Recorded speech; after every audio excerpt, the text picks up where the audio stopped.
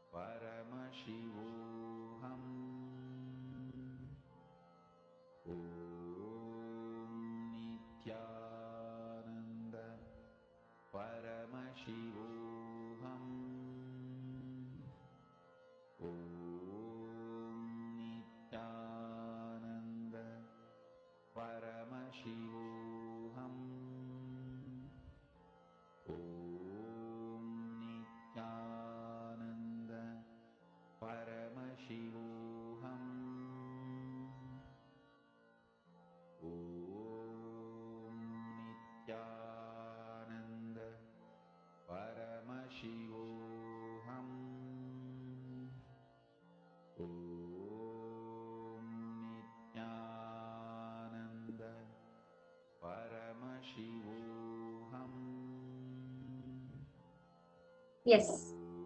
And I request all participants now to slowly open your eyes. Now, whatever Swamiji showing you, exactly like it posted in the chat section.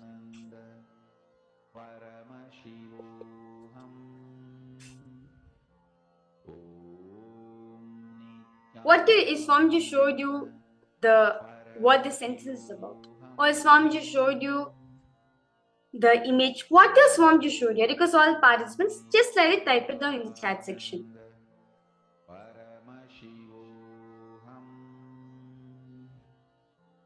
Yes. Manindeshri, Ma Chandrasekhar Priya, Ma Julie Silla, yes, Ma Sharmin Mose, because all participants know what is Swamiji showing you exactly like the posted in the chat section.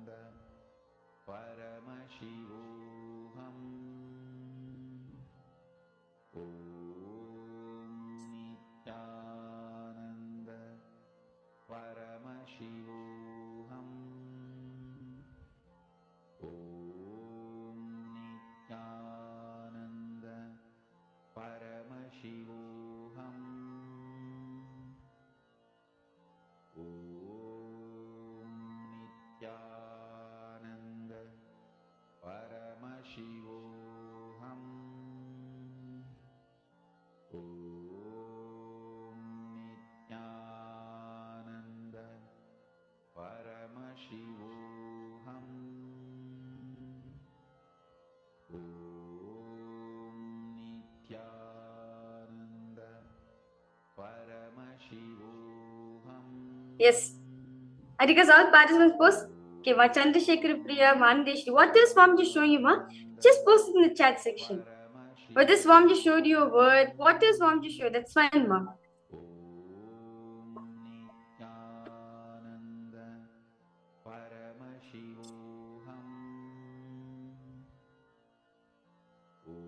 Or you see, or even a Swami, what you see. If Swamiji is showing you a blank screen also, what exactly how it is typed it now.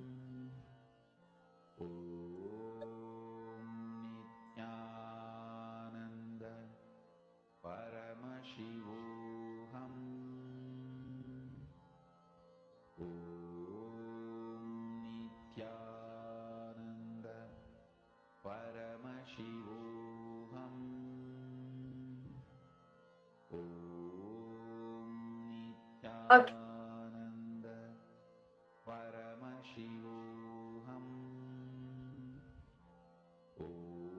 How about for us?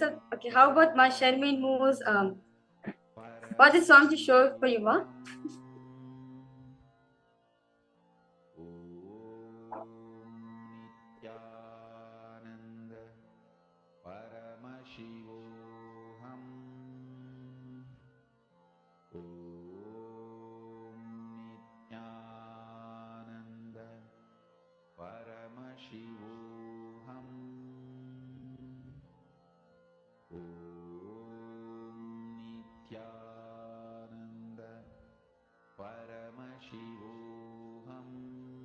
Okay. So now let me reveal the answers for all the participants. So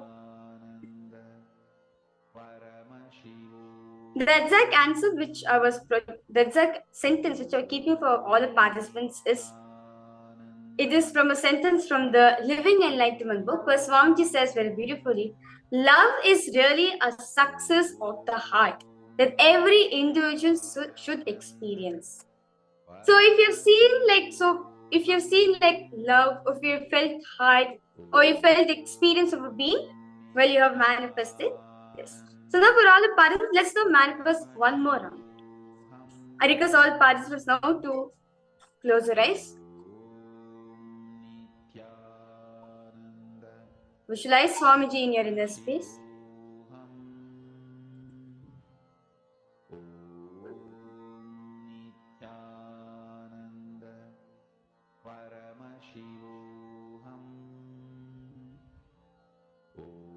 Just remember Swamiji, just continue chanting the Mahavakya.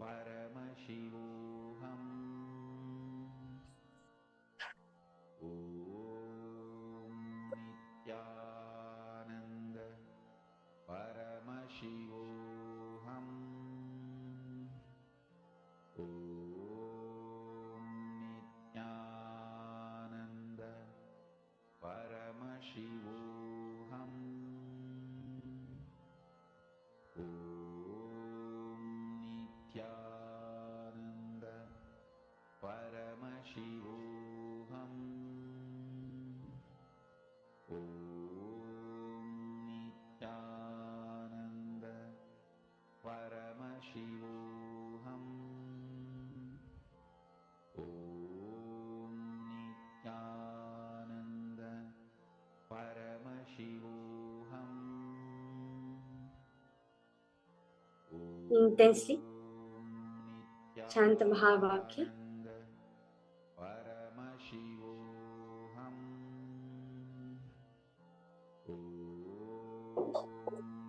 Nithyananda. Yes. So now for all the participants, now again, one sentence is going to be projected for all of you. Just ask Swamiji to show you what exactly what sentence is, or what the sentence is related to.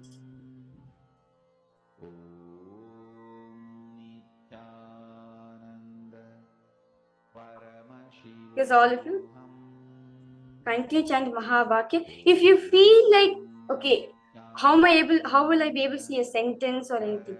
Do not do it. If any self-doubt is arising, just drop it at Swamiji's feet.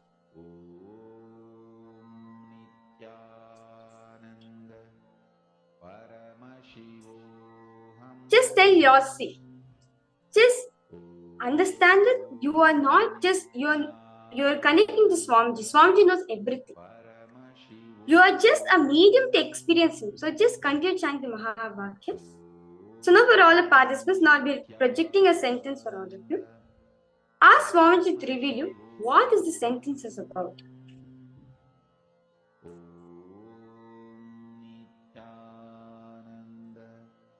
Paramashivoham. Nithyananda. Paramashivoham.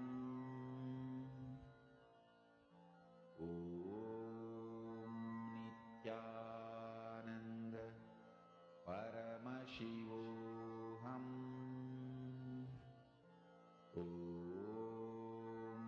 Nithyananda.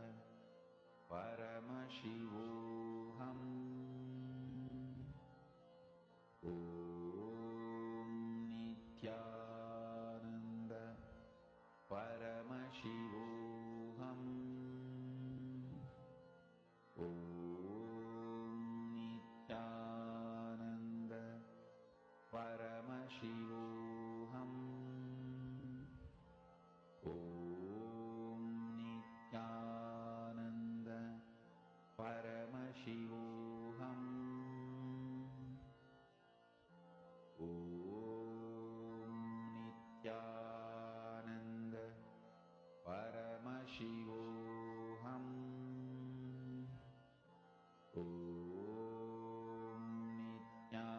Nithyananda. Paramashivoham.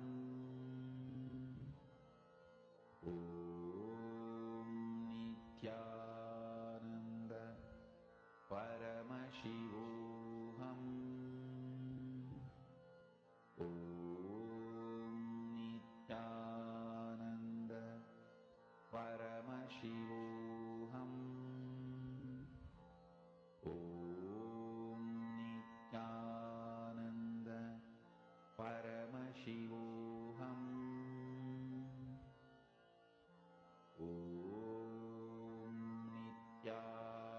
Nithyananda. Paramashivoham.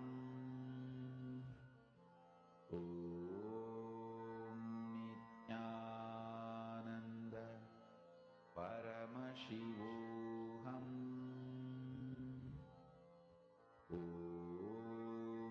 Nithyananda. That because all participants now do slowly, very slowly open your eyes. Ask Swamiji to post. I request now because all participants to post whatever Swamiji is showing to all of you. Whether Swamiji showed you the word or its sentence itself, or what the feeling is about, the context of the sentence, whatever Swamiji showing, because all participants to post.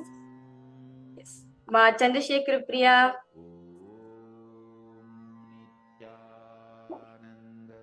Yes, Ma Anandeshwari.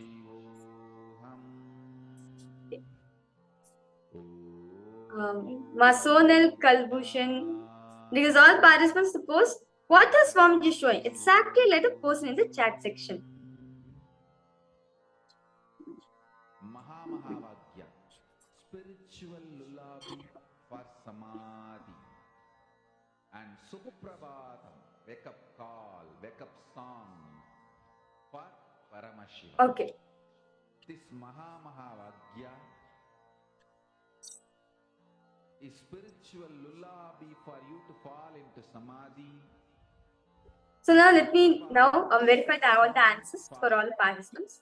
So the exact sentence which I was showing for all of you, this again one of the sentence from the Living Enlightenment from Swamiji, where Swamiji shares very beautiful.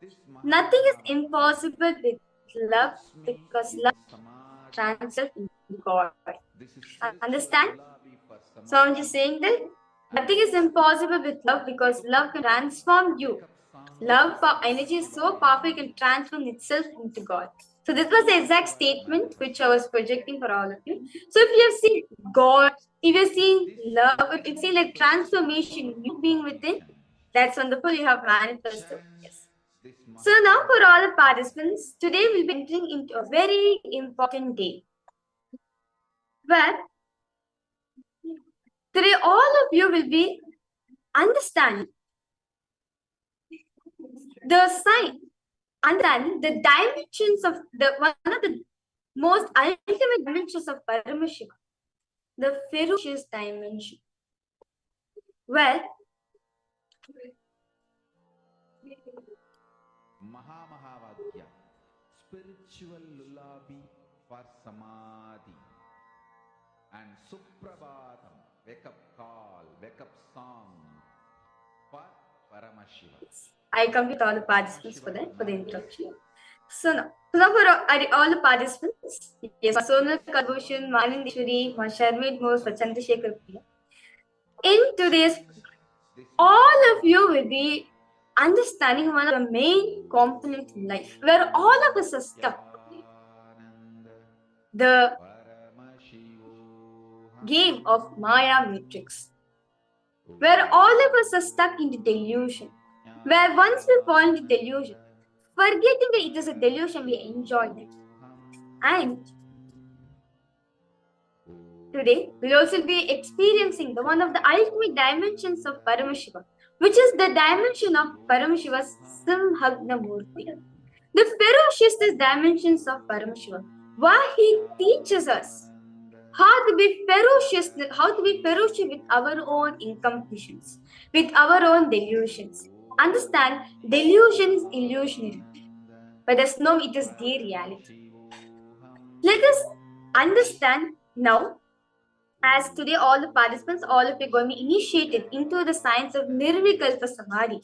As from the space of Nirvikalpa Samadhi, when you look at the world, you'll understand what the reality is. So let us now understand directly from Swamiji, what is this science of Nirvikalpa Samadhi? How can we experience it in our day-to-day lifestyle?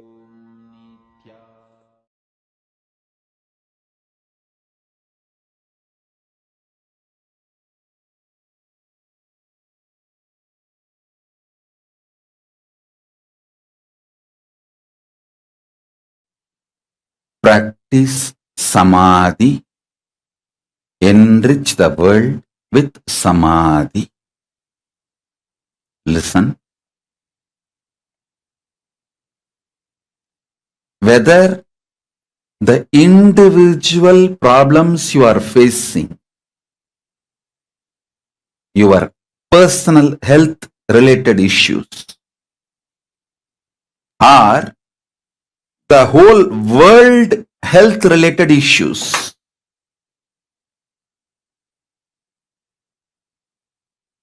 whether you are facing your personal economic problems or the world health crisis,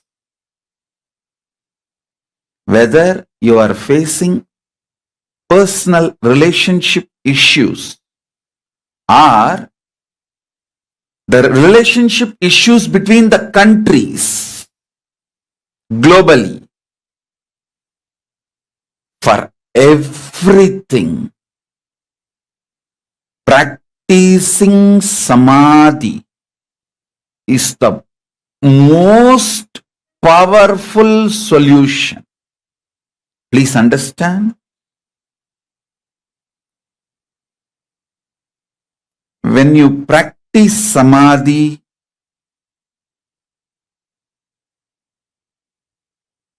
everything in your control becomes conscious, powerful, right, and best for you and for the world.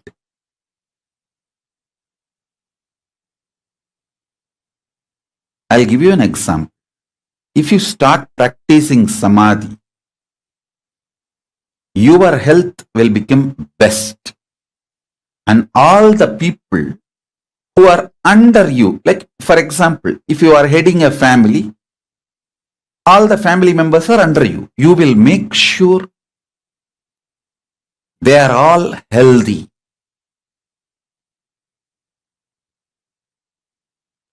If you practice samadhi, you will keep your relationship with you best, and everyone who is under you, around you, all their relationships best.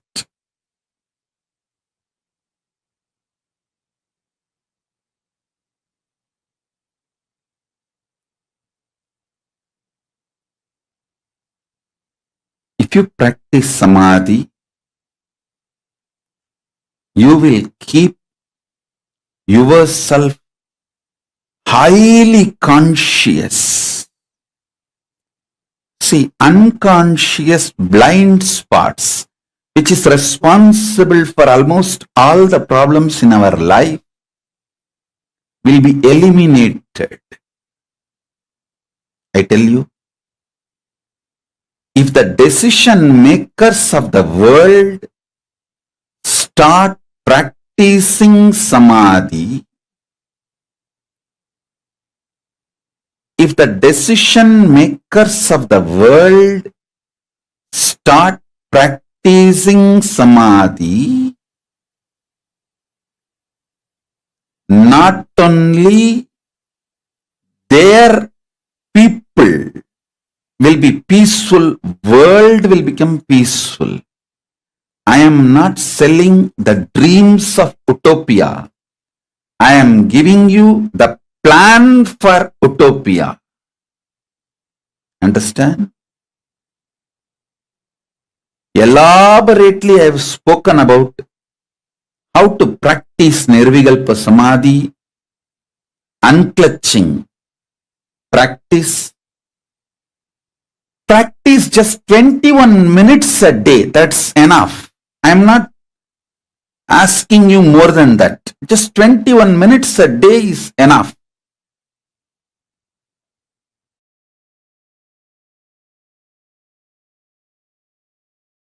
Nirvikalpa Samadhi is silence, soaked in silence, soaked inside the silence,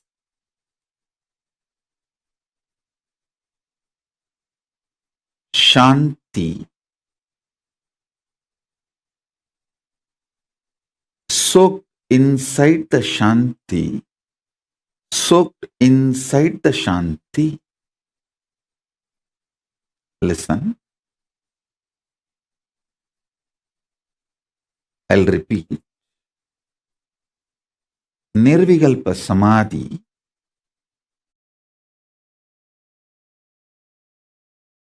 is silence, soaked inside the silence, soaked inside the silence.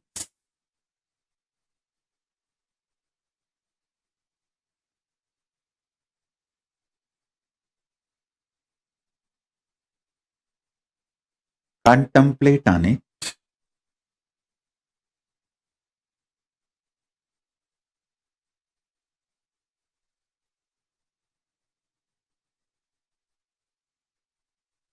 Contemplate on it.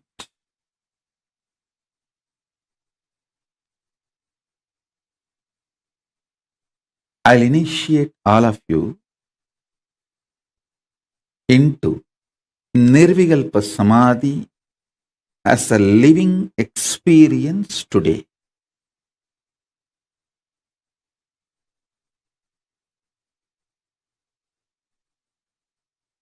If you are a person using English as the language for your inner talk, use this line to meditate now. Silence, soaked inside the silence, soaked inside the silence.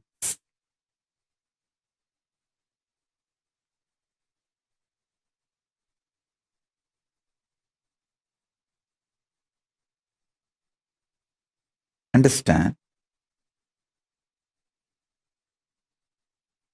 I'm going to fill you with intense, ferocious, powerful, living silence, not dead silence. Living silence. The silence I'm going to inject into your being will touch your Swadhisthana chakra, means it will just terrorize the patterns and fears in you. The fears and patterns will melt down like how the metals melt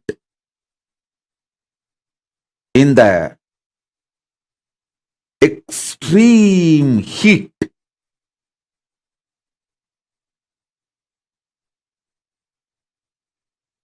In that absolute heat, how the metal melts, same way all your patterns will melt. So it is not dead silence. So listen carefully.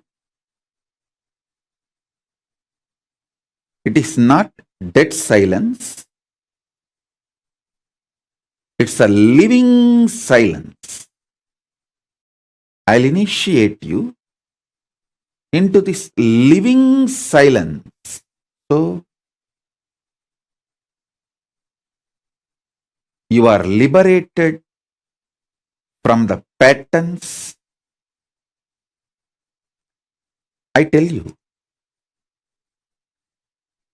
freeing yourself from the fear gives you the power to negotiate in life. Understand?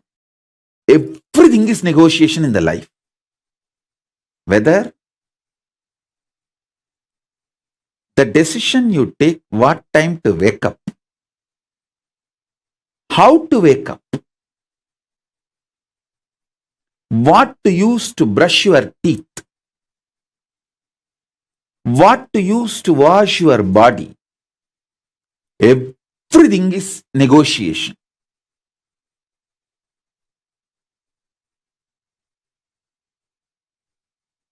Whether you talk to yourself and convince yourself for some activity, or convince your spouse for something, convince your team, your boss, your subordinates, your assistants, everything is all about negotiation. It's all negotiation. All relationships are negotiation.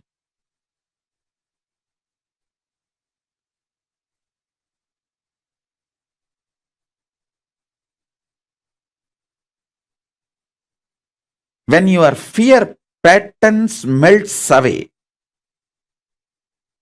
you will be so clear about the negotiation with the life. You will create such blissful, happy, powerful ambience around you. And you will know very clearly with whom you should negotiate, what, how. You will be the boss of your life if you master your fears and ability to negotiate. That's all. That's all is life. So with this infusing Nirvikalpa Samadhi in you, melting down your fears, I will empower you with the negotiation power. Negotiation skills.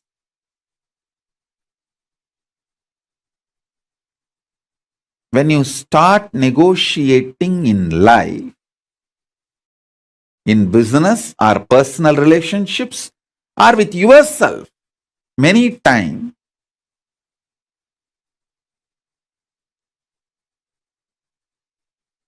even what time to sleep, what time to wake up, if you learn how to negotiate with yourself, you will be successful in all the lifestyle I am teaching.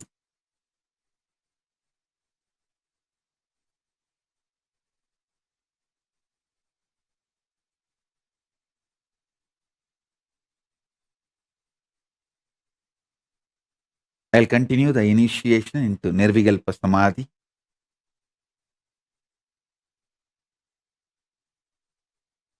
Sit straight. Remember this one line. Silence. Soaked in silence. Soaked in silence. Silence. Soaked in silence. Soaked in silence.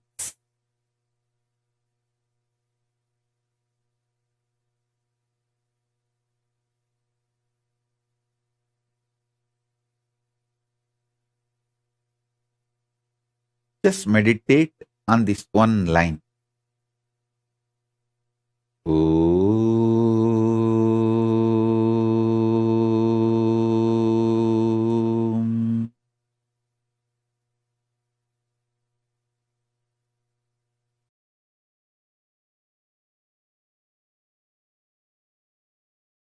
Listen.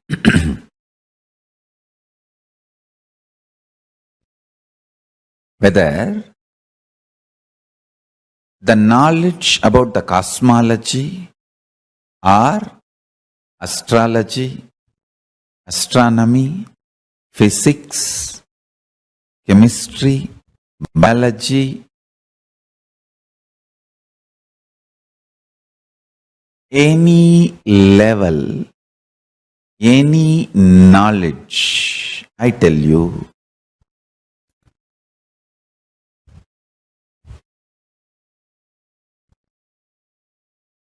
the source is Nirvikalpa Samadhi. If you can touch that, you will have something original in your life.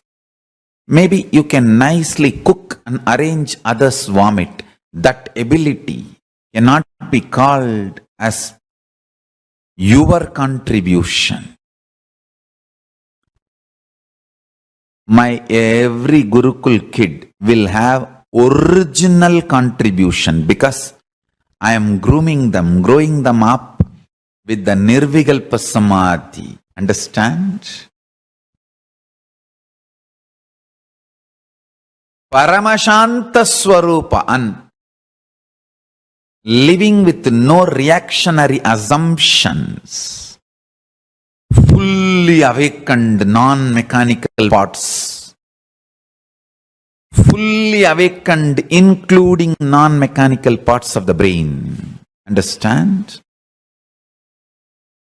Nirvikalpa Samadhi. Paramashiva resides in Nirvikalpa Samadhi and radiates it in the form of Dakshinamurti.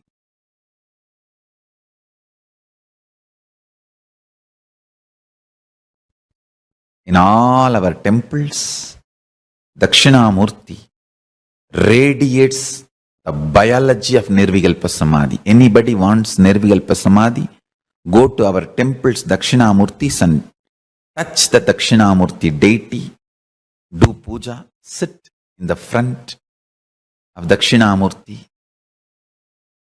sit in front of the third eye of Dakshinamurti and just see him with your third eye. You will fall into Nirvikalpa Samadhi. He carries the very bio-memory, conscious decision, will to be in Nirvikalpa Samadhi. In Nirvikalpa Samadhi, all will melts down. That tattva, Nirvikalpa Samadhi tattva, radiates as a living will in all our Dakshinamurtis. Understand?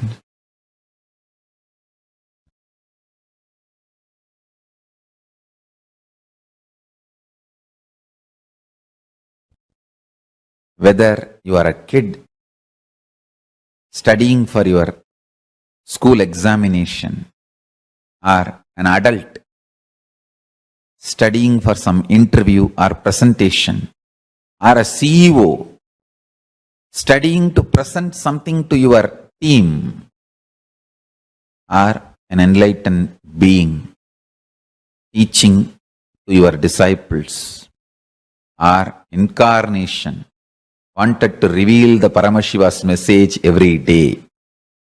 The source you need to look in is only one, Nirvikalpa Samadhi.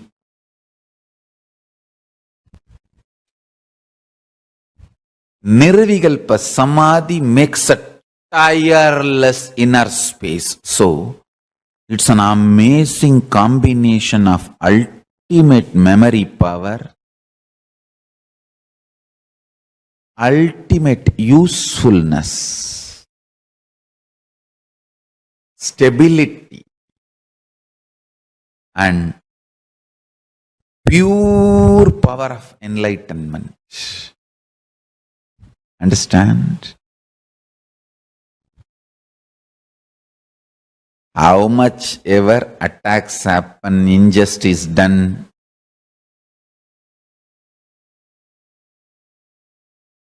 you can see every day I come and sit, go on revealing original truths. Listen. Every satsang is I am opening my inner space, Kailasa, for all of you to taste. You can see very clearly all the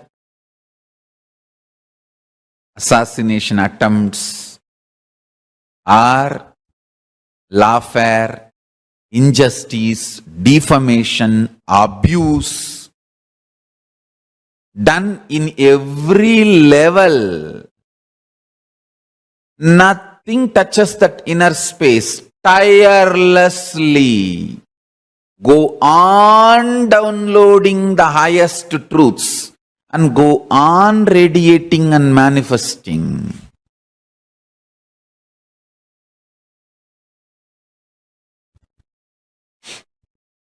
Actually, if you accept that I am Paramashiva, you take me for granted. People who say that I am not Paramashiva, they realize my glory more than people who declare I am Paramashiva. Because many times, you just declare that Swamiji is Paramashiva and take me for granted, and because you don't know much about Paramashiva, you just push me aside. But people who think that I am not Paramashiva, they only, oh God, if he is not enlightened, if he is not an incarnation, what kind of a metal he is made? Nothing could be done to him. He is just going on and on and on. More and more operating from Nirvikalpa Samadhi will make you realize binary system with which this whole world is operating. Whatever you call as science, logic, rational, good, bad, right, wrong, everything. Almost everything you know below the sun and above the sun is binary. Whatever human mind can conceive, consume, conceptualize, cognize, everything is binary. Good, bad, right, wrong, 0, 1, there or not, it's all binary. Even your third possibility is mixture of this binary. Existence of binary and denial of binary and mixture of binary only forms even your third, fourth, fifth component and cognition. To understand, operating from Nirvikalpa Samadhi will make you understand binary is easy way for coexistence but not ultimate truth. You should know how to coexist beautifully, easily, sweetly, happily, and you should know the ultimate truth. That is the uniqueness of your existence. People who learned only how to coexist happily may have power over the human society. Power over the human society is not always the truth of the existence.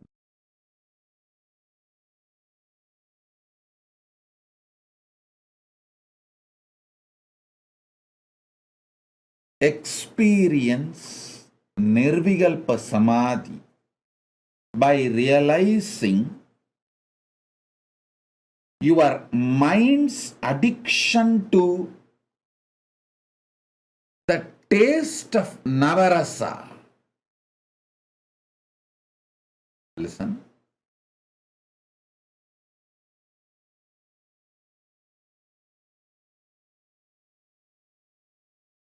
Just like your tongue is addicted to spice, spicy, masala, intense taste. Just like your tongue is addicted to spices like masala and other strong tastes, your mind gets addicted to the Navarasa, emotional play.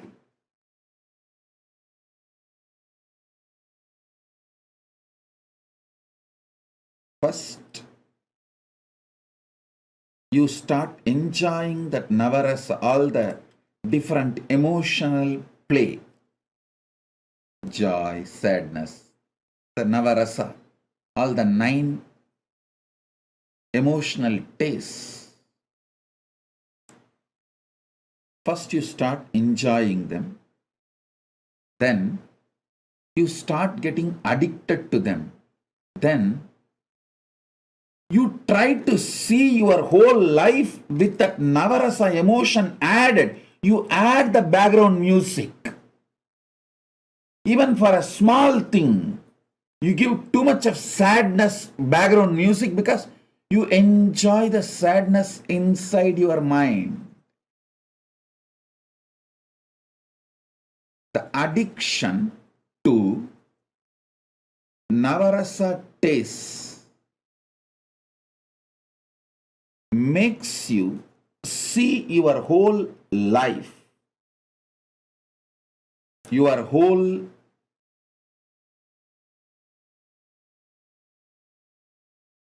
perception of life always with Navarasa. That is why when you see a movie with various emotions, love, romance, frustration, getting cheated, somebody conspiring against the hero, When you see all that, the fight, anger, violence, all that in a movie, you always try to internalize your life with that Navarasa frame, with that Navarasa work. Even if there is no Navarasa in the reality, in the fact, it was a simple, peaceful happening. You add the background music of the Navarasa. You add the background, different background musics. And you try to reconstruct your life's happenings, whatever has happened or happening, you try to reconstruct with this Navarasa background, do the editing, background music, all that, and start storing that as the fact or the archives of your past, as your memory about your past. Your memory about your past is too important for you to make decisions about your present and future. Wrong editing, background music, and file being kept in the memory causes to frustration, depression, a deep self-doubt, self-denial, self-hatred, all that unnecessarily. That is the fundamental truth. Unnecessarily. I tell you, removing all editings, background music, manipulation, everything, seeing the past as it is with a fresh eyes is what I call completion, purnatva. At least once a day, if you can sit in Nirvikalpa Samadhi, unclutching.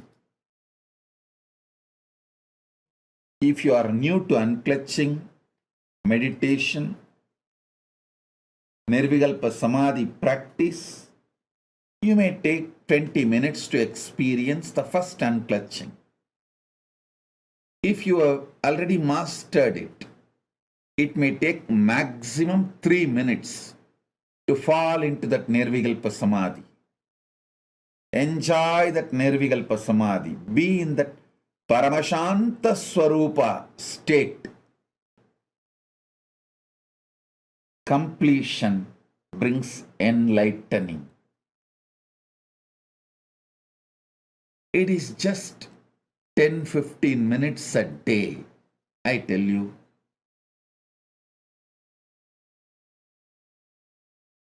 Nirvikalpa Samadhi, even once a day, is like fresh energy to see the whole life, to make the powerful decisions. I tell you, people who do Nirvikalpa Samadhi once a day, even they do not understand how they have so much of courage, boldness, suddenly, and make such big decisions in life.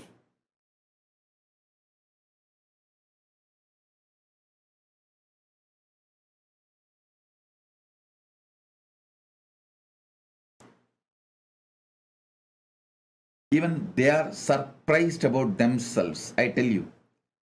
Constantly being pleasantly surprised about you is what is Ananda.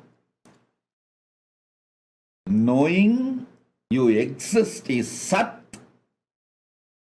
Knowing you are conscious, declaring, remembering, cognizing your conscious sovereignty is Chit.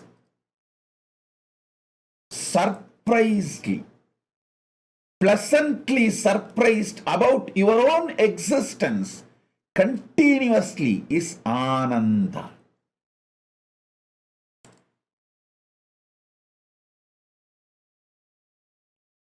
Paramashiva's message directly from KAILASA.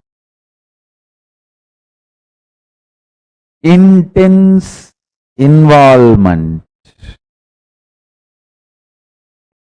is the expression called Shakti, is directly proportionate to your ability to be in the space of Nirvikalpa Samadhi, Shivam.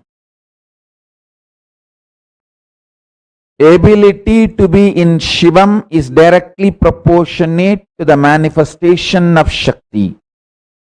Manifestation of Shakti is directly proportionate to your ability to be in Shivam.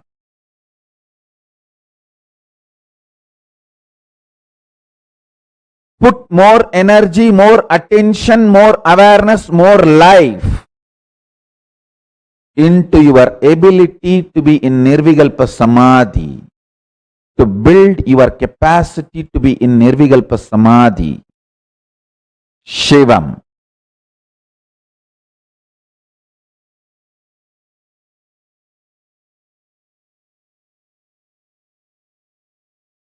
The whole KAILASA governance, listen carefully, the whole KAILASA governance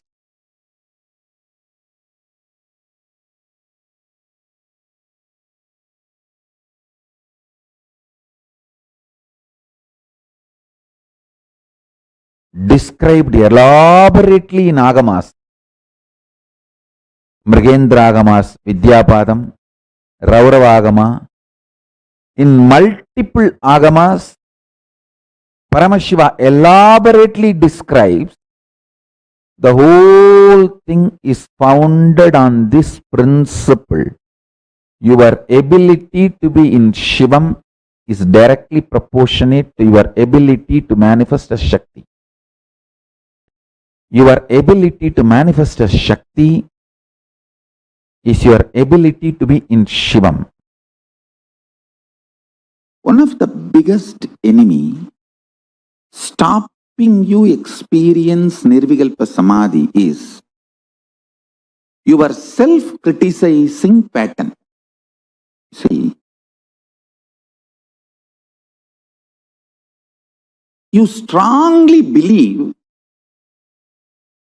you have not achieved oneness, Nirvikalpa Samadhi, unclutching, completion, because there is a definition for that state and that definition is not manifesting in you.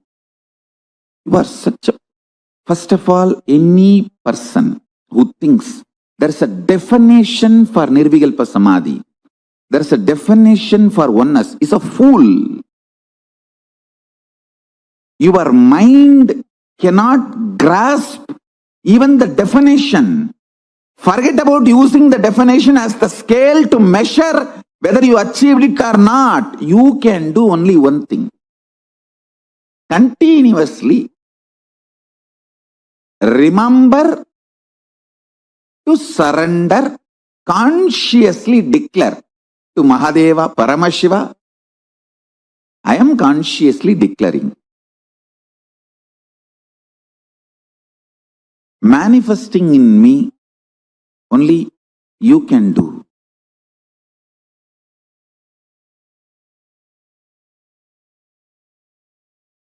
I'll tell you precisely, exactly right attitude.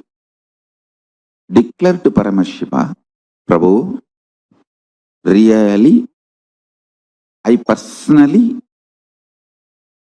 do not know much about the way you exist. But as per your declaration in Vedas and Agamas and my Guru's confirmation, I have some idea about how you exist. Whether that idea is complete or not,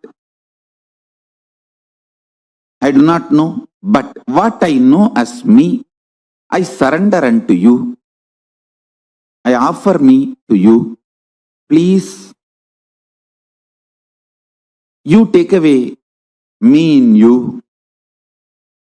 You radiate. Let you alone exist. Let me experience absolute oneness. Nirvikalpa Samadhi, unclutching, complete completion, or whatever the highest state. I may not know the name or words to describe. Let me experience that.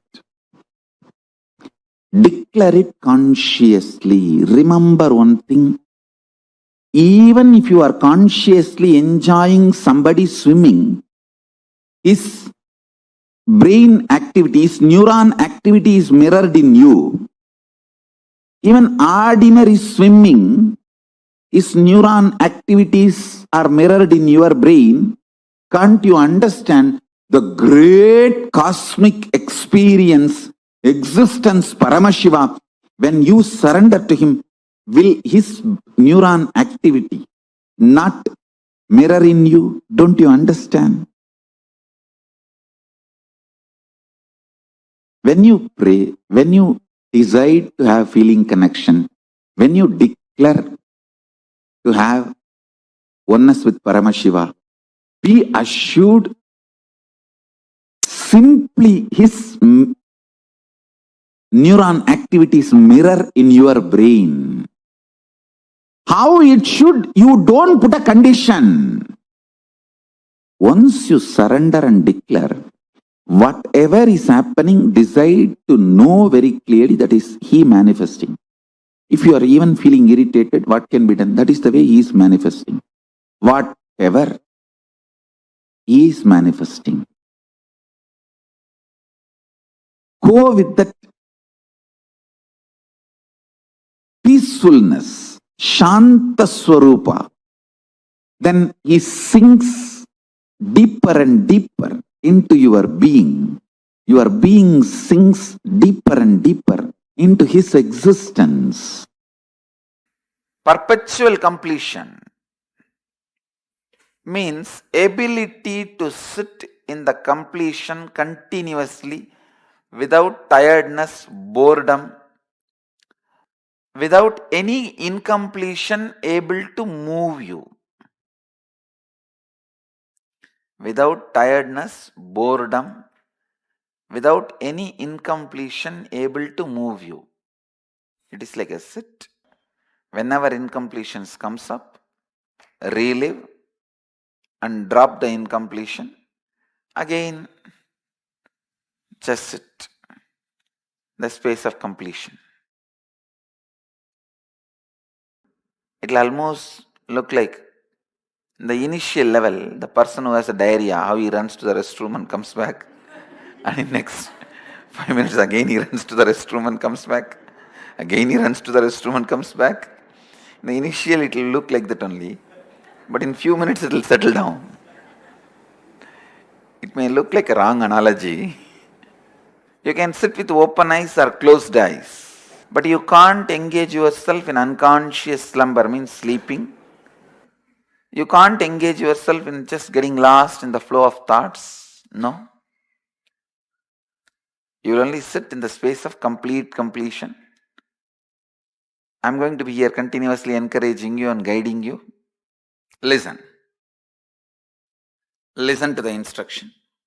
You don't need to keep your eyes closed or eyes open. It's up to you. You want to keep your eyes open, keep it open. If you want to keep your eyes closed, keep it closed. It's up to you.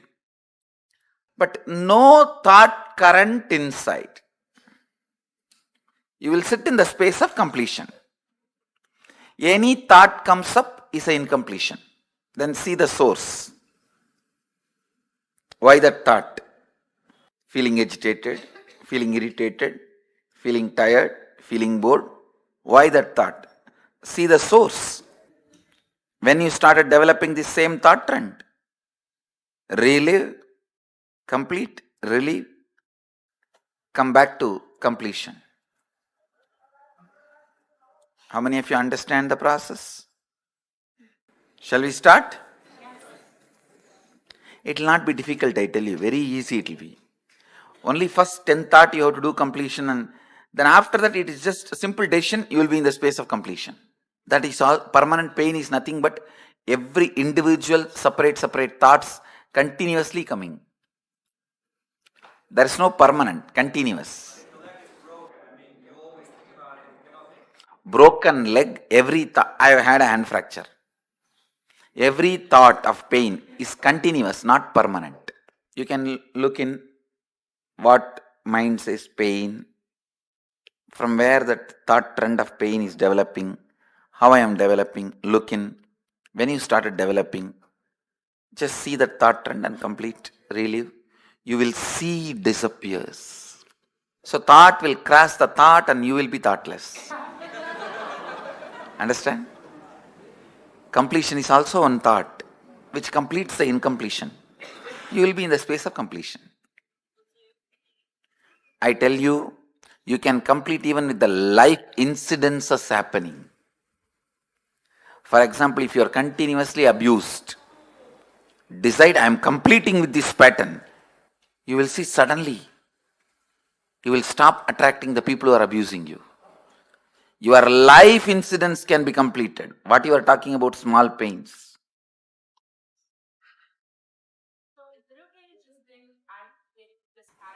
Yes. I think going through a little bit inside and reliving will help you. No, that hatred to go in is one more pattern.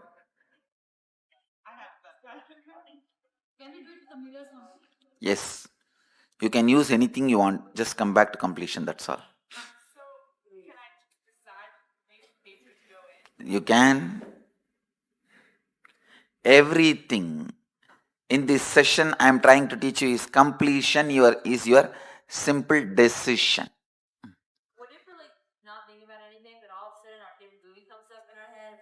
That is incompletion. That is what I am telling. Run to the bathroom immediately. Take a diarrhea patient. Complete, drop, and come to the space of completion. Actually, I am teaching you to live in Nirvikalpa Samadhi. Perpetually living in Nirvikalpa Samadhi. Perpetually living in the space of Advaita. Perpetually living in the space of completion. That's what I am teaching you guys now. Say, all these days we pulled out many incompletions from inside and completed. Today, we are just looking, whoever comes to fight with you, you are going to fight with them. That's all. We don't call for Mahabharat war. Whoever comes on the way to fight with you, finish them. No, every thought is a powerlessness.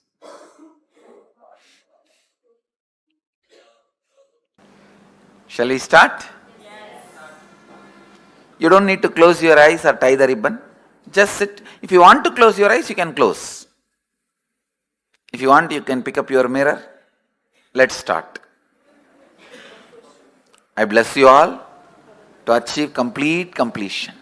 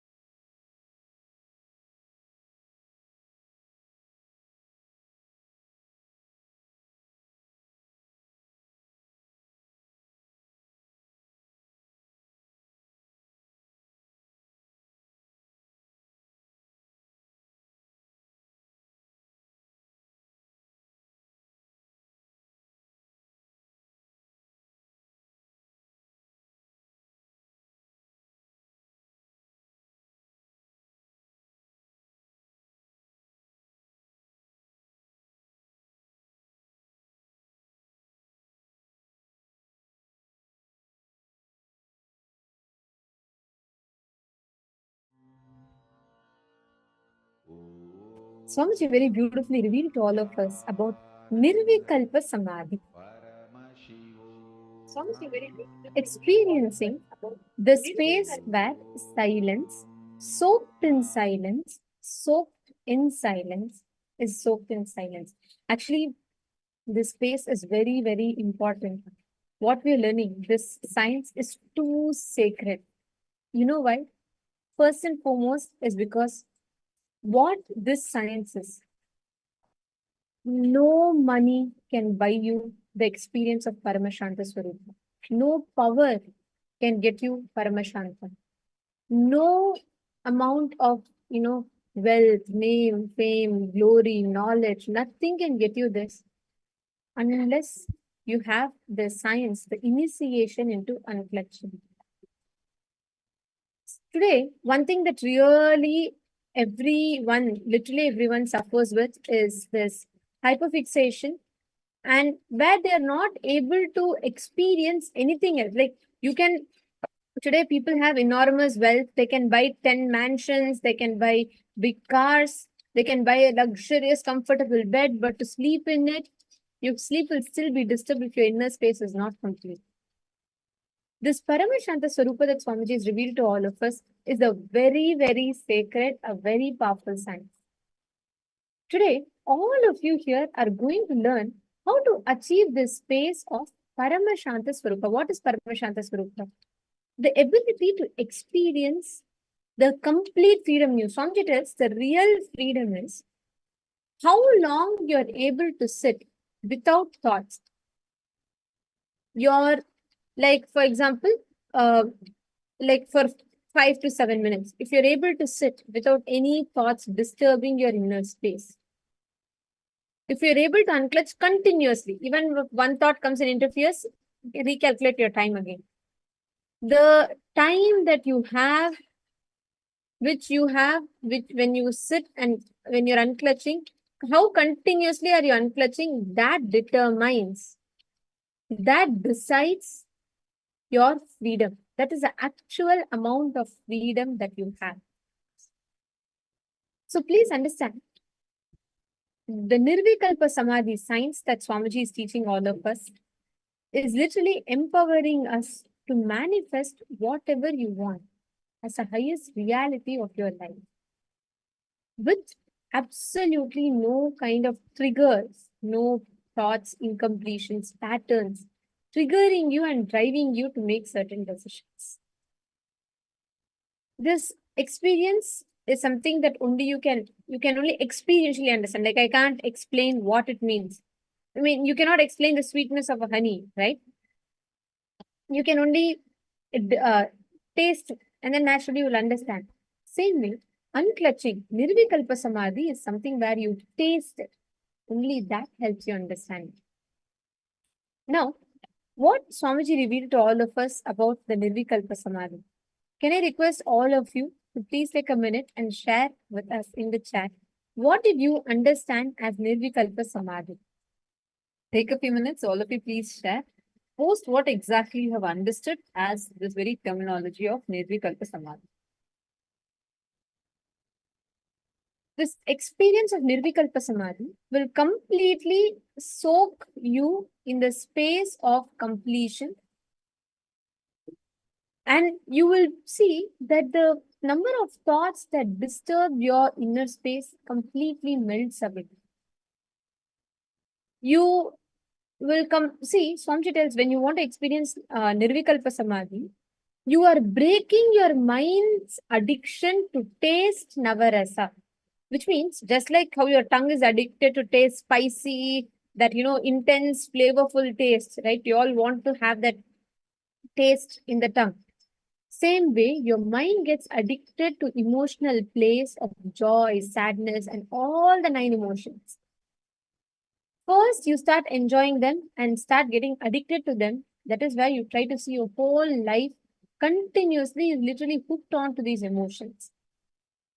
Removing all the background music, removing all the emotions, everything that runs in you continuously, and just witnessing life as it is what is called as completion. Perpetual completion is Nirvikalpa Samadhi. When you just sit and decide to unclutch spontaneously, let's all do this one simple thing right now. All of you will be able to experience this unclutching. Understand, even you can have any amount of wealth with you, but nothing can enable you to sit, close your eyes without any thoughts disturbing you. No amount of money can buy you that. This science is a very unique, very powerful science. So all of you here now are going to be experiencing this powerful science. And I'm going to be requesting all the participants to please settle down. For every thought that is coming into you, every incompletion that is coming into you, just relieve it and drop it. Means just see it. Try to observe the same incident without adding any background music to it, without adding any kind of emotion to it, without attaching any kind of pain, hurt, anger, anything to it. Just experience it as it is. Start with it. You will see how exactly you will be able to experience that complete Paramashanta Swarupa inside of you. So, can I request all of you to sit straight, all the participants? Today, we're all going to be learning about how to break free from Maya matrix. See, because your life is driven with so many emotions, you go through with so many things in your life, right? Today, you're going to learn the science, how you can go to a space where none of them touch you and affect you. Nithyananda, Sonal Kulbhushan, nice to have you here. Are you understanding this? And is this the first time you're coming here, Ma? Sonal Kulbhushan. Is this the first time you're attending the Paramashivoham Level-3 program? Actually, we are live right now. We have about 10 Zoom rooms that are there. We have different participants coming from various different places joining us. So it's really exciting to see all of you. May I request all the others also to kindly come on camera, Ma Bhavani, Ma Julie Silla, Ma Karine.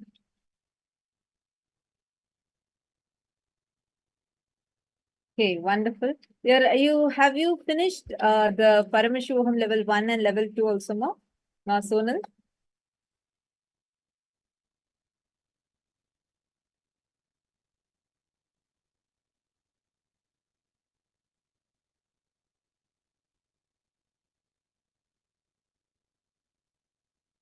Now, all the participants that are sitting here with us, we are now going to be entering into a very powerful unclutching process. Swamiji himself is going to be guiding us into this powerful meditation process.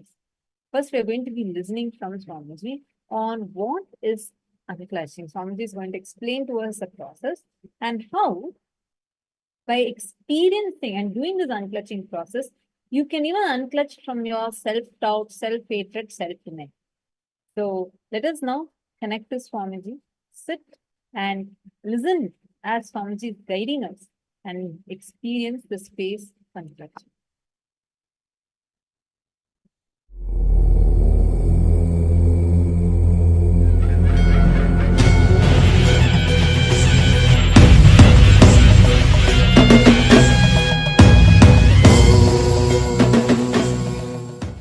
Just listen to this simple few basic truths. I commit with you guys.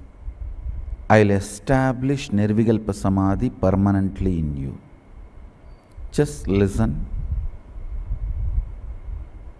The whole preparation of last 15 days is for the moment you are going to have now. What we are going to do now, it's a preparation for this. Understand, the ideas, thought currents, even the idea you have a body, all these are just fishes jumping in a vast ocean. Your consciousness is the ocean. Each idea, you have a body, you have identity, you are manager, you are doctor, you are engineer, you are husband, you are a wife, you are a daughter, you are a son. Various identities, various thought currents, various ideas, good, bad, right, wrong, all are just fishes jumping in this ocean. You are the ocean. Ocean does not get disturbed by fishes jumping on it, whether good or bad, small, big, small quantity or large quantity. It is an initiation process. So I may request all the male body to sit with the way you sit prepared for initiation. This is one of the most important initiation, Nirvikalpa Samadhi, Diksha, Unclutching Initiation. Please see this video, then it's a few minutes video, then we'll enter into initiation.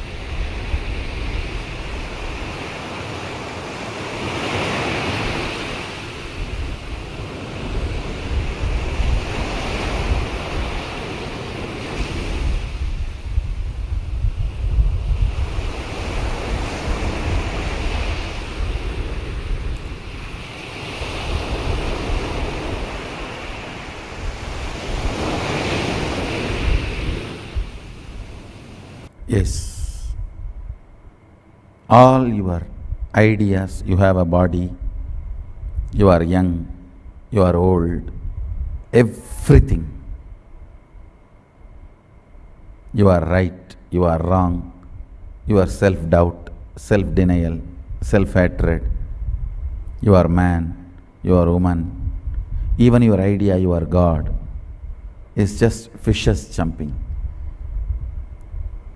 You are God, your idea about God is not true. You are God is true, your idea you are God is not true. Understand? You are God is the reality. Your idea you are God is not reality. Everything is fishes jumping in the ocean. All this fish jumping does not affect the ocean. Now sit as an ocean, seeing all your fishes jumping. Everything. The idea you have about you, the idea you have about me, idea you have about life, God, body, mind, good, bad, everything is just fishes jumping. Sit straight, close your eyes.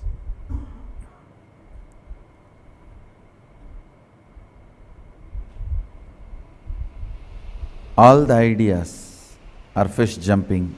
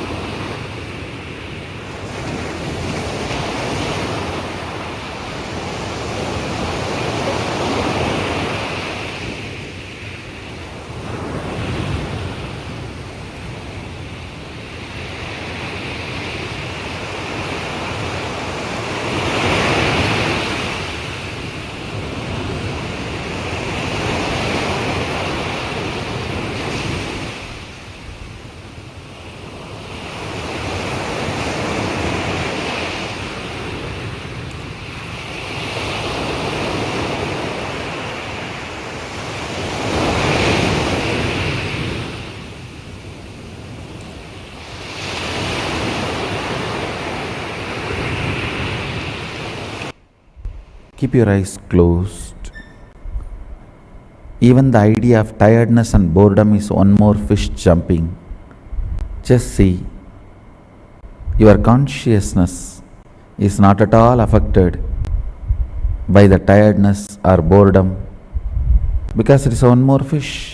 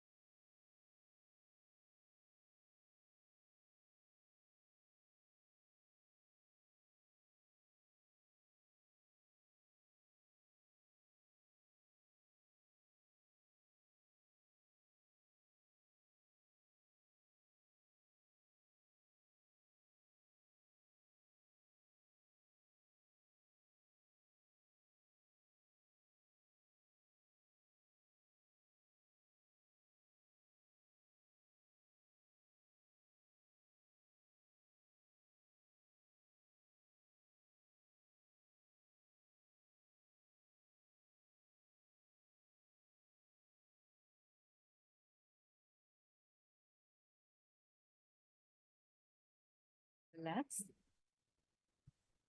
settle down. How was this process? How did you experience? How many of you experienced that pure Nirvikalpa Samadhi manifesting intensely in you? Understand, even if you're able to retain that space for 3 minutes, that's a big achievement.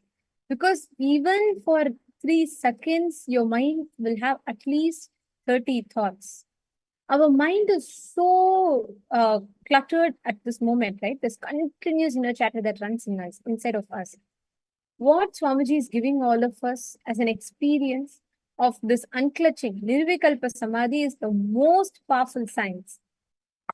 So what every one of you are experiencing here right now, please understand, this experience, the experience of unclutching will empower you with the ability to manifest anything you want as reality. And first and foremost principle, it will empower you to sit, experience that stable inner space. Now, in this same space, let us all enter into the power manifestation. And today we're going to be manifesting a very, very interesting power. This is a power that I get very excited about. This is the power of Durashruti. I'll tell you all what it is. Now, let's say Mashaya Gupta, you're in Goa. Okay. Let's say your friend is somewhere in the US. Actually, you can hear what exactly your friend is talking without actually hearing them. You will be able to hear, you will know anything that is happening in any distance. Like, for example, I'll give you a better example. Let's say in a mall, right? You and your friend are in a mall. You are standing somewhere at the entrance. Your friend is standing somewhere on the first floor. And there are like hundreds of people talking, right? You will, and your friend is whispering something to you. In all of those chaos and noises, you being where you are and your friend being where that person is, you will be able to hear precisely what he or she is telling, draining out all the noises, not by any other external help, but just through the power of the third eye, you will be able to hear it. This is a very, very powerful science. Swamiji tells, Swamiji will hear our thoughts even before we can hear them.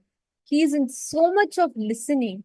That is why anything, even when you go and stand in front of Swamiji, you will not even need to tell.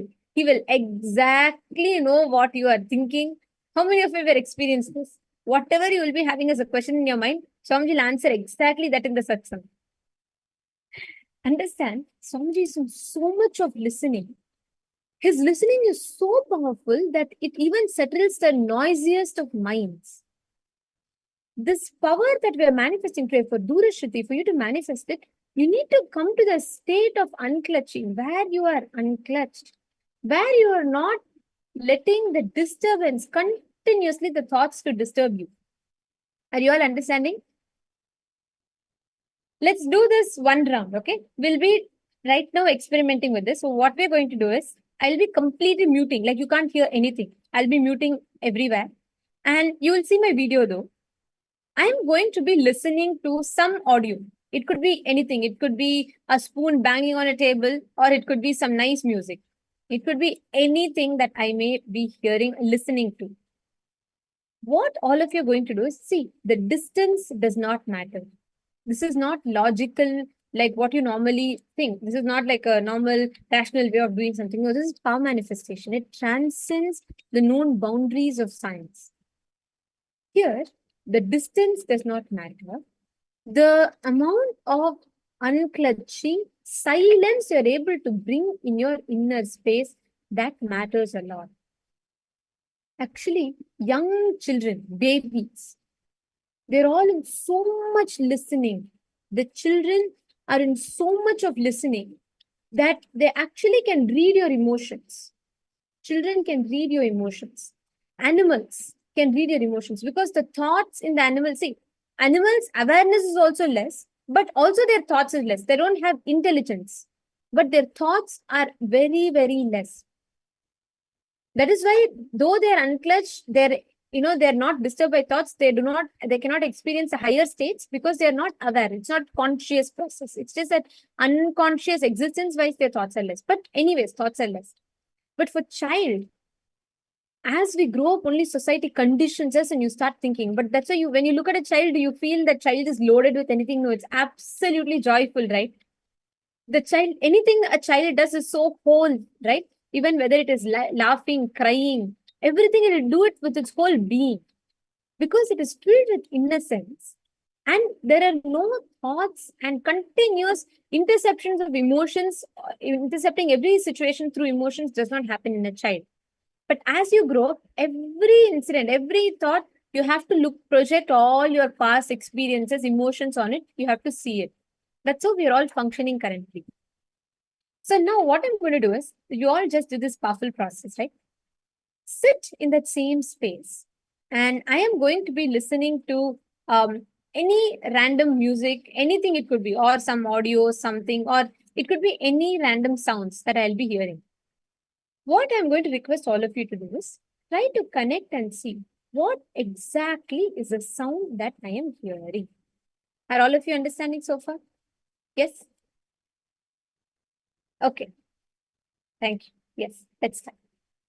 Now, I'm going to be muting myself, so you'll actually not be hearing any audio at all. You all will be not hearing anything.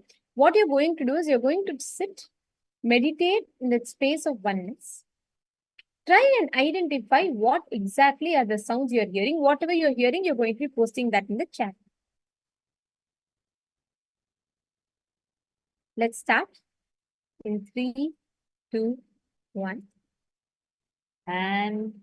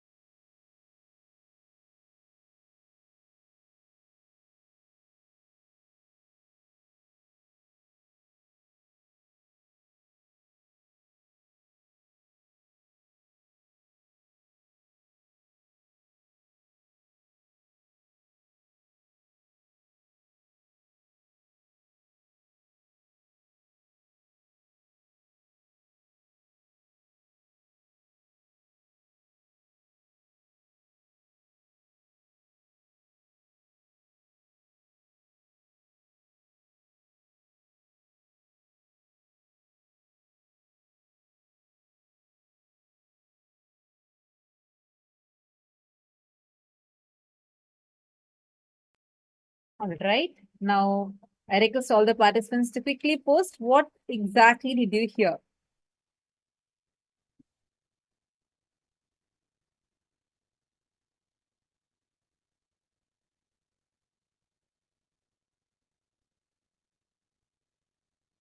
What is the exact sound, audio that you heard? Please post in the chat. What exactly did you hear?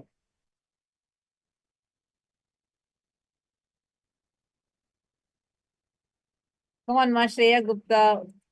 Sorry, now only I'm seeing clearly. Ma Sonal Chauhan. Yes, now I recognize. Ma Sonal Chauhan, please post. What did you exactly hear?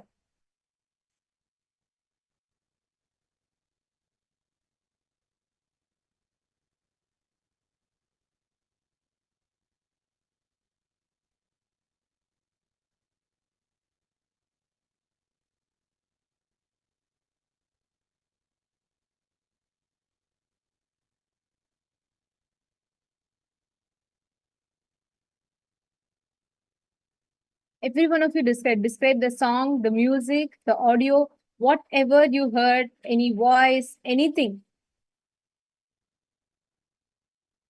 Okay, Ma Shreya Gupta has described. All the others, come on.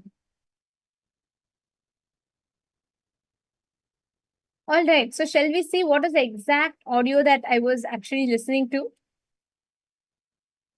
All right, so I'm going to be sharing that with you all right now. See, please understand, don't try to use your logic to guess, oh, what could it be? It could be something like this, something like that. Don't use your logic to guess. It is just completely you will be able to experience the complete listening if you just stop guessing it.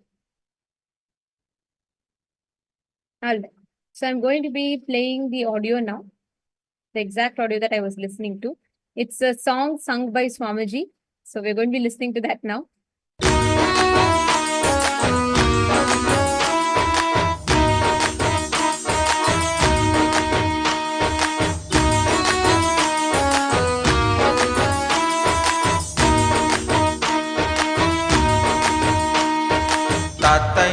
तातैया नाचे बोला बम बाबा बाजे को तातैया नाचे बोला बम बाबा बाजे को तातैया नाचे बोला डीमी डीमी डीमी टमर बाज डीमी डीमी डीमी टमर बाज चे कपाले मान कारजे गंगा जटा माज तू करे अनल त्रिशूल राज कारजे गंगा जटा माज तू करे. Yes, this was a song that I was actually listening to. See, once again, all of you only focus on bringing inside you. Bring a complete completion. Again and again, only bring that silence. Don't try to analyze, don't try to judge what it could be, what it is, what it should be. No, just focus on bringing that complete silence inside of you. Okay, Ma, Shreya Gupta is asking, Ma, do we also see the source of the sound or only hear it? You can see the source of the sound also. Ma, see, actually, this power, right, is a very, very practical one. You will not just be able to listen or hear, you will also be able to identify the source from where it is coming. You'll be able to know. We have so many references to it. In Mahabharata, when just by listening to the sound, Pandu shoots an arrow of the deer. There are so many references like this. It is called Shabda Beda Bana. Like just by listening to the sound, they'll identify what animal it is, what is the distance, is that animal agitated, is that animal triggered, or is that animal eating, what exactly that animal is doing, that very, very clearly it is able to identify. We have tons of references to this. So actually, this is a science. And in our Hinduism, there are tons of references. This is a science we practiced, we have experimented and experienced so much with. Right? So now, all of you are going to be manifesting this throughout the day, and you will see the more and more you complete, the more and more you will be able to start manifesting this power.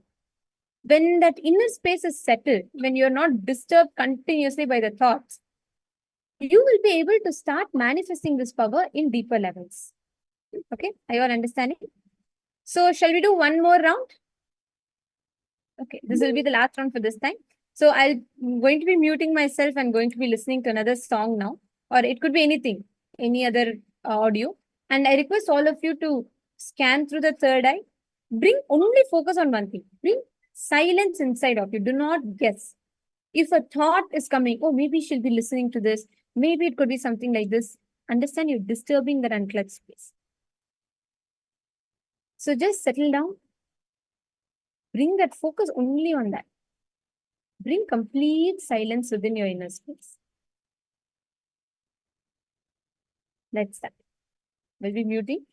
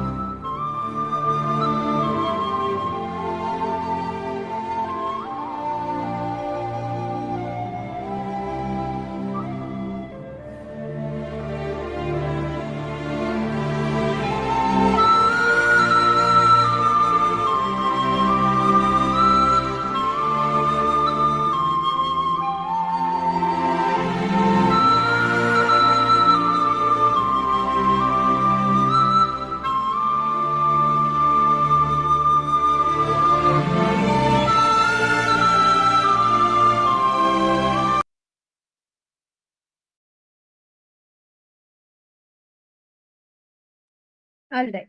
So now I'm going to request every one of you to post whatever you saw through the third eye.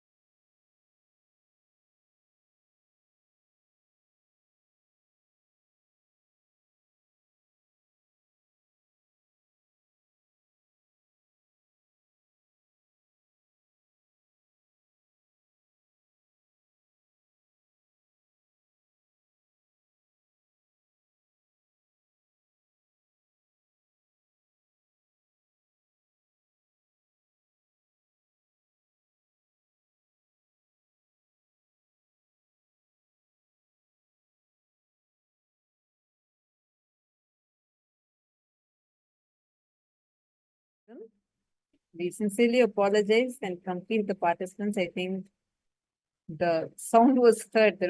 We did play flute music. And yes, thank you all for informing us. Now we're going to be playing now a completely different sound. So let's see now. You're going to be manifesting and you're going to be listening. This time we will not be playing it aloud like that. There was a small audio glitch. We complete for that. Now let us go into one more round. Ready? Okay, 3, 2, 1.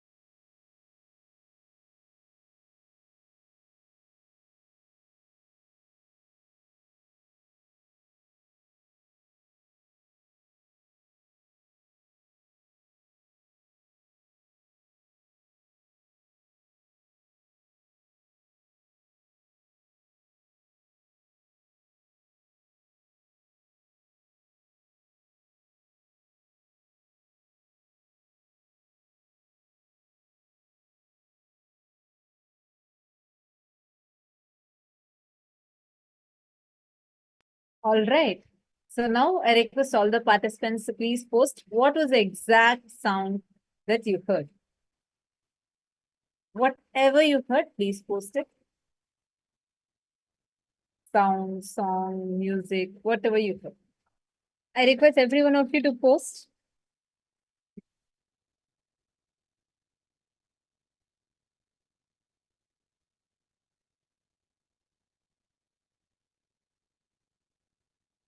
Describe all the details.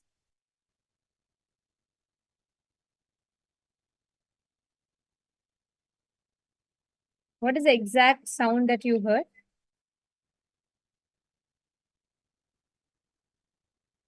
Okay, I see different answers. Don't guess. Don't think, oh, because last time we heard flute music, something will be related to it. It could be any random music.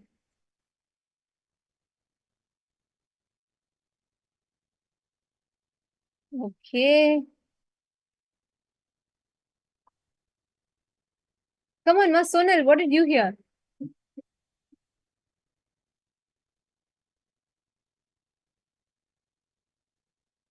Excuse me. All right. I'm going to be actually sharing the exact music that we were listening to right now to all of you. So let us verify what the answer was. The exact audio, the music that I was listening to was a song on Swamiji. Omkari परमेश्वरी षोडशी पराशक्ति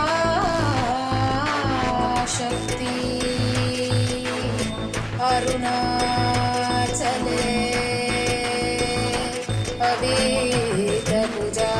अवेदपूजाम्बिके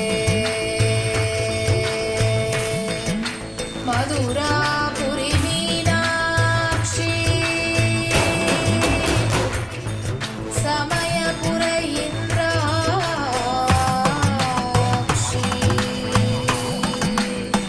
कांची कामाक्षी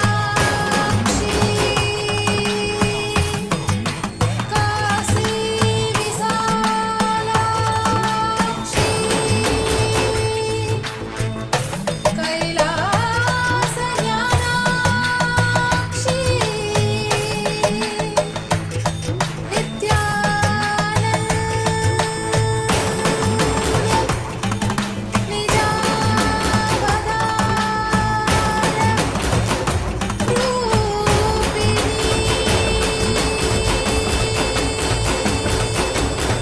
शिव शंकरी शाप विमोचनी शोक विनाशिनी This was the exact audio that I was listening to. This was the exact sound that I was listening to.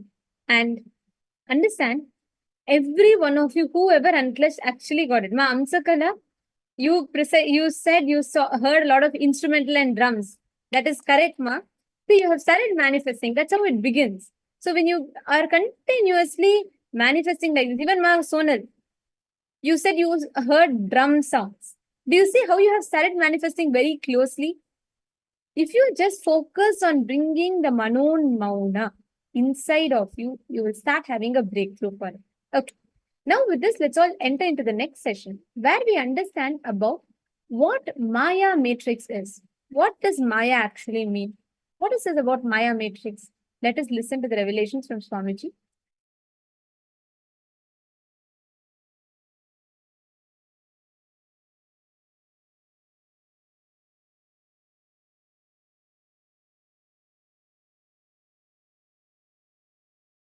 I welcome all of you with my love and respects. I welcome all the devotees, disciples, Samajis, Satsangis, Srimahans, Mahans, Tanidar, Kotari, Sarvanyapida Yajamans, everyone sitting with us all over the world through Nithyananda TV, streaming and two-way video conferencing, having Nayanadiksha all over the world, all of you with my love and respects. I'll explain some more details, intricacies. I'll reveal some of the sacred, secret, sweet signs of third eye and Maya matrix. Listen, the 25 states an individual consciousness goes through due to its delusory association with physical, physiological, psychological, neurological ups and downs. Please listen. The 25 states of consciousness which an individual consciousness, a soul, jiva, the individual identity goes through due to its false association with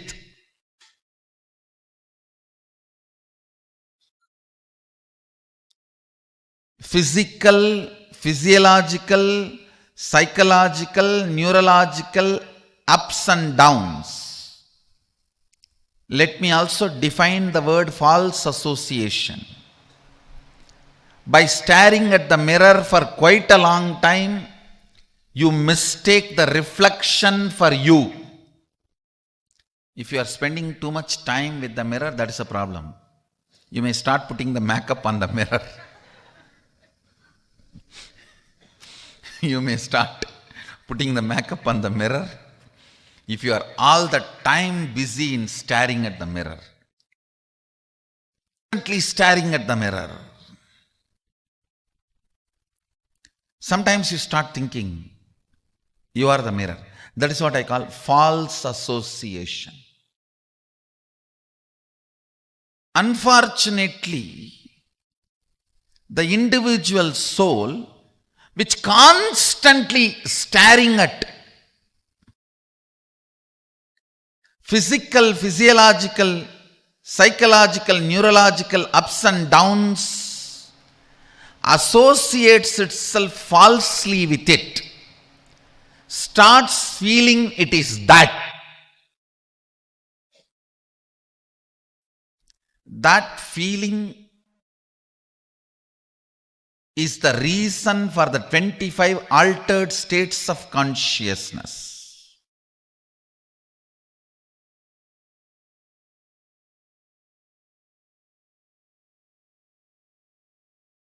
If you are getting into more and more of false identification, it is called delusion.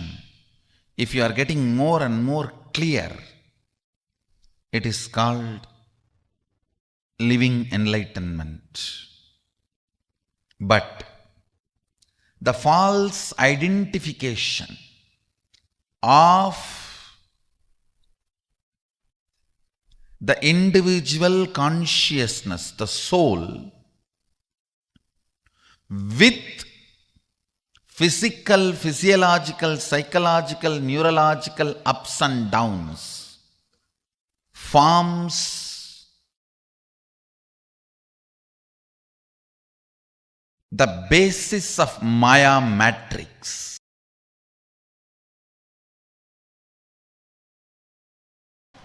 Jiva. Listen. Jiva, the individual existence, perceptional,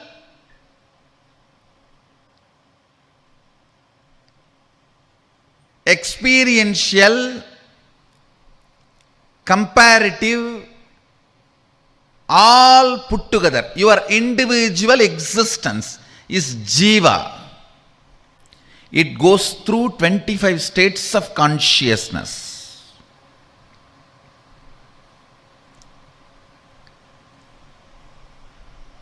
From sleeping, sleeping, sleeping, dreaming, dreaming, sleeping, waking, waking, waking, awakened, awakened, waking.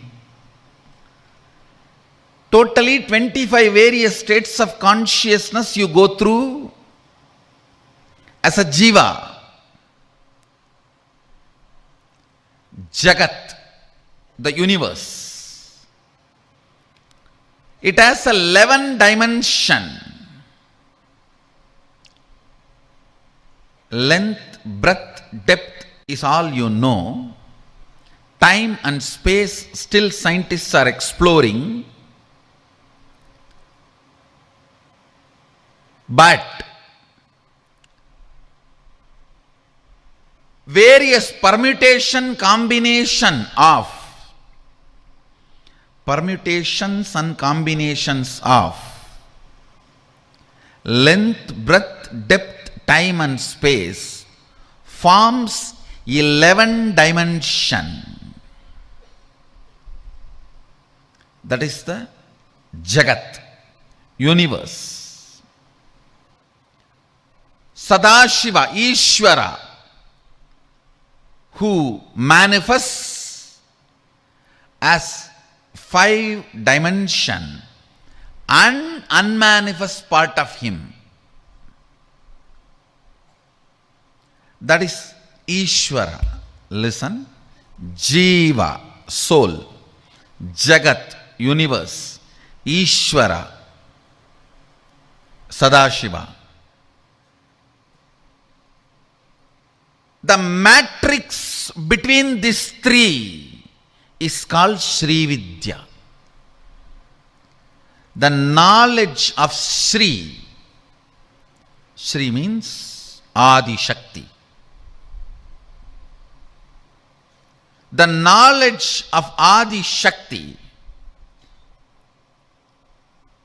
is the knowledge which will liberate you from this matrix. Understand?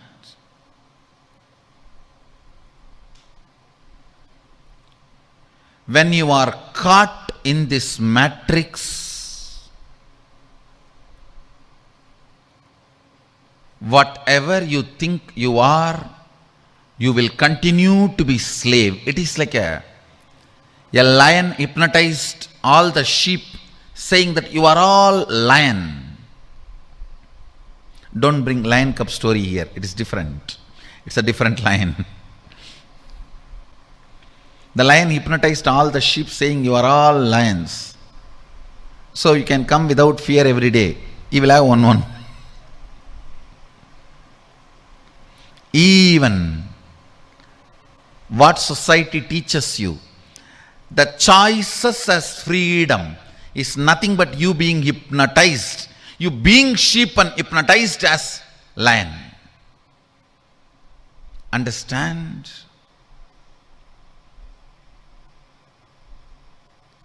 That is why Kathopanishad again and again insists on right, not the pleasant. If both can come together, great. If you have to make a choice, always right, not the pleasant. Because most of the time, in the form of the pleasant, enters matrix into you. Listen. Listen. I'll tell you, when you fall into the matrix, Maya, when you fall into the Maya, I'll tell you exactly. Listen carefully.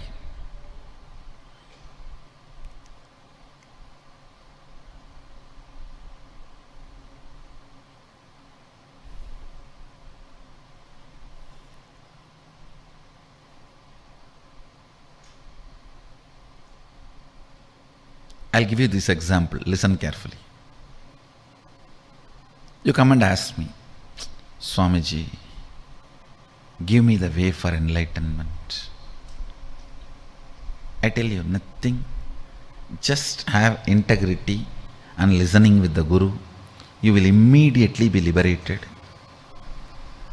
And you start thinking, oh God, integrity means I have to be completely in tune with what he is telling.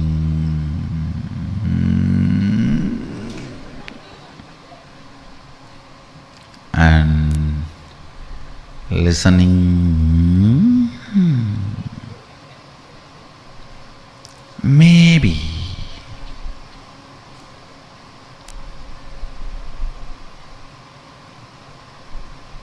I think I tried 2-3 times, it did not work out.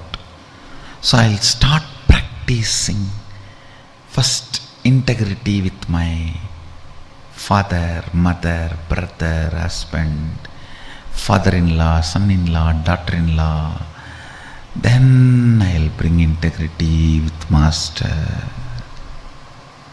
Gone. You have already fallen into the matrix. Listen. If you feel, the moment you feel, I tried being integrated and listening, but Enlightenment did not happen. When you come with that statement, when you come to that statement itself, decide. No, will persistence is the solution, not delusion.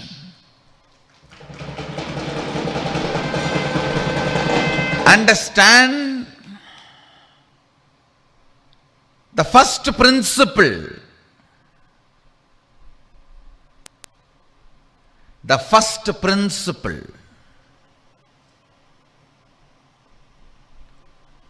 itself should be practiced with will persistence. The moment you feel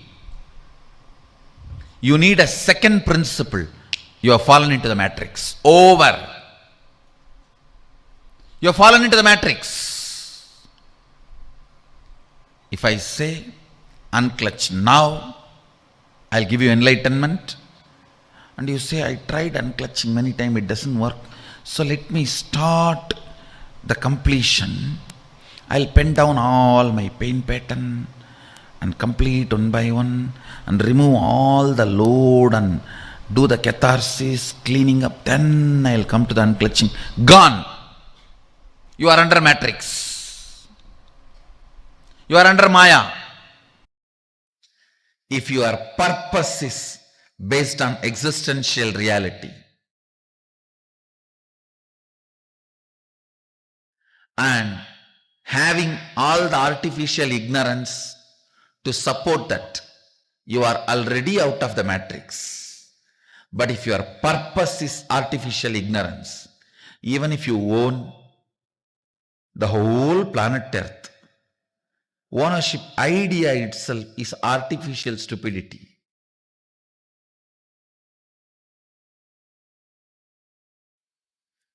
Within the matrix, anything you do is waste of your time, which is life for you. Your time is money for your boss, pleasure for your beloved. Your time has a various meaning for many people in your life. But for you, your time is life. Understand the meaning of your time. For your boss is money.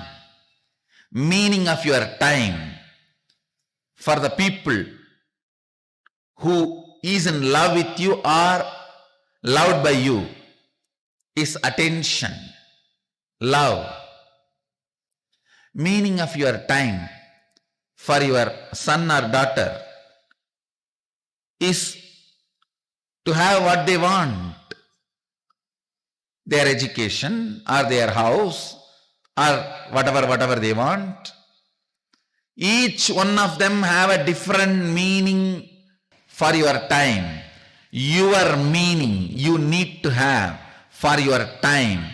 The word your time, the meaning you need to have is your life. Understand, if your purpose is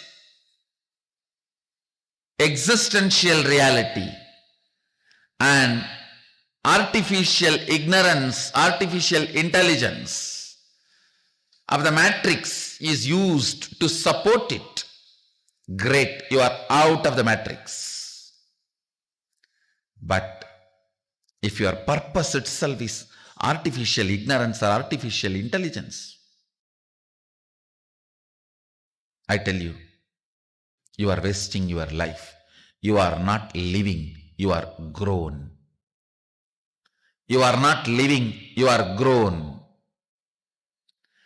When you hook your gadgets to the grid, be very clear, you are hooked, not your gadgets.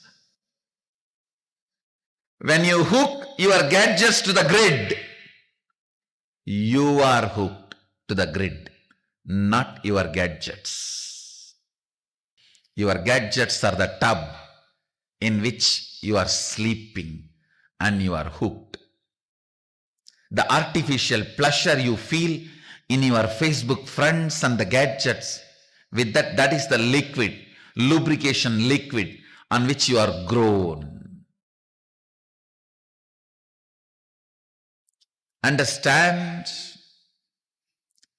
it is 110 volt current in the Matrix movie. I'll call it as a 120 because 120B is conspiracy in Indian IPC. It's a 120B, greatest conspiracy against humanity. Please listen.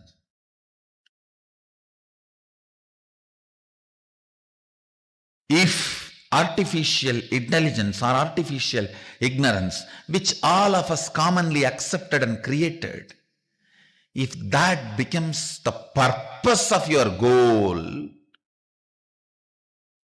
you are grown, not living. So, sit today and try to understand how much of you is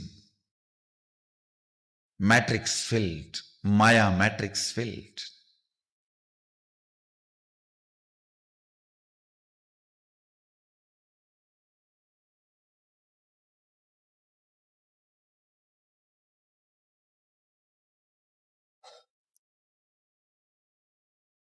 Whenever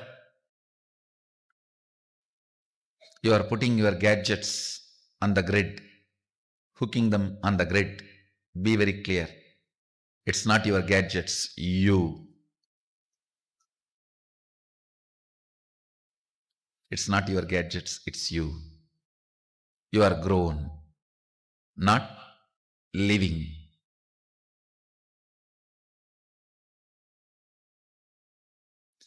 Everything in your inner space which does not allow you to manifest Sadashivoham is fear. It is like a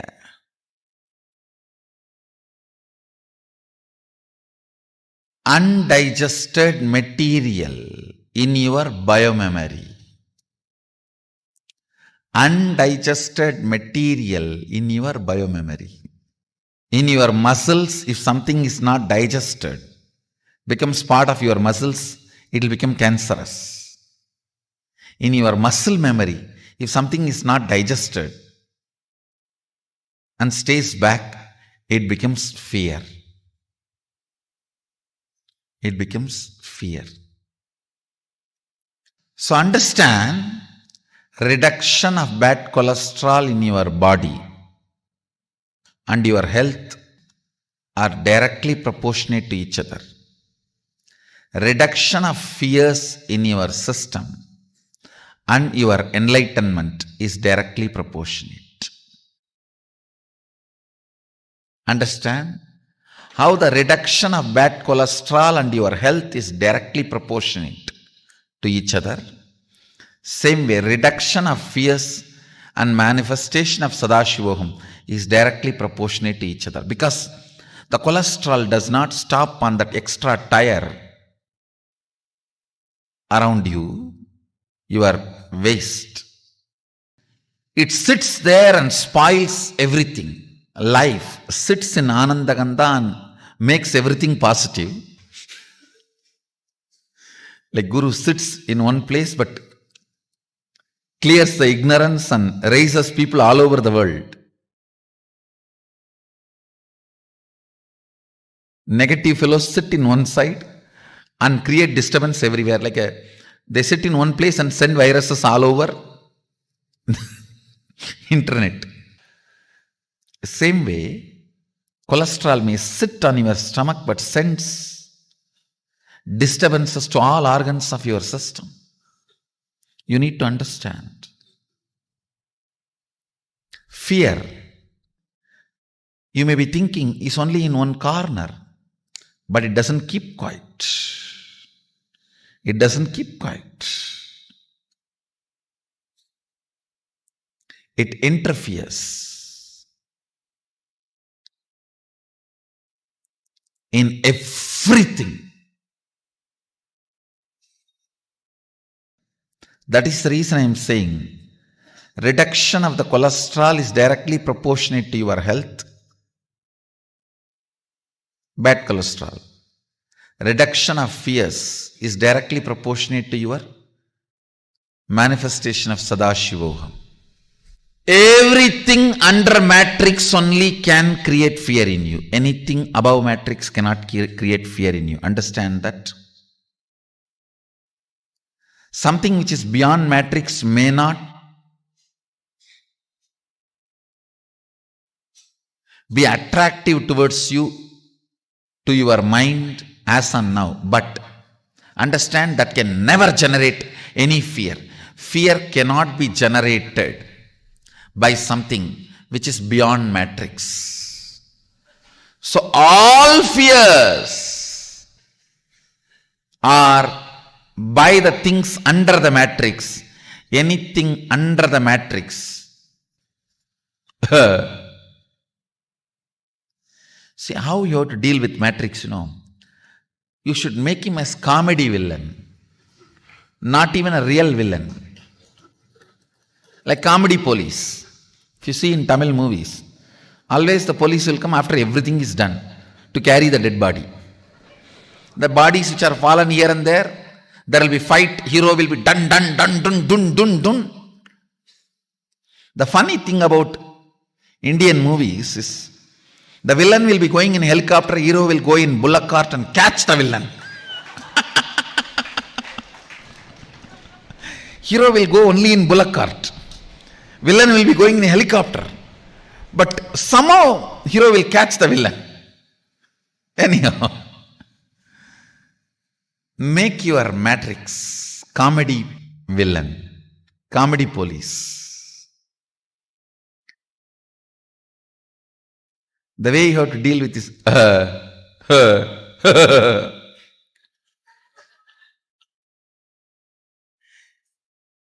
treat anything under matrix as like a dirt. I can give you many examples. If a frog is trying to kick the elephant, how the elephant will look at the frog? Same way, look at your matrix. I wanted to tell you one important thing. Be rest assured. Even if you think you are under the matrix, ultimately there is a space in you which cannot be bound by any matrix. That is Sadashivoham.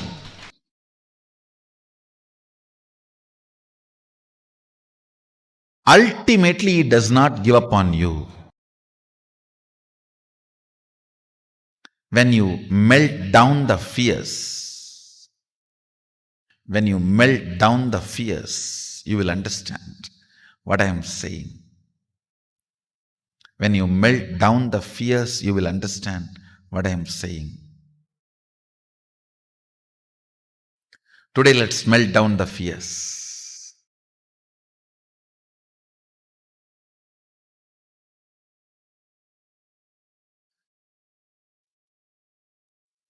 I'll switch on my heater.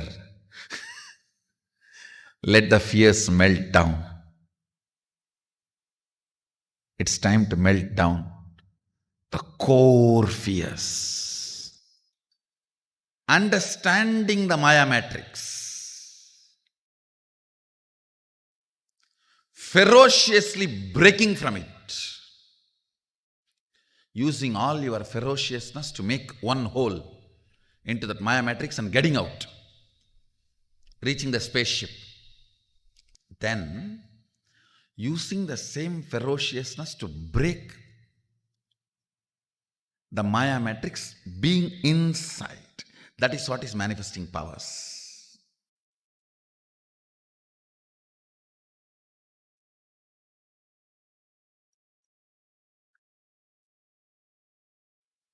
Listen carefully.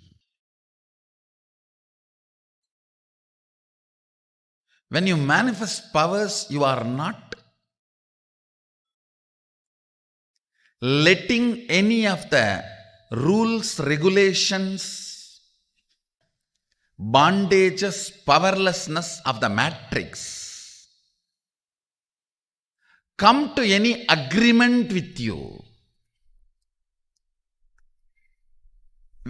Matrix tries its best. Let's have a contract. You don't expose me, but you are very clear.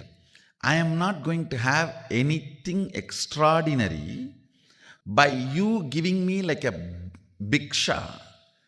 I'll break you, only then I'll have powers. Not by having understanding with you, but by making you shiver. Listen, that is the attitude of a Shaivite.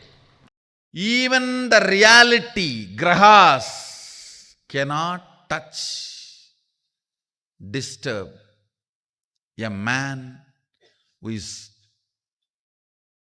beyond the Maya matrix. Accident cannot happen to a being beyond Maya matrix. If you read the Kolar Padikam of Jnanasambandar, how beautifully he describes, he does not stop with just 9 grahas. He says, the wild animals, other devatas, thieves, forest fire, nothing can touch you. Nothing can touch you. The whole Kolar Padikam of Jnanasambandar, the thought current is conveying to us is, have the ferociousness towards the Maya matrix. It cannot touch you. It cannot touch you. Prevalent things which makes you powerless are reality. Nothing can touch you. Avai nalla adiyar avarkku migave.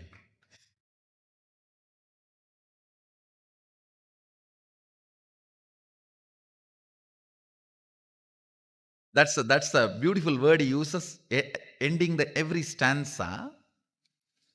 He describes detailed way how the grahas and then all the other gods, goddesses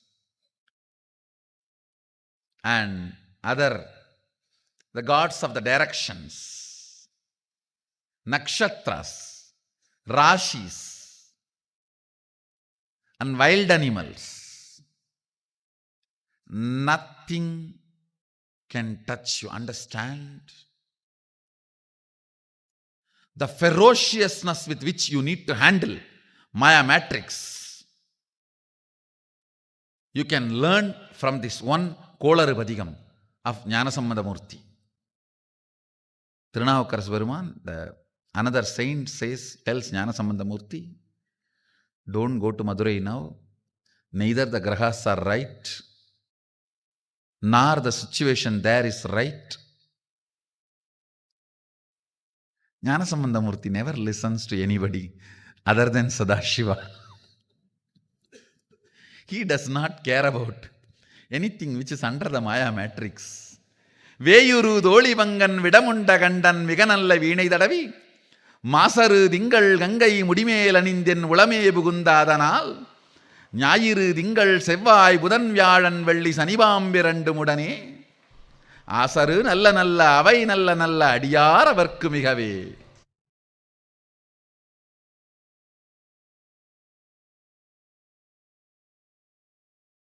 See, the thought current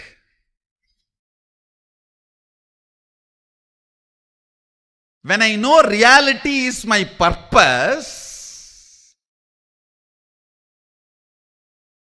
I cannot entertain the powerlessness, victim pornography, and I cannot be affected, I will not be affected by any of this powerlessness. the child, see the ferociousness. One more thing, it is not the arrogance of ignorance. No, the way it describes all the possible obstacles which can come shows very clearly he is aware of all that. You see, out of ignorance, what can happen? That is different. Here he is not out of ignorance, he is describing everything. He is describing everything.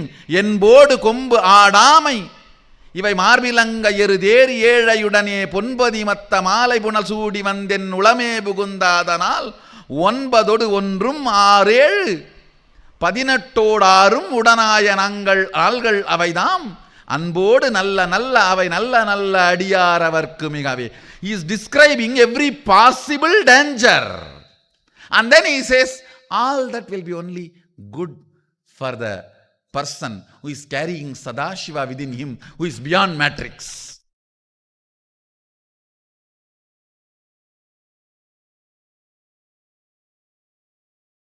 His purpose, because his purpose is beyond matrix, he does not bother about anything which is under the Maya matrix. The ferociousness you need to have to handle the Maya matrix. Understand here, see the way structure. First, he defines the Sadashiva, how he is in his heart. Then only he describes even this poverty pornography items. He is not describing this first. He is not describing ஞாயிறு திங்கள் செவ்வாய் புதன் வியாழன் வெள்ளி சனிபாம்பு இரண்டும் வேயுரு தோழிமங்கன் விடமுண்ட கண்டன் மிக நல்ல வீணை தடவி. No, he is not describing the problem first. Please understand, the fellow who does not know the problem also is not complete. The fellow who thinks about the problem first also is not complete.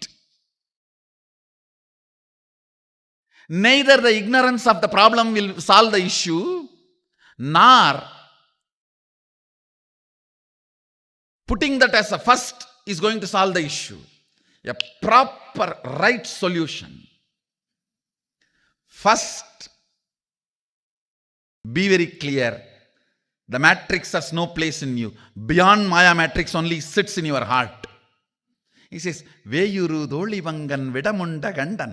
Even the description of Sadashiva, see, Veyuru Dolivangan Vidamunda Gandan means the worst matrix. Alahala, that itself is swallowed and kept in his throat. Even the description of Sadashiva, who is beyond matrix, is sitting inside me. It's a beautiful story. Actually, after having the whole alagala in his throat, he is playing veena, Rudra veena, and enjoying the taste. You need to know, Rudra veena can be played only when you are in high awareness. It means even the alahala cannot make him miss even awareness. After drinking alahala, he proves he is in the highest awareness by playing Rudra veena. Understand this 3 word. Again, I'll remind. First, understanding the matrix. What is your inner space holding as purpose? Is it prevalent ideas or existential reality that decides whether you are under Maya matrix or moving out of Maya matrix? Understanding Maya matrix. Second, being ferocious with Maya matrix. If you are already bitten by Maya matrix, even with you, be ferocious. With that part of you, be ferocious. And break from the Maya matrix. And same ferociousness will manifest as powers within the Maya matrix when you play.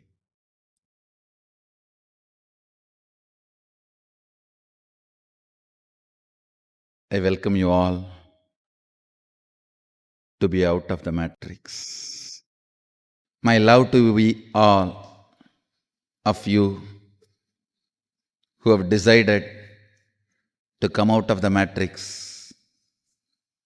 My respects to all who are struggling to come out of the matrix. I welcome every one of you sitting with us.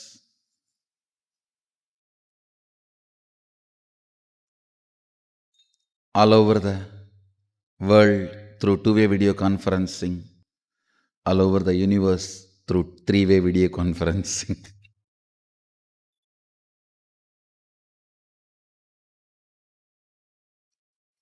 I welcome all the beings here. You have already decided. You just need to understand why you have decided. You have already decided. You just need to understand why you have decided. Understand? If you think you have decided, listen very carefully. If you think you have decided and do not know why you have decided, then you are inside the matrix. Listen. If you perceive you are in bondage, you have decided to be in bondage. You just need to know why you decided. If you perceive you are struggling to get out of the bondage, you decided to perceive that way. You need to know why you decided to perceive that way. If you perceive you are liberated, you have decided to be liberated, you need to know why you decided to be liberated. Understand, whatever is your perception now is your decision earlier. You have decided. Knowing the decision as your perception, not knowing why you decided, is Maya matrix. Understand? Liberation has nothing to do with whether you perceive bound, perceive liberated, perceive struggling. It is all about knowing why you decided what you decided. மரத்தை மறைத்தது மாமத யானை, மரத்தில் மறைந்தது மாமத யானை. பரத்தை மறைத்தது பார்முதல் பூதம், பரத்தில் மறைந்தது பார்முதல் பூதம். பொன்னை மறைத்தது பொன்னணி பூஷணம், பொன்னில் மறைந்தது பொன்னணி பூஷணம். தன்னை மறைத்தது தன்கரணங்களே, தன்னில் மறைந்தது தன்கரணங்களே. I'll give you the translation. In a wooden elephant carving, if you see the intricacies of carving and perceive it as elephant, you forget it is wood. If you perceive it as a wood, you forget it's a carving. Listen carefully.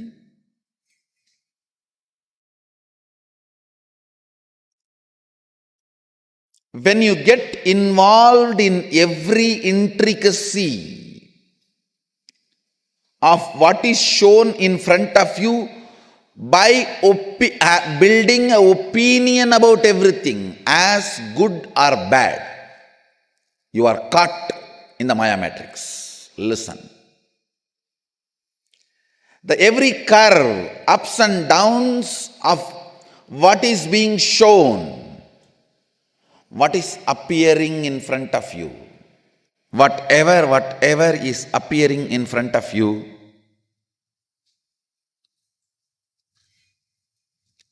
Listen carefully. Getting involved with opinions, whether it is good or bad, keeps you engaged in Maya matrix.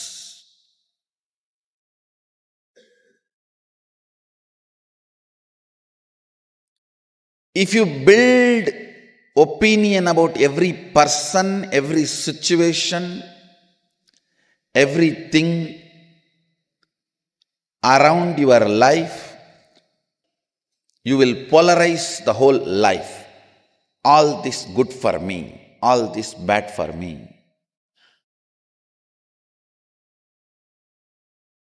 Building more and more opinions. You have to be very clear. Building more and more opinions about the things you are seeing within the matrix keeps you engaged with the matrix and establishes matrix's authority over you. Understand? Building opinion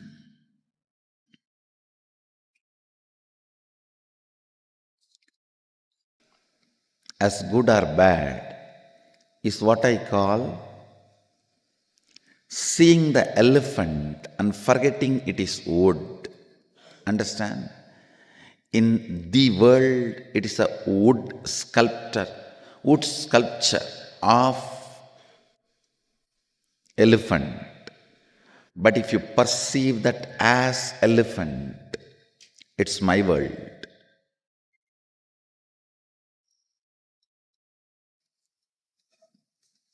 It may look very funny, but I should ask this question.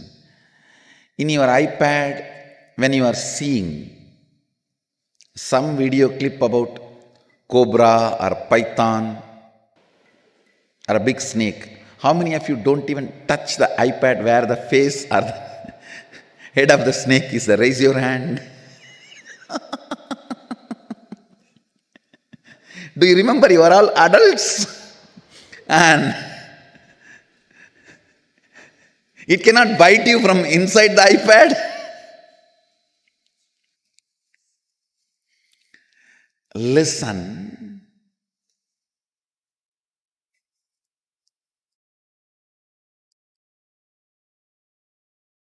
So much of opinion getting built about what is seen. Many of you have not raised the hand, I know.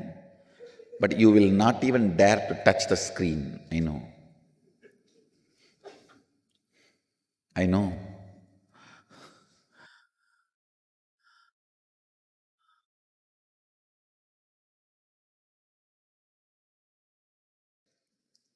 Now in LED screen, if I project a huge cobra which is moving, a video about the cobra, let me ask and let me see how many are able to touch the LED screen. Listen. It may be very simple pattern. It may look too simple, but it is not. I want you to contemplate on it. It is one of the very important revelation I wanted to share today.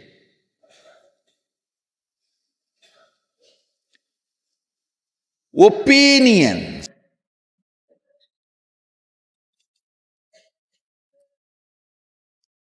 Building opinion about everything is taught to you as knowledge. Listen carefully. This is one of the worst Maya matrix, steals your life from you. The worst thing is, see, any structure which reveres you, gives you the best if you are integrated. That is outside the matrix structure. That's the KAILASA, Zion.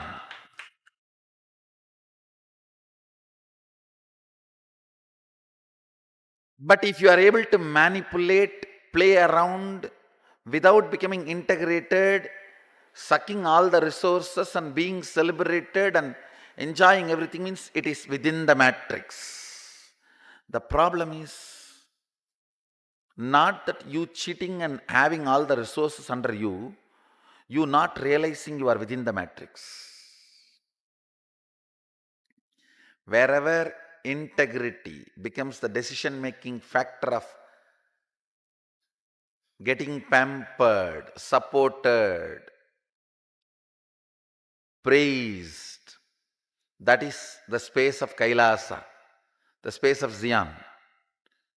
If not, I tell you, if you are able to manipulate some place, some structure, some organization without integrity, unable to have everything there, then you are under the matrix. You are the loser, not anybody else. Loser is you, not anybody else.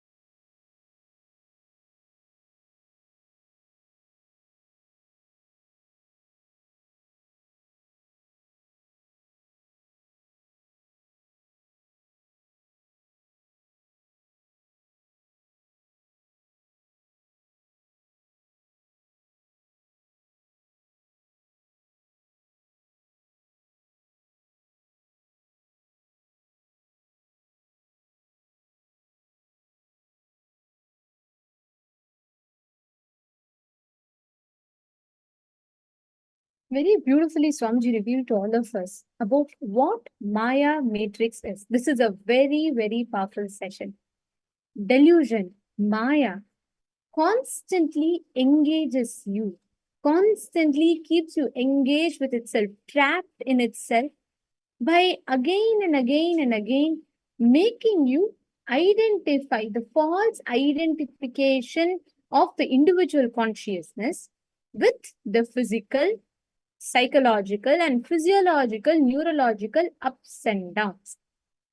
Means you identifying your existence as anything other than Paramashiva, anything other than the truth that you are Paramashiva, is delusion. This is a very, very powerful revelation, actually. If you just understand this and if you map it in your life, right, the very way how you approach this, the very way how you look at it will be very different.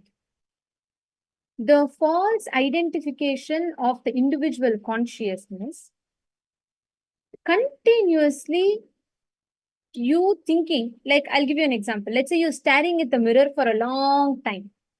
At one point, you will start thinking the reflection, you mistake the reflection for you. You may start putting the makeup on the mirror, constantly staring at the mirror. Sometimes you start thinking you are the mirror, and that is what is a false identification. It is true.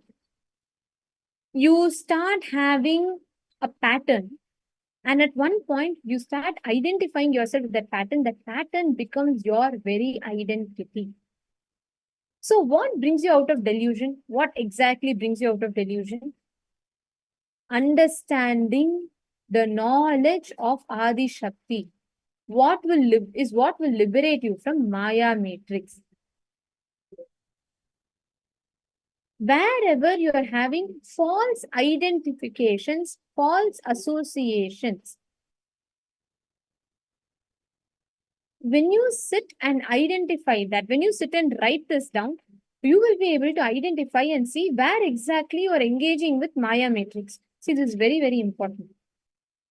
First, we all start thinking, there's a very beautiful, a short joke that Swamiji tells. A blind man goes to a doctor and he goes for a checkup, and the doctor analyzes him thoroughly, and the doctor says, I have a good news for you. The man asks, what is it? The doctor says, your eye condition has improved a lot, and you may be, with one surgery, I'll be able to, you will restore your eyesight completely. You will not anymore need your cane to walk. This blind man was both happy and surprised and shocked at the same time. So, curious, the doctor asked what happened. So, the blind man says, Doctor, I understand that I will be able to see everything normally, but I don't understand how I'll be able to walk without the cane. Understand, this is literally the story of every one of us. You start using the cane to support you because you're not able to see. But at one point, you forget that only that is the purpose of the cane. You start depending on it for you to even walk.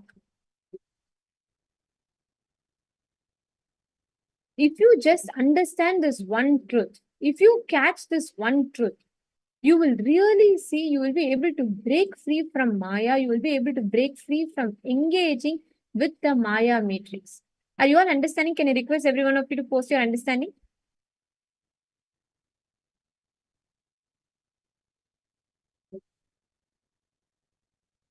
Any one of you have any question?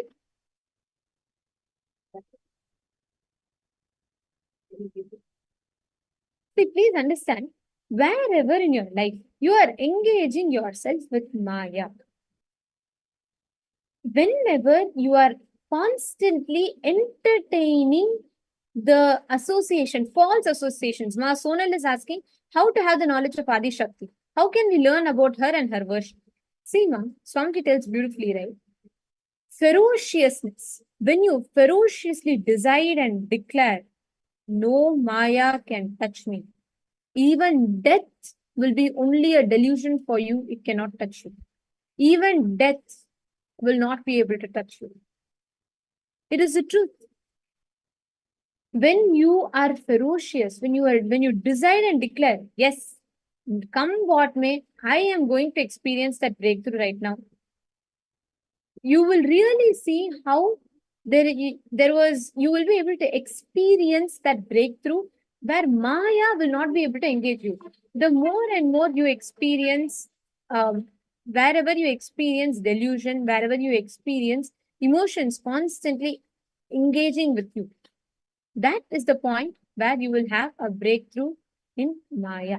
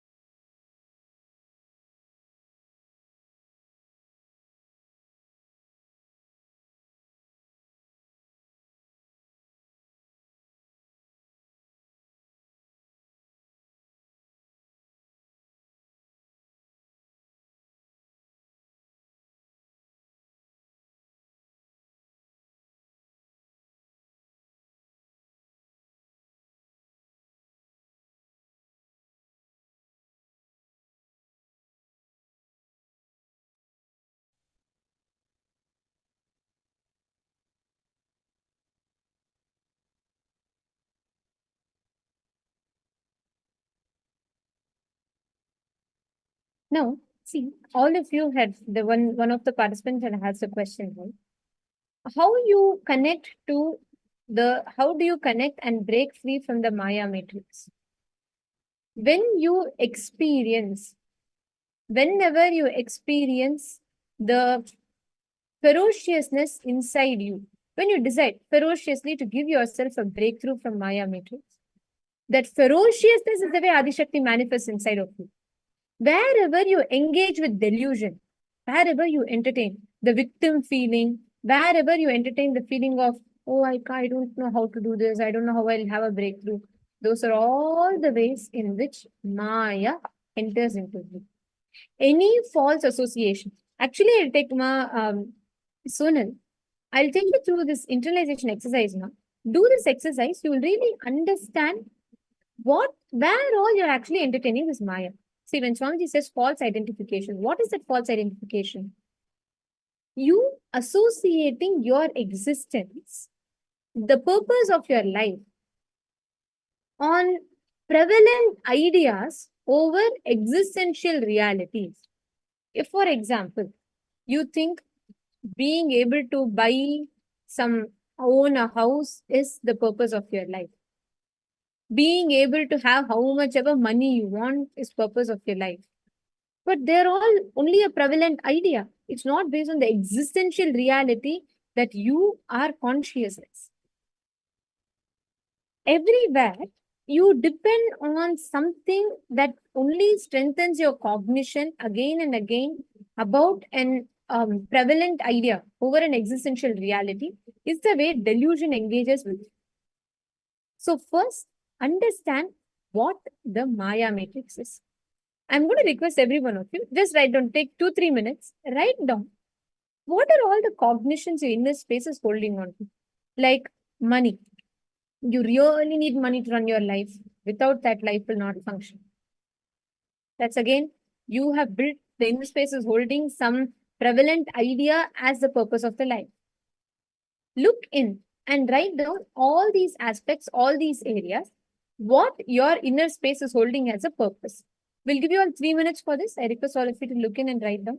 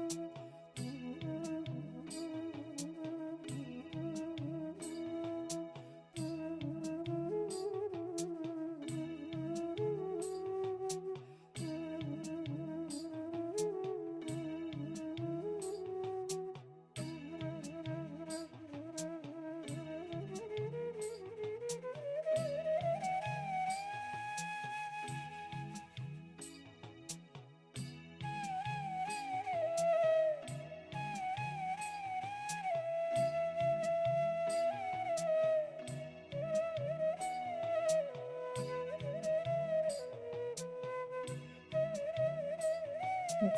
Hope all of you have finished the first step.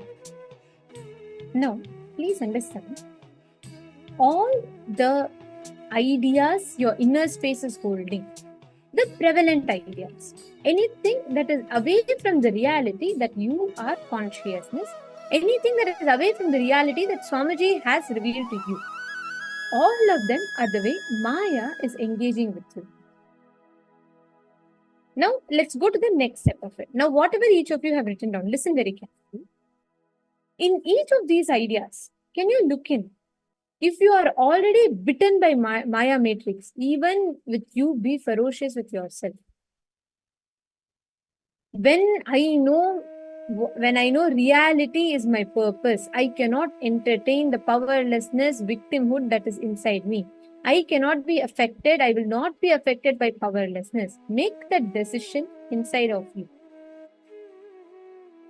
Now, write down where all do you allow and entertain that powerlessness, and you will and make a ferocious decision in all those aspects to break that powerlessness with ferociousness. For example, you feel like you can never break free from sleep. You feel that's the biggest issue you have. Or you can never break free from your addiction to food. Or you can never break free from a certain reaction that automatically happens inside of you. See how all you can bring ferociousness in those areas of your life and how you can have a breakthrough in them. Please pen that down.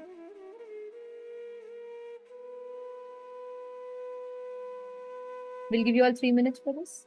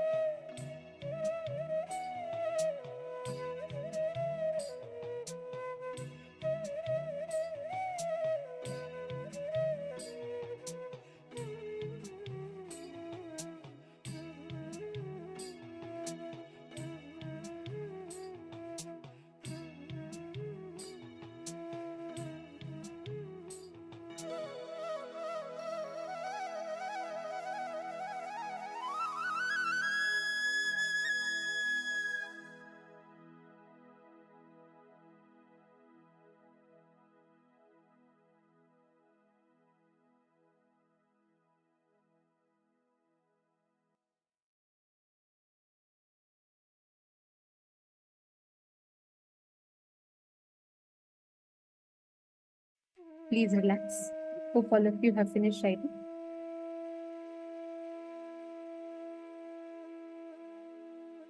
Now, each of you that are sitting here and that have worked through this,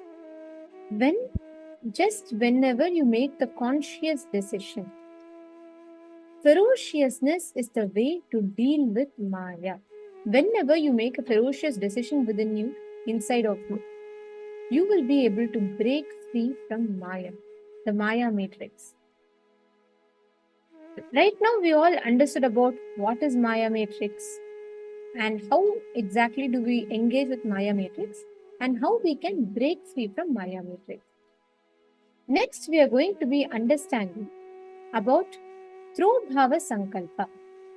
Coming out of delusional arrogance. What is this delusional arrogance? See, many times, knowing something is delusion.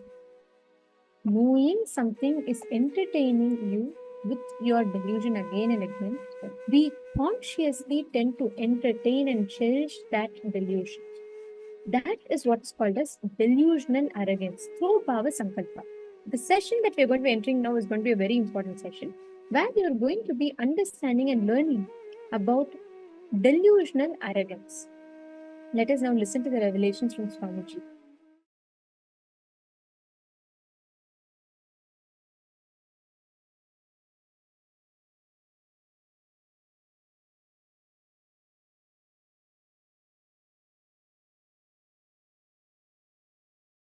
Your existence, what you feel as you consciously,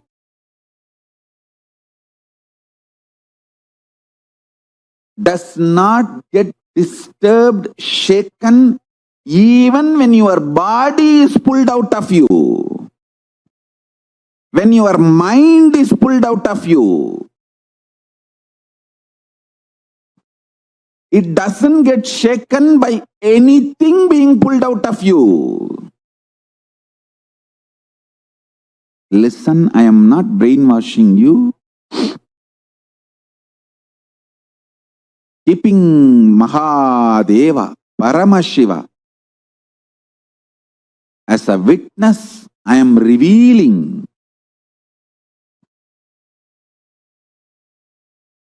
his inner space.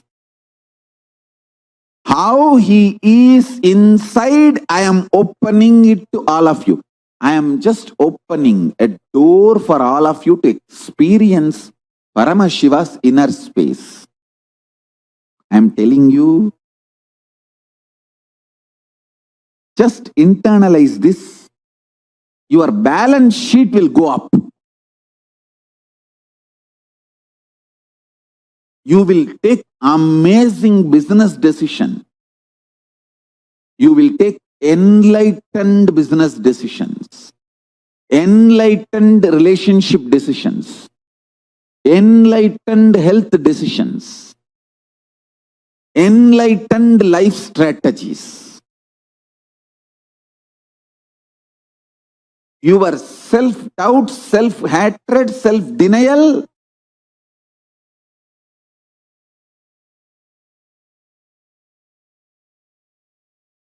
does not impact you.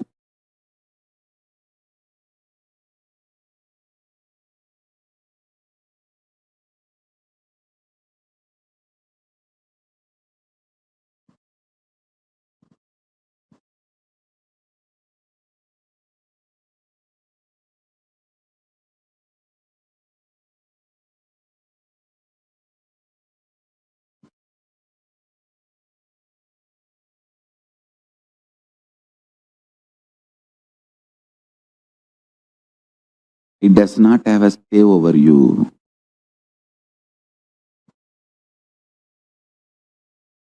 When you torture yourself with your self-doubt, self-hatred, self-denial, you become demon. I have always seen people who torture themselves become murderers.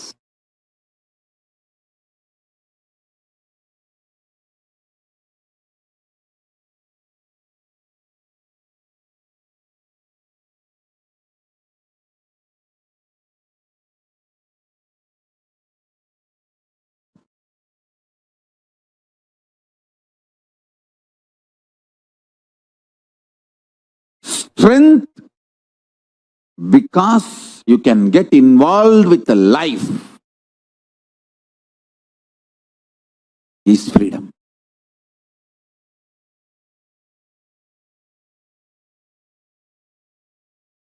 Having a son or daughter, kid, does not make you father or mother. The feeling, experience you have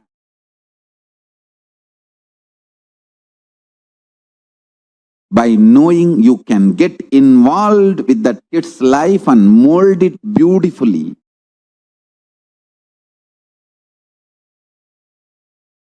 in an enlightened way, that makes you father or mother.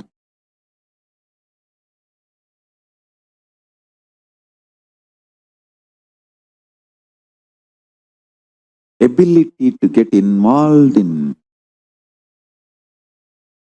your responsibility builds your career. Ability to get involved with your guru and his sangha makes you enlightened. Ability to make enlightened decisions about your health makes you live healthy and long. See, life is all about the diagnosis and solution. Not having blind spots in your diagnosis or making enlightened decisions or executing those enlightened decisions. That's all life is all about. The physics, chemistry, biology of this pralaya, this pandemic happening, is rooted in delusion.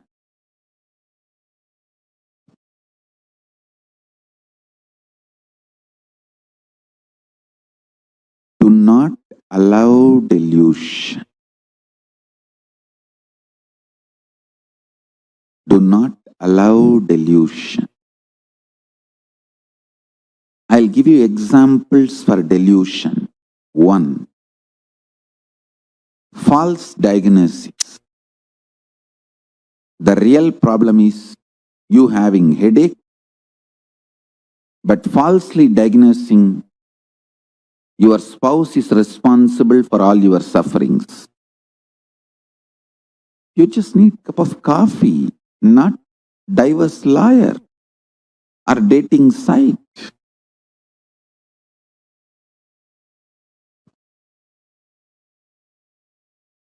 Stop false diagnosis. Always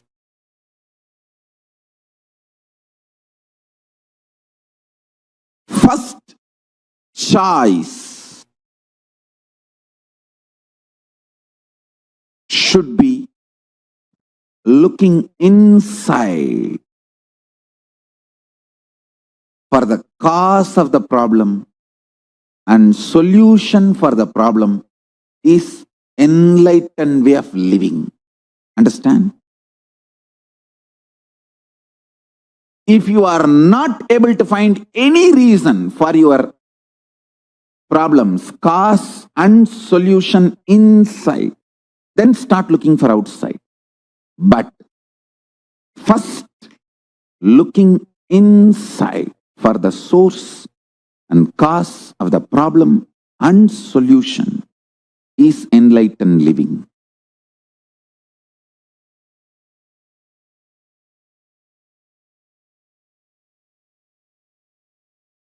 False diagnosis is delusion. That's first. Next, I know the solution, but I am not able to do it. That is the delusional arrogance.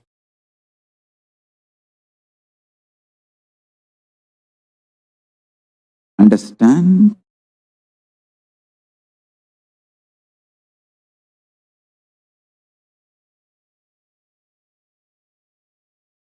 delusional arrogance looks like almost humbleness, but extreme demonic violence.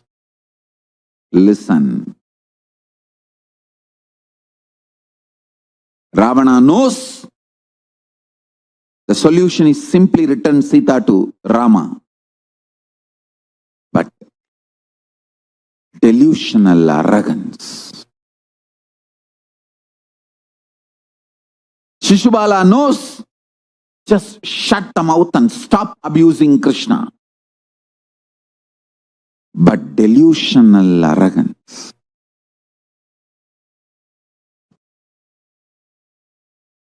I tell you,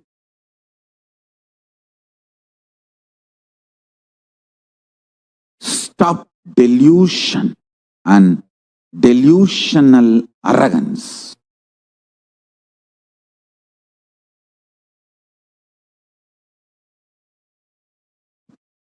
Stop delusion and delusional arrogance.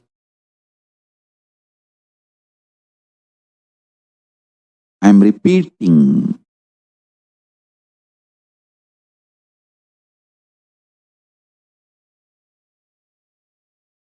If you rightly diagnose cause of your one problem inside and decide to work to solve it, suddenly Paramashiva gives you so much energy, you will solve 10 of your problems. I tell you,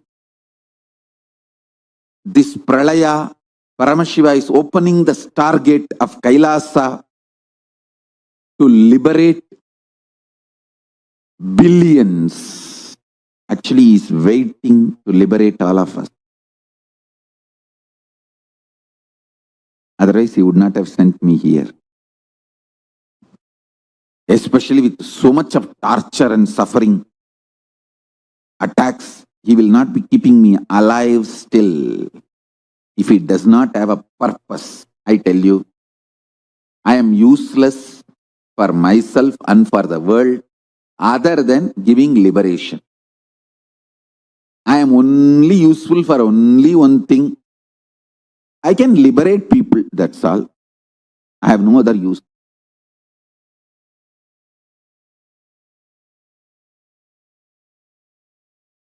If you start developing your core consciously with these practices, cognitions, experience, I tell you, you form a core for a most beautiful existence. Listen, I'll repeat. The core of a murderer will always be unsubstantiated fears. The unsubstantiated fears only snowballs into anger, frustration, feeling violated, then suicidal, delusional arrogance, then enters into murderous, violent.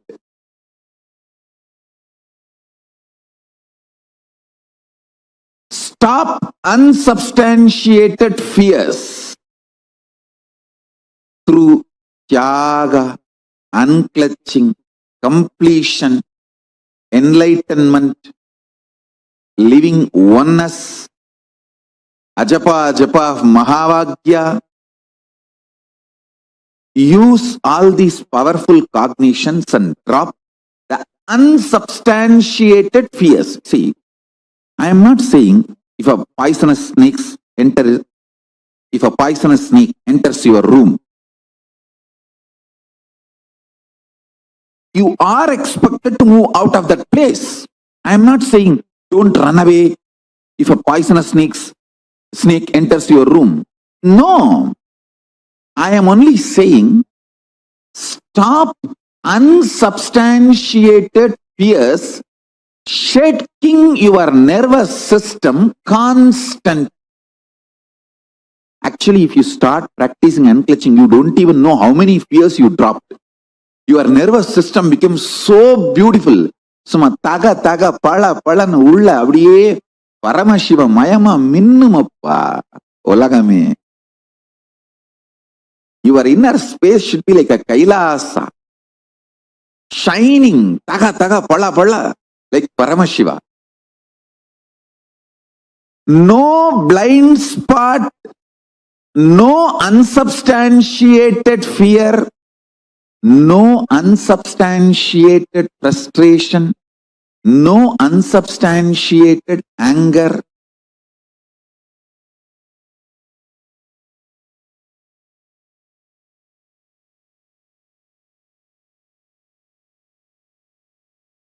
I tell you,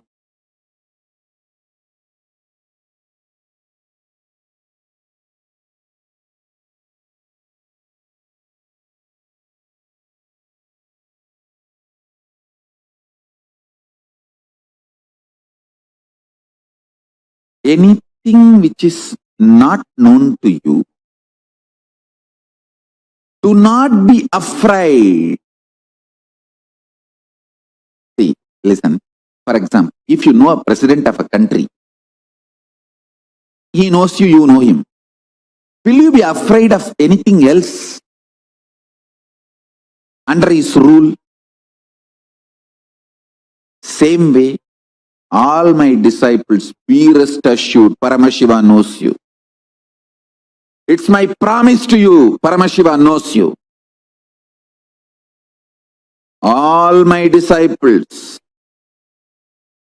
who declared your integrity to me, it's my assurance and promise to you, Paramashiva knows you. Do not be ever afraid of anything. Be loving. Don't be arrogant. I am not asking you to be arrogant. Just be relaxed. You are protected. Name bhakta pranashyat. Hey, listen. I really love you guys. I will not lie. I will only tell you guys very clearly where I can take care of you and where you will have to take the responsibility on your own. I will very clearly bifurcate all that and tell you. Now I am making a very responsible statement.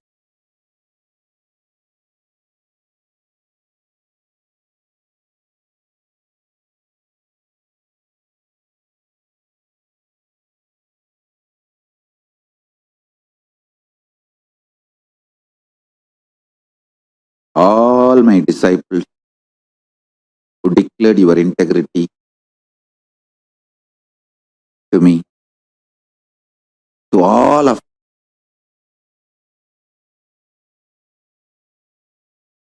either you have declared your integrity to me, or initiated, or recognizing my identity. In any one of this or all of is enough. I am not saying all these should be there. Even in any one of these, if you fit yourself, that's enough.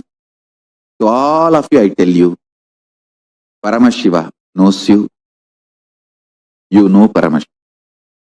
Do not be afraid. You don't have to be arrogant, but you do not need to be afraid.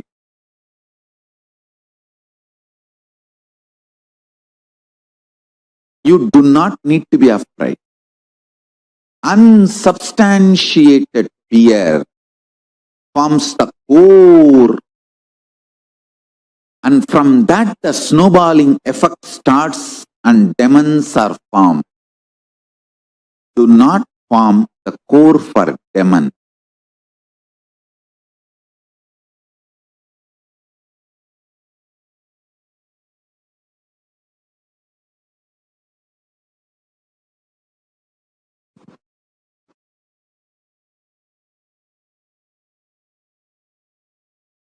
Consciously decide to be surrendered, to be in oneness with Paramashiva. It is not necessary You need to be 24 hours remembering him or any other prerequisite or demand. Listen, I'll explain detailed way. Consciously, what you know as you, from that integrity, if you decide and declare, O Mahadeva, Paramashiva, consciously what I know as me, with that whole my core being, I declare, I surrender myself to you, Prabhu, Mahadeva, Paramashiva, manifest through me.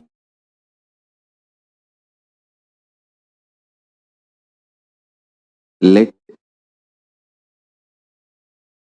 oneness happen between you and what I know as me. Just this simple declaration, connection is enough. After that,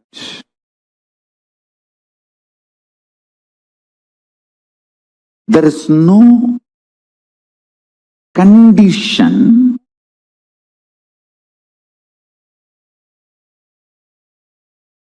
you should be this way, that way, all that. Please understand, you have your own false scales, ideas, conditions, which starts self-doubt, self-hatred, self-denial in you. You feel, once you say, Paramashiva, I surrender to you, immediately you say some light should flash, boom, and then Paramashiva should appear and say, oh my son, I am here. I accepted you, sit in my lap. No. All your ideas about how Paramashiva should react is stupid. Be very clear. He manifests in your consciousness in his own way. I am telling you, today I was in such samadhi and ecstasy. I literally pulled myself out of my seat and made me sit here just to connect you all with the bliss of samadhi, Nirvikalpa Samadhi. I tell you, one of the biggest enemy stopping you experience Nirvikalpa Samadhi is your self-criticizing pattern. See, you strongly believe you have not achieved oneness, Nirvikalpa Samadhi, unclutching, completion, because there is a definition for that state and that definition is not manifesting in you. You are such a, first of all, any person who thinks there is a definition for Nirvikalpa Samadhi, there is a definition for oneness, is a fool. Your mind cannot grasp even the definition. Forget about using the definition as the scale to measure whether you achieved it or not. You can do only one thing. Continuously remember to surrender, consciously declare to Mahadeva, Paramashiva, I am consciously declaring. Manifesting in me, only you can do. I'll tell you precisely, exactly right attitude. Declare to Paramashiva, Prabhu, really, I personally do not know much about the way you exist. But as per your declaration in Vedas and Agamas and my Guru's confirmation, I have some idea about how you exist. Whether that idea is complete or not, I do not know. But what I know as me, I surrender unto you. I offer me to you. Please, you take away me in you. You radiate. Let you alone exist. Let me experience absolute oneness. Nirvikalpa Samadhi, unclutching, complete completion, or whatever the highest state. I may not know the name or words to describe. Let me experience that. Declare it consciously. Remember one thing. Even if you are consciously enjoying somebody swimming, his brain activity, his neuron activity is mirrored in you. Even ordinary swimming, his neuron activities are mirrored in your brain.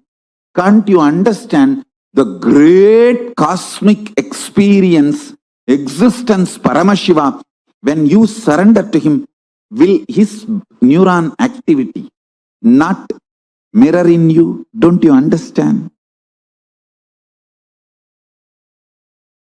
When you pray, when you decide to have feeling connection, when you declare to have oneness with Paramashiva, be assured simply his neuron activities mirror in your brain. How it should, you don't put a condition. Once you surrender and declare, whatever is happening, decide to know very clearly that is he manifesting. If you are even feeling irritated, what can be done? That is the way he is manifesting. Whatever he is manifesting.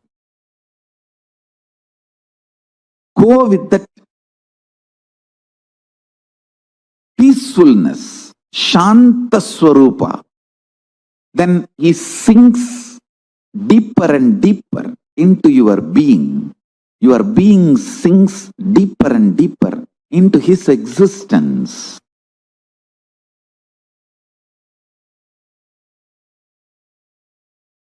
Every situation you feel irritated, angry, violated, intruded, just don't react. Be calm and look in. What is making you feel violated? What is making you feel irritated? What is it that is getting into your nervous system? What is it that constantly shakes you? If you see, you will understand it has nothing to do with what is happening externally. It is something triggered internally. I tell you. Getting triggered internally and reacting for it externally and making stupid decisions is called delusion. Delusion is worse than death, because death is only 1 minute happening. Delusion destroys you, which is like a continuous suffering. The decisions you make in delusion is worse than death. Death is actually nothing. It's just changing clothes. I tell you.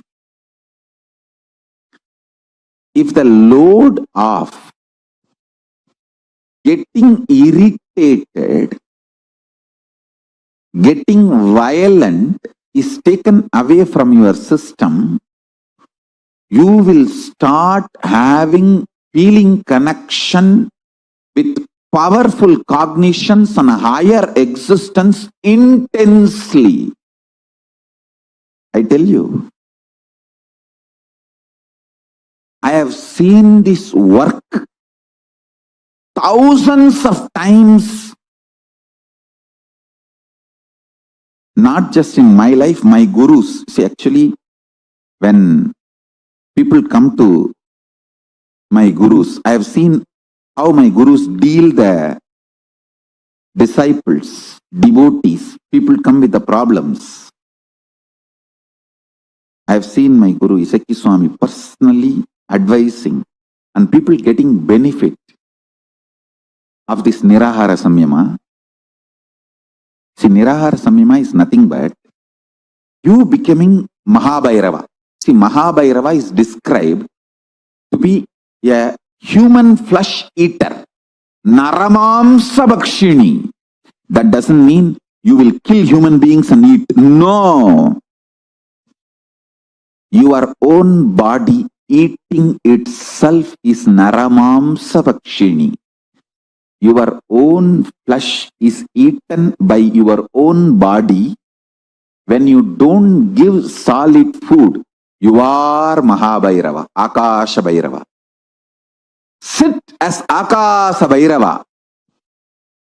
Don't give solid food, only lubricate your system through liquid diet. Give a very healthy liquid diet, very healthy juices, herbs. I'm not saying don't give nutrients. Give nutrients, minerals, everything needed for the body in a liquid form. When you start doing that, body will try to throw tantrum.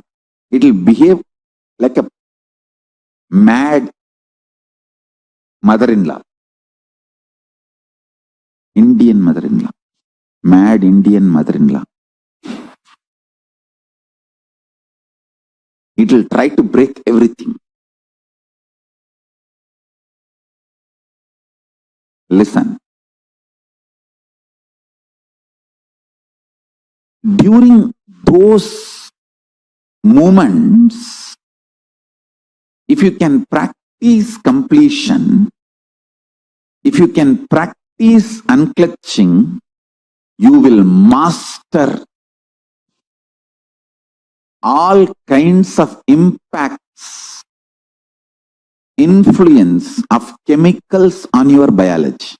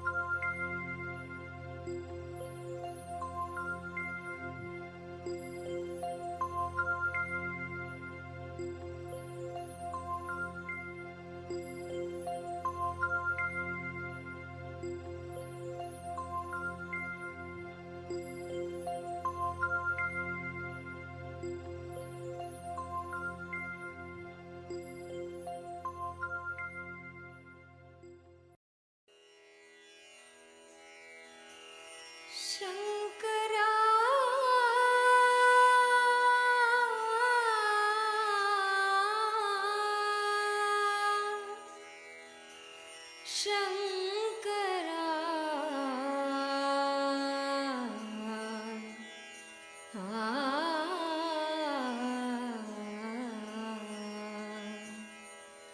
Nithyananda Shankara.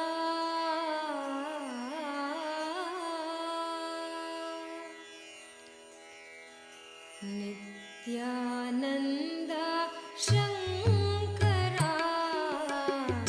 Anandeshwara Shankara. Nithyananda Shankara. Anandeshwara Shankara. Nithyananda Shankara. Anandeshwara Shankara. Nithyananda Shankara. Anandeshwara Shankara.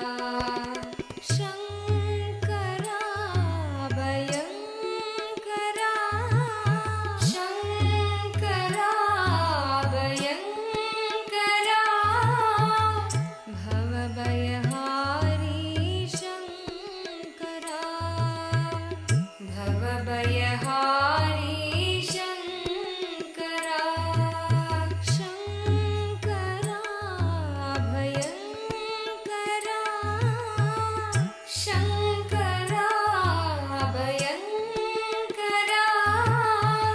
Bhavabhayahari Shankara. Bhavabhayahari Shankara.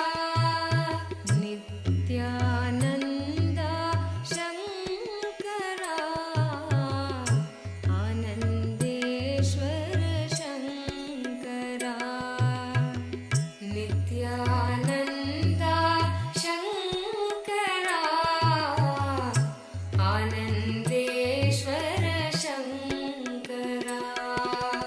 Nithyananda Shankara. Anandeshwara Shankara. Nithyananda Shankara. Anandeshwara Shankara. Shankara Bhayankara. Shankara Bhayankara. Bhavabhayahari Shankara. Bhavabhayahari Shankara. Nithyananda Shankara. Anandeshwara Shankara. Nithyananda Shankara. Anandeshwara Shankara. Paramatma Shiva Shankara. Pavana Purusha Shankara. Paramatma Shiva Shankara. Pavana Purusha Shankara. Paramatma Shiva Shankara. Pavana Purusha Shankara. Paramatma Shiva Shankara. Pavana Purusha Shankara. Nityashwarupa Shankara. Nithyananda Shankara. Nityashwarupa Shankara. Nithyananda Shankara.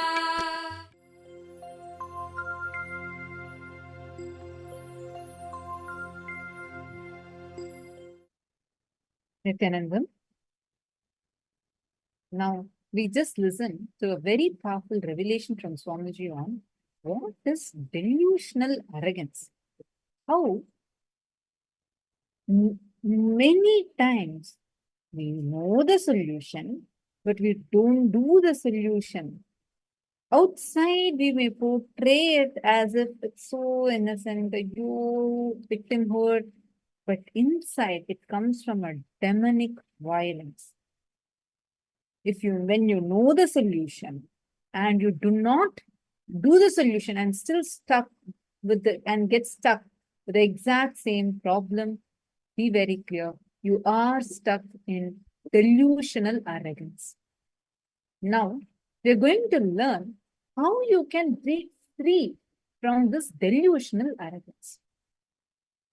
Swamiji had revealed it in detail. We're going to be internalizing that and seeing and understanding. How many of you understand about this coming out of delusional arrogance? What is this coming out of delusional arrogance? Can I request all of you to first post whatever you have understood?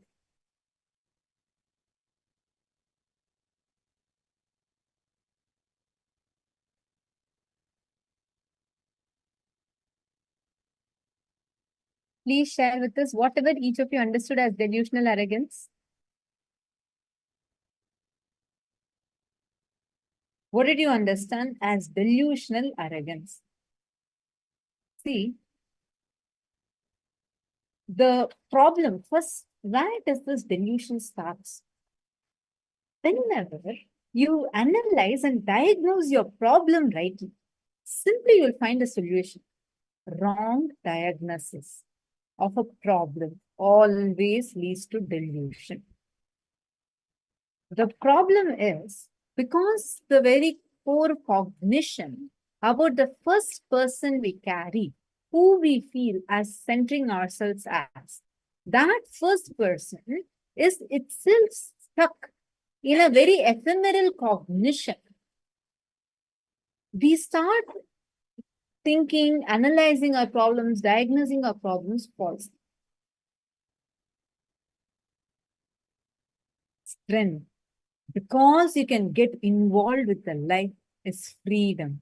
Understand how you feel inside of you, what you feel as you consciously, your existence does not get disturbed, shaken, even when your body is pulled out of you, when your mind is pulled out of you. It does not get shaken by anything being pulled out of you. Just this one cognition will help you to break free from any self-doubt, self-hatred, self-denial. Understand anything you might be going through right now.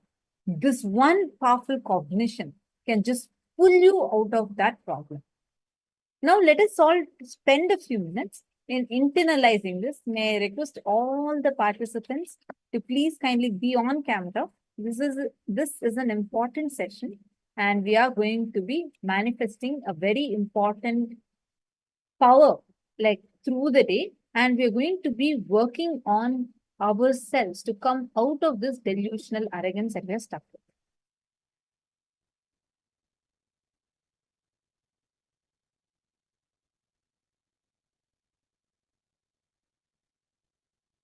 So, first question, can I request all of you to please post in the chat what according to you, what do you understand as delusional arrogance?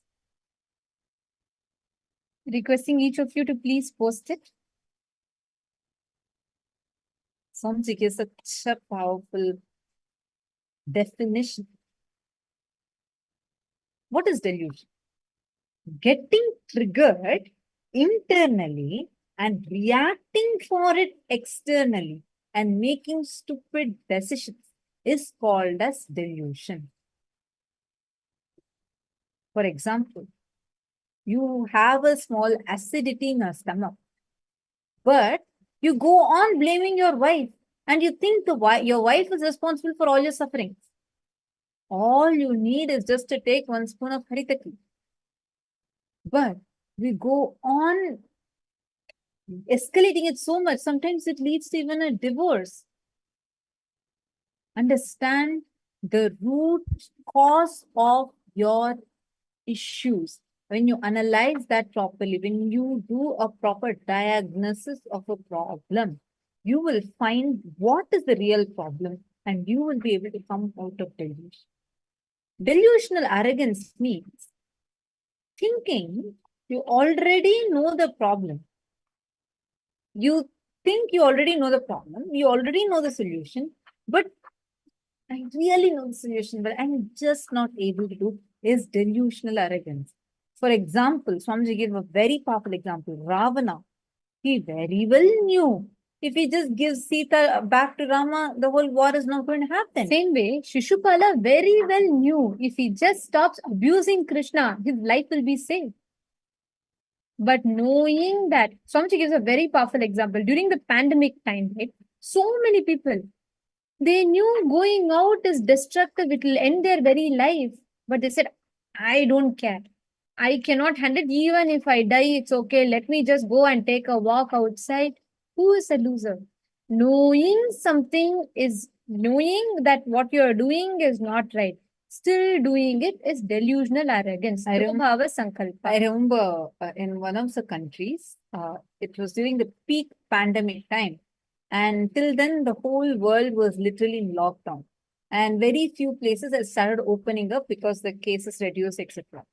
And at that time, one of the countries, the people were so frustrated and they were just not able to handle themselves being in lockdown.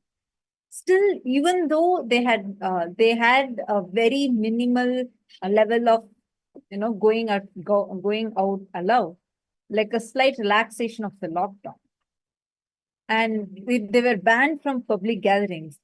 Literally, an entire city came together, and in one huge place, everybody came together and started dining together and did a huge party. Right after which, 75% of all the people who attended the event got the COVID.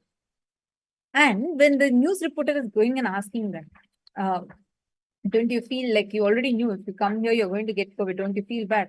Anyways, I'm going to get COVID. I already knew I'm going to get. So what? At least let me enjoy. It's like when it comes, I can handle it. A lot of people even made posts before this event happened. Many people made posts saying, when it comes, I can handle it. But when it came, were they able to handle it? So many died. All for going to one party. Understand that is delusional arrogance.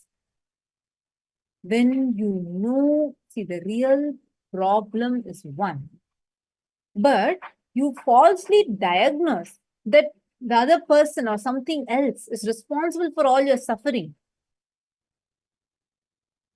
Because of that, you go into any extent. Like a simple example. The real problem is you having a headache. You falsely diagnose saying that your spouse is responsible for all your sufferings. All you need is just take one cup of coffee. Not going to a dating site or going to a divorce lawyer. And actually, this is such a big thing. Like very recently also, I came across news. Swamiji was saying in one satsang, I remember, that you're so addicted to your pattern and problem. You cannot handle, even if a person is normal, you cannot handle it. You cannot just live without being incomplete about something or the other. It was so true. Like very recently, I came across a news where a wife divorced her husband because she felt he was too perfect to be a husband and she was not able to handle that. Where we are heading as humanity is just crazy. Knowing we all are hooked on to delusion. Imagine full day you spend on TikTok, YouTube, Instagram. What happens? You are constantly engaged in a delusion, in a fantasy, and it is so difficult for us to come to terms with reality. That is why the depression rates have spiked up. The concept of couple goal that you see in your Instagram or you see on YouTube is not going to be the reality with around you. So people start taking drugs, start taking something or the other to cope up because there's so much of expectation that is embedded into you when you are on social media. How many of you are understanding this so far? First, wrong. When the problem happens, I'll take it. Or you feel like, I know the problem. I definitely know the solution. but I'm just not able to do it. I really know the solution. Just this is the solution for it. I have to do it. I'll do it. I'll do it. But you never do it.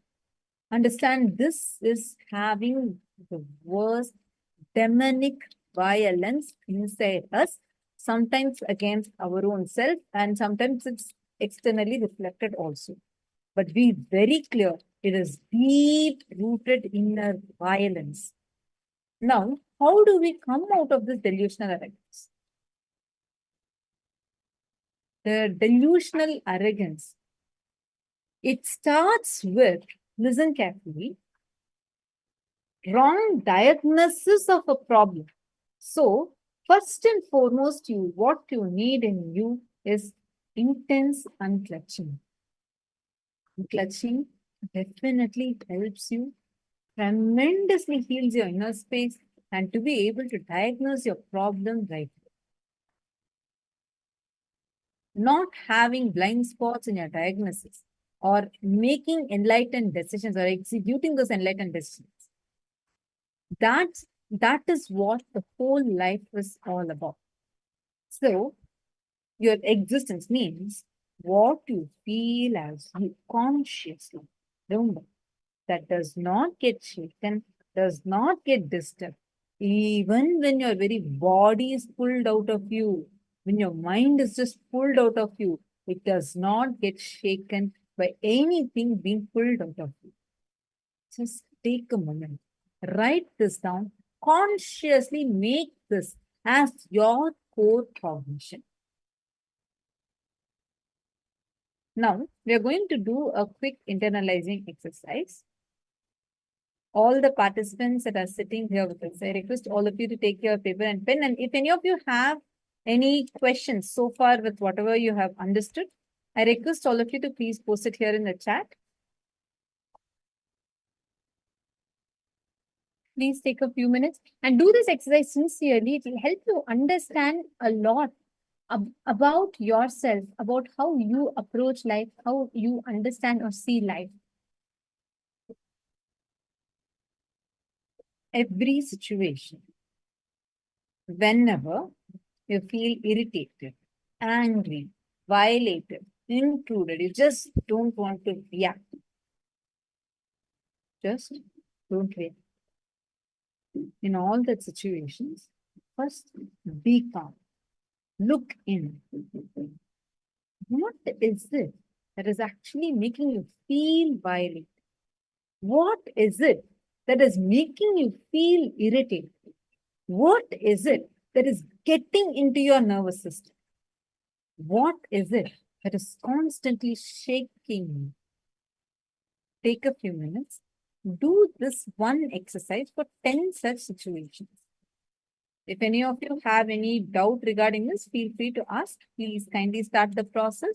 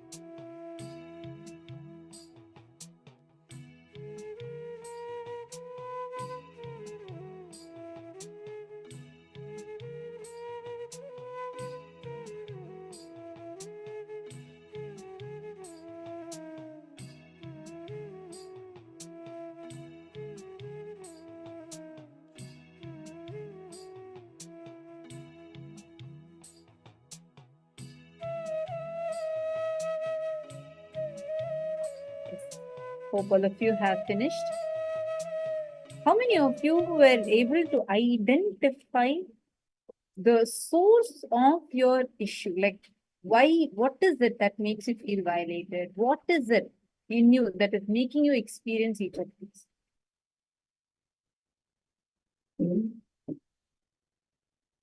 Okay, Ma Sangeeta, now look in, go a little deeper and find the source of it. See, all the participants identify the source of where this whole thing is from. Only then you'll be able to come out of this delusional arrogance. Many times we get stuck with delusional arrogance. Just having the right cognition inside of you can just pull you out of the delusional arrogance. Okay, now we are going to do a round of power manifestation before we enter into the next session. So here, once again, we are going to be doing the power of Durashruti, where I'm actually going to be playing a song or a music or a sound, and you're going to be identifying what is that sound I'm playing. And it's going to be muted. You're going to do the power of Durashruti. First technique for this. Experience, enter into intense unclutched space. Once you enter into that intense unclutching, from that space of unclutching, where you unclutch from all the sounds, just enter into intense listening. Listening is different, hearing is different. When you're in hearing, sound enters inside your system. It creates reactions inside you. Like you're listening for a few minutes, then you're stopping, you're processing it, something else is running in you. But listening means any sound that is entering your system is just becoming part of your system. In hearing, sound enters inside you, creates some reaction, then just goes out. But in listening, sound enters your system and just becomes part of you, where you do not have any internal reactions. So now we are going to be sitting in that deep space of listen. Unclutch and listen. And I'm going to keep this mic muted and I'm going to play something. You're going to be listening and you're going to identify what song or sound am I playing. Ready? 3, 2, 1.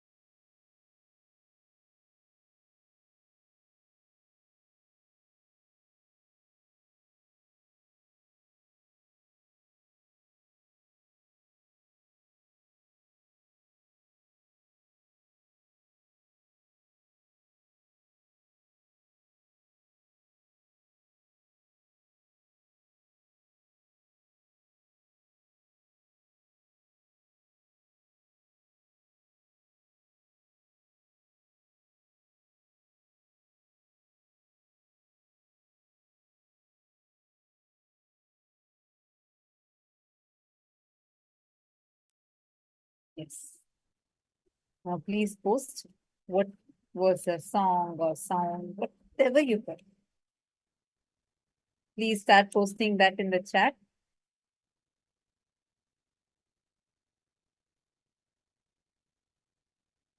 Okay, what else did you hear, Atmajyotikaya? all the participants, please post whatever you heard. I'm going to now be playing the song. Please quickly post whatever sounds was heard for you.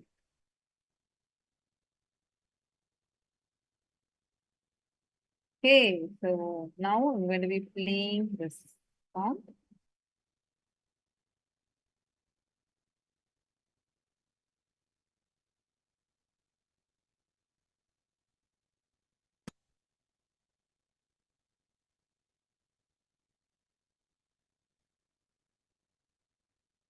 Projects.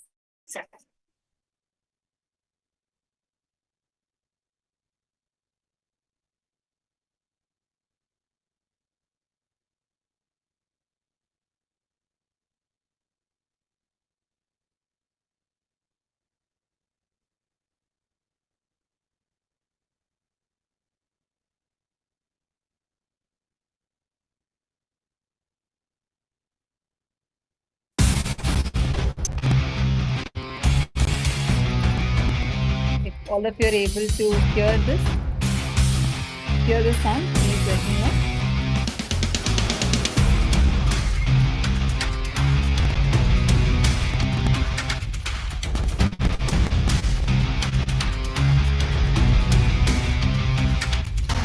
விண்ணையாலும் மண்ணையாலும் எம்மையாலும் ஈசனே மூலமாகி முடிவுமாகி முடிவில்லா முதல் ஈசனே. All right, so this was the exact sound I have played. Now, shall we all do one more round? I request all the people, whatever you're getting, start posting that.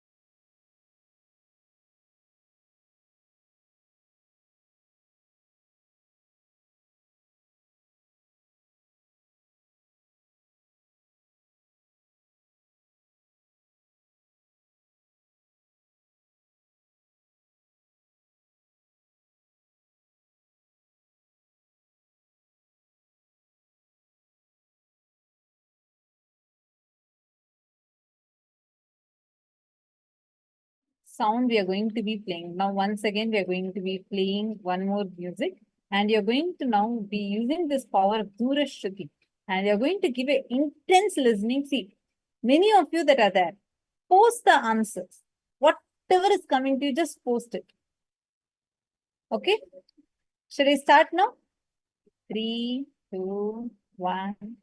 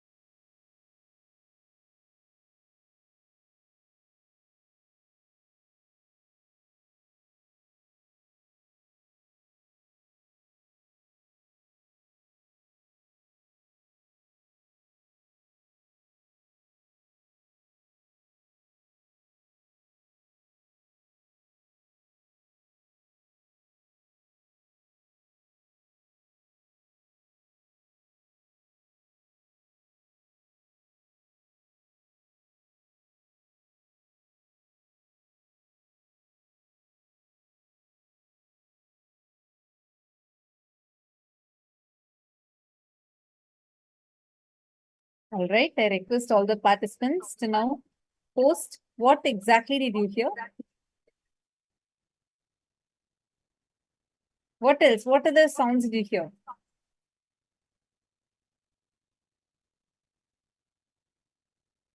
Come on, every one of you describe every single sound that you heard and don't guess, do not guess. It could be anything random. So you have to use your third eye. Just try listening, bring that complete Paramashanta inside you and try and identify what is the exact sound that I was listening to.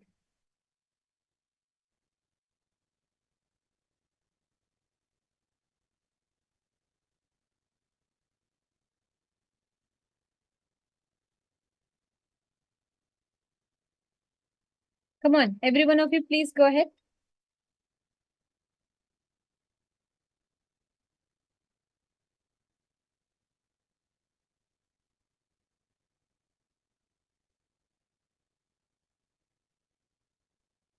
All right. So now let us verify. We'll be playing the exact sound for you all to see what is the exact sound, what is the exact audio I was listening to. And this is so random. This sound is, I was listening to sound of traffic jam. So that was the audio I was exactly listening to. It might be a little too loud. So just make sure you're reducing your volume if you're listening to this. Okay. So this is the audio I was listening to.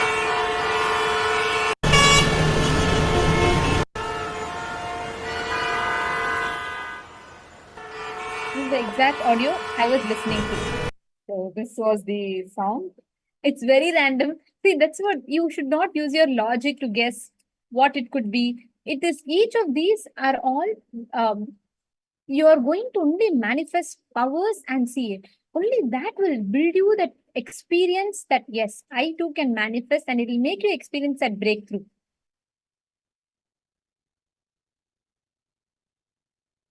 All right. Now, so far we have been learning about what is this delusional arrogance and how you can break free from the delusional arrogance. One of the solutions Swamiji gave was intense unclutching. Even to diagnose your problem rightly, you need to have the space of unclutching.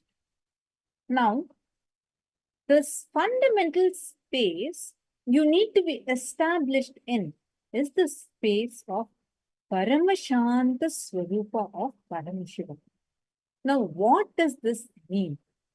What is this Paramashanta Swarupa? In this session, we are now going to be learning about that Paramashanta Swarupa of Paramashivoham, what that actually means. How can we experience that? So let us all now get ready to listen. And I have a request to all the participants during the session. Please take a few minutes and write down the points, whatever you're clicking with. And if you are having some question, please kindly note it down. And right after the session is over, you can post those questions in the chat. Or even if you want, during the session itself, you can post your question. So right after the video is over, during the internalizing exercise time, we will be able to help you understand it better. So now let us listen to the revelation from Swamiji on what exactly is the meaning of Paramashanta Swarupa of Paramashivoham.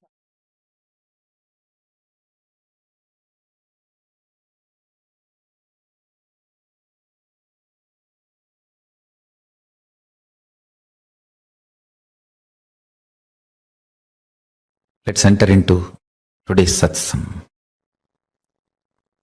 Thought is nothing but your inability to cope up with reality. The definition of a thought as per Paramashiva, inability to cope up with the reality. Whenever you are complete with the reality, you just function without something called thought. If you know you are thinking, that incompletion and itching, irritation. If you are acting out of completion, there will not be any thoughts. There will be signals, there will be instructions, there will be orders from your consciousness to you. But there will not be thoughts. Understand? signals coming from your consciousness, instructions, orders, commands coming from your consciousness to be alive, to be active, to do something is not to be confused with the irritating, itching, confusing, incomplete, internal incompletion thoughts or thought currents. Listen.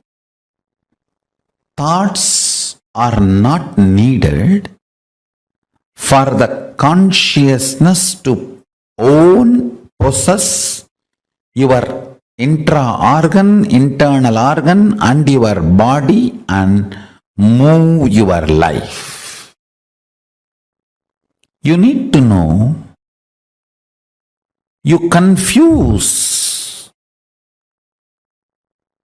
between your thoughts and the instructions of your superconsciousness to your consciousness, to your consciousness, to your intra-organs, from your intra-organs to your internal organs, from internal organs to your body. Don't confuse that and this. Listen carefully. Paramashiva moves this whole universe without thoughts, being in the state of Paramashanta Swarupa. That shows thought not needed to run your existence as Paramashiva manifested it. Thoughts are your feeling something is missing, inadequate, not enough, incomplete. That insecurity, suffocation, incompletion, that generates something cranky, warms brain.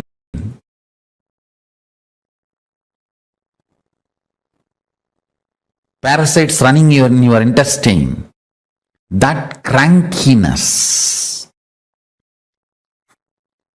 the thoughts and thought currents generated by that crankiness is not needed to run your life. This is the most powerful, important cognition.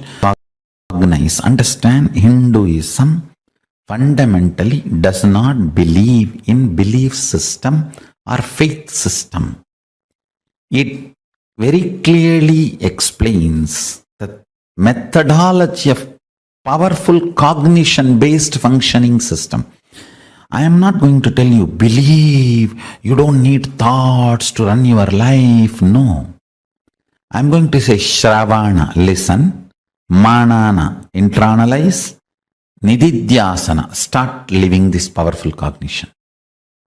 So the powerful cognition I am giving you now, Paramashiva, running the whole universe, much more than what we are running in our life.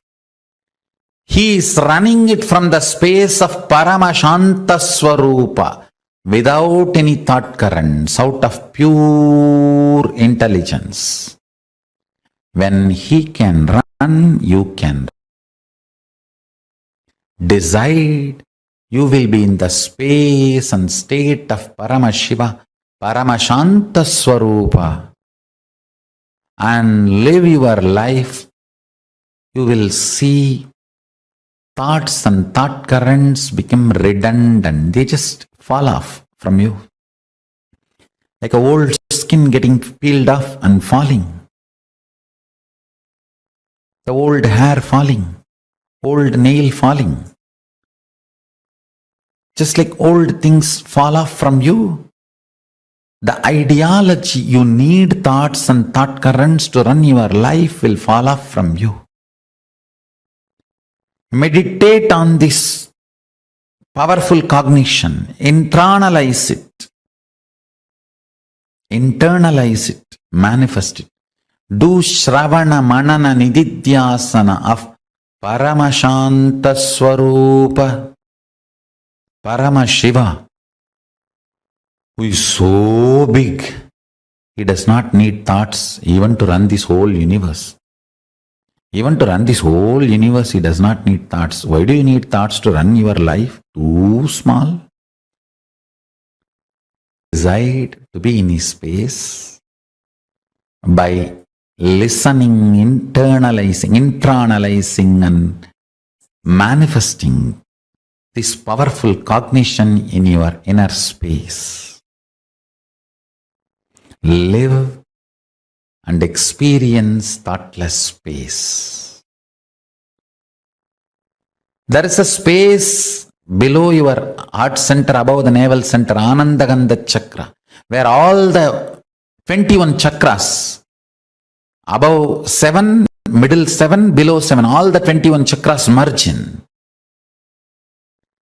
In that Anandagandha space, remember you are Paramashiva. What you feel as Paramashiva, what you feel as I and Paramashiva is one and the same. With that decision to cognize Paramashivoham, Paramashanta Swarupa, Shivoham, he will manifest more and make you cognize you don't need thoughts and thought currents to run your life.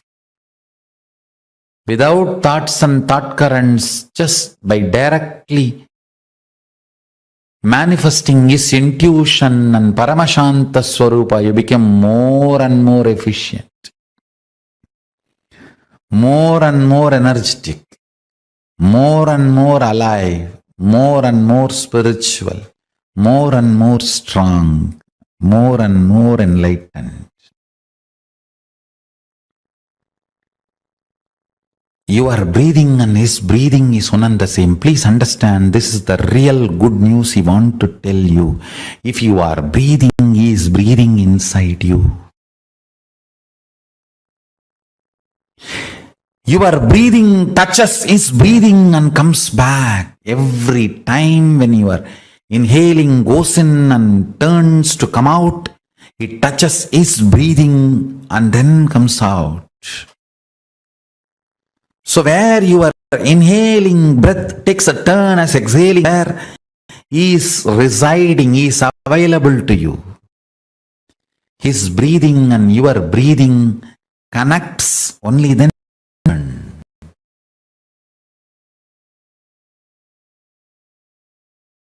Paramashiva's message from Sri KAILASA directly. Listen.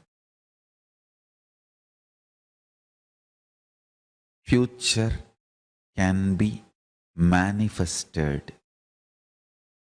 as you want. It can be planned and planted as you want. Listen to this whole science, step by step.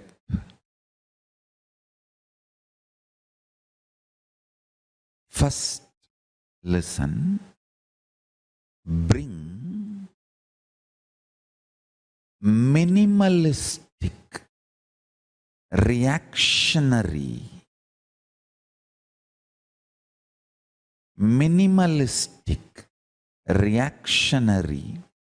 assumptions in your inner space. Let me repeat this word. This is the key word. Minimalistic, reactionary assumptions means Paramashanta Swarupa is powerfulness, eternal youth, powerfulness.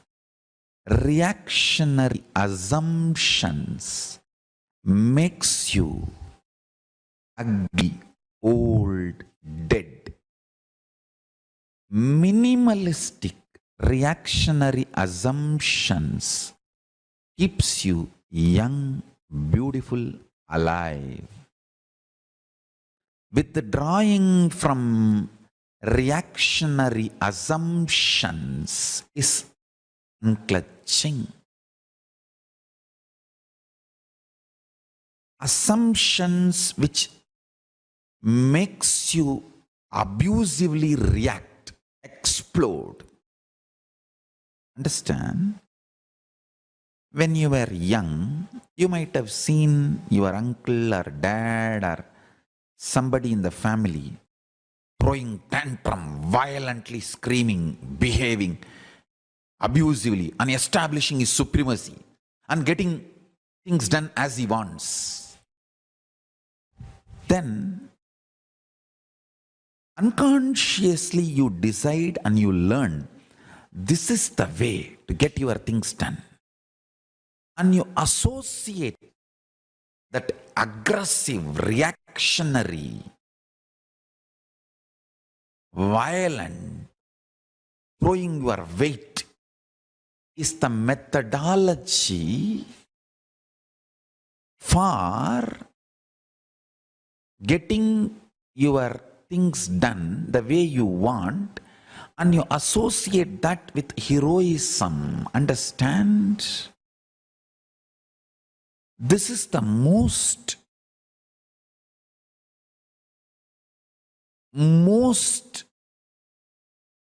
fundamentally flawed, wrong assumption you come to assume.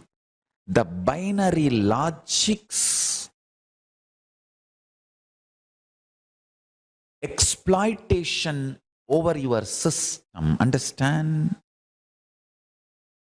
Because your uncle or dad or somebody has thrown their weight and got the things as they want in one situation by reactionary aggression,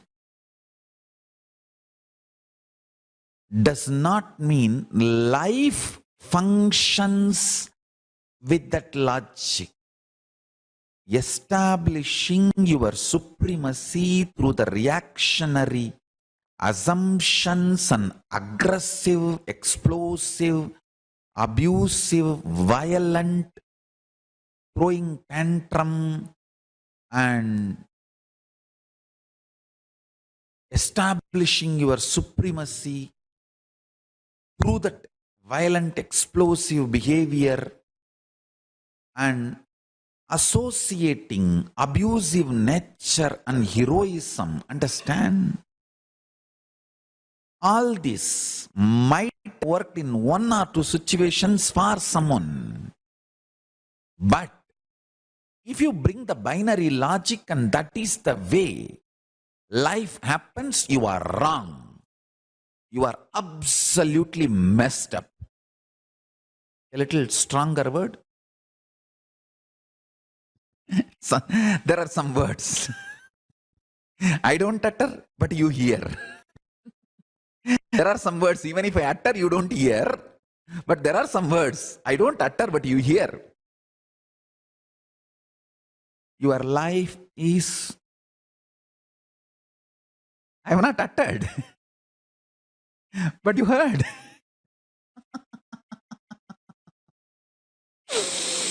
All right. Listen. Listen.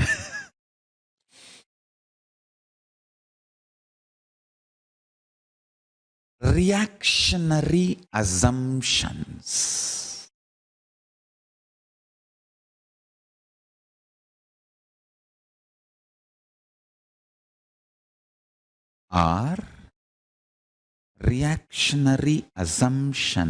are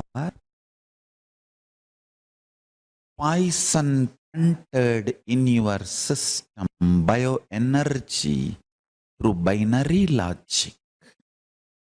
And every time the reactionary assumptions explode in your system, you have nervous breakdown. Reactionary assumptions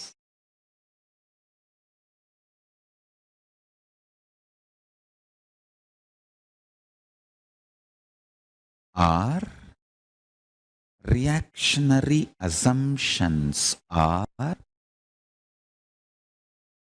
poison entered in your system, bioenergy through binary logic. And every time the reactionary assumptions explode in your system, you have nervous breakdown. If the nervous breakdown becomes a regular lifestyle, you have mental breakdown. Understand? But I will explain, and I request all of you to watch this satsang few times. See, principles of Ishana, principles of listening means,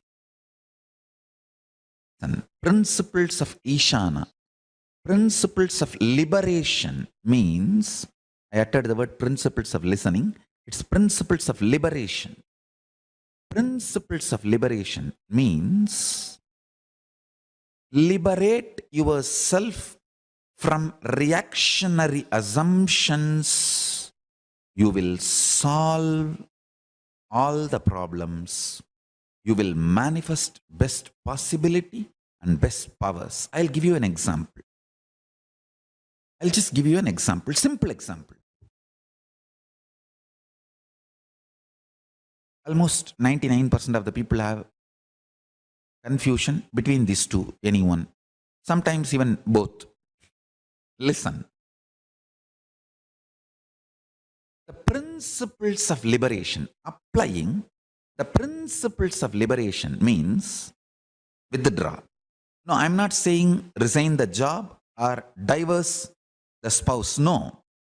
Withdraw for just 48 hours, 2 days.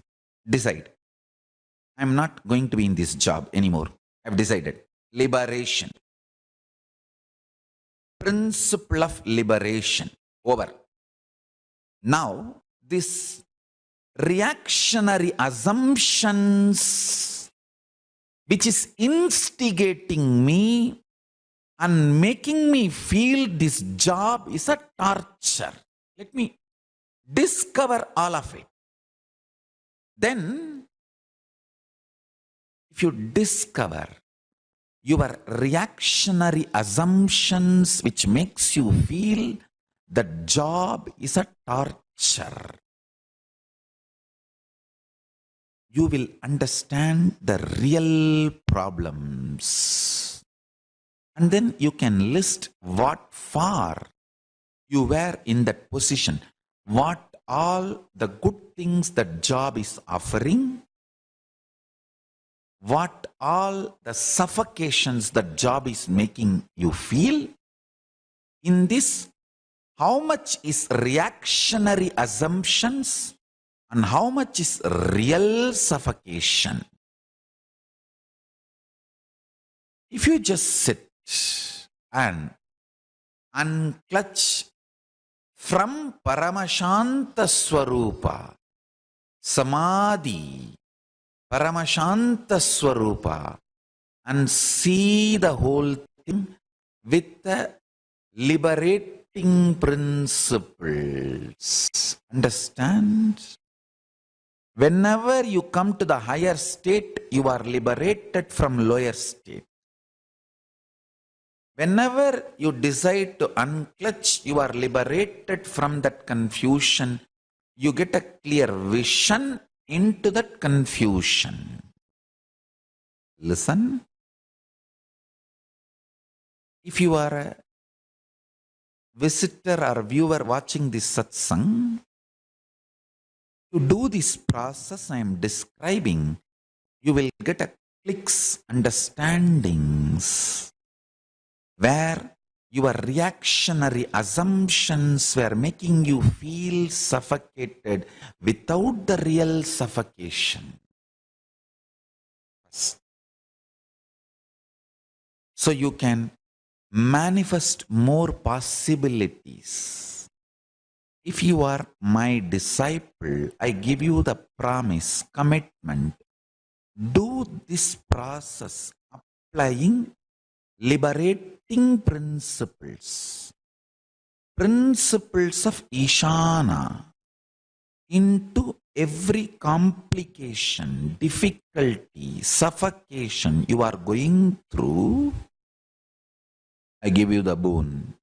you will manifest the power and change the whole situation. Suddenly, you will have a different manager. Your boss will be changed. You will have a transfer to the same unit you want. You will have transfer with promotion, higher pay, the way you want. I'll cause all the miracles. Just apply this principles of Ishana. Understand? With the blessings of Paramashiva. With the grace of Paramashiva, for my disciples, I'm giving you a boon. You just apply the liberation principles inside. Transforming your boss, your subordinates, and cleaning up all the old mess you made is my responsibility. I commit with you. When I commit, you know I do it. With the grace of Paramashiva, I'll clean up the whole mess.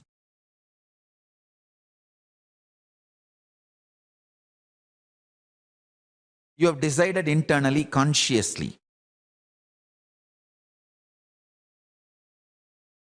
You tell Paramashiva, Paramashiva is inside your boss also. He is Antaryami. You tell Paramashiva, and with the grace of Paramashiva, for all my disciples, I give commitment. If you complete with Paramashiva, for everything you have done to your boss or your spouse, I commit with you, Paramashiva is responsible for transforming them, making them trust you are a new person, and let us start new. Let us start fresh.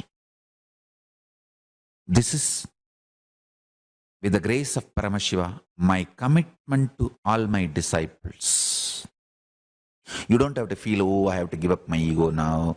I have to go and beg and ask them completion and all that. Relax. Listen carefully.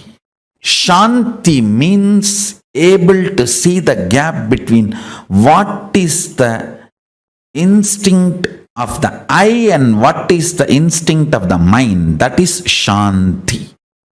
Able to see inside your inner space. The thoughts generated in you, are they from mind or are they from I? Always the I realizes and releases only powerful cognitions. Always mind realizes and raises only powerless cognitions. It's an eternal law of life. Ability to see the gap is Shanti.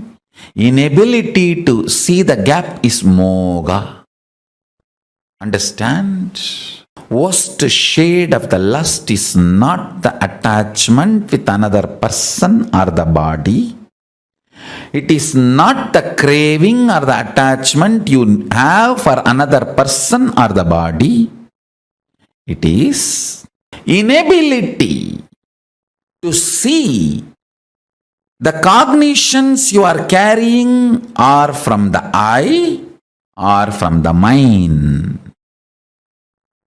Shanti means ability to see the gap between these two.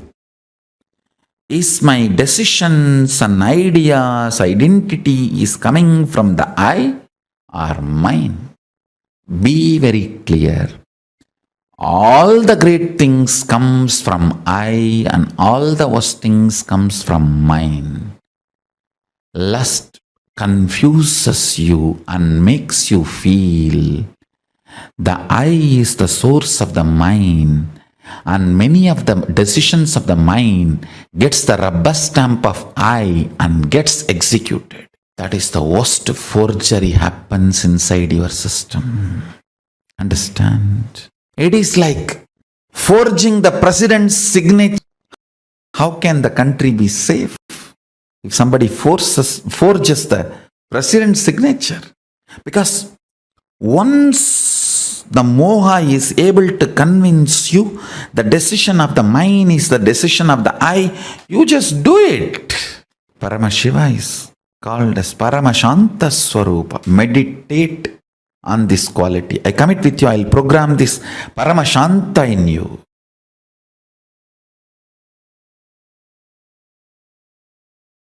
intensify your inner space through any one of these methods. I'll describe the methods now. Just 5. Continuous, unbroken prayer.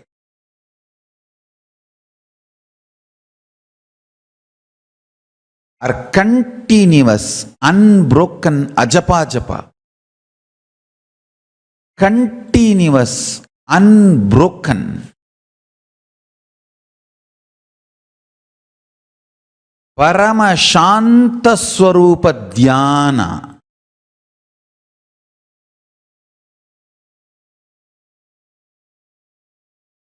Continuous, unbroken oneness. Continuous, unbroken, unclutching. Understand? I can give some more methods. First, let me describe these.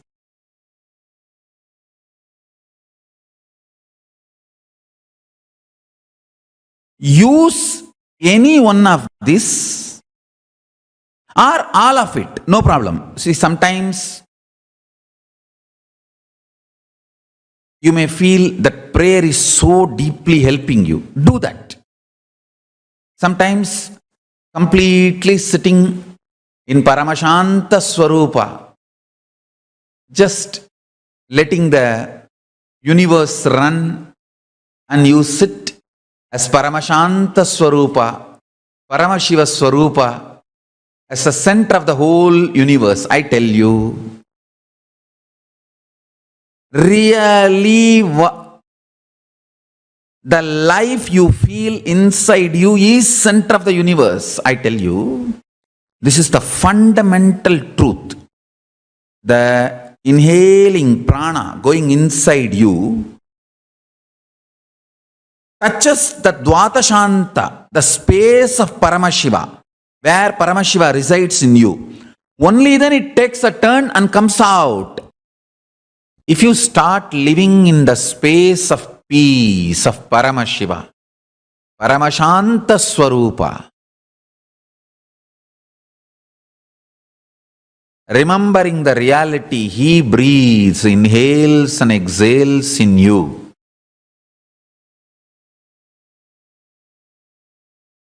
With the eternal bliss and peace.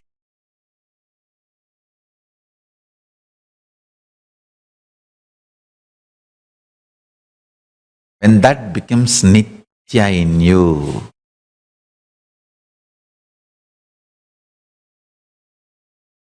the very quality of your existence goes up. See, that taste, what you consider as joy, bliss, that very quality raises.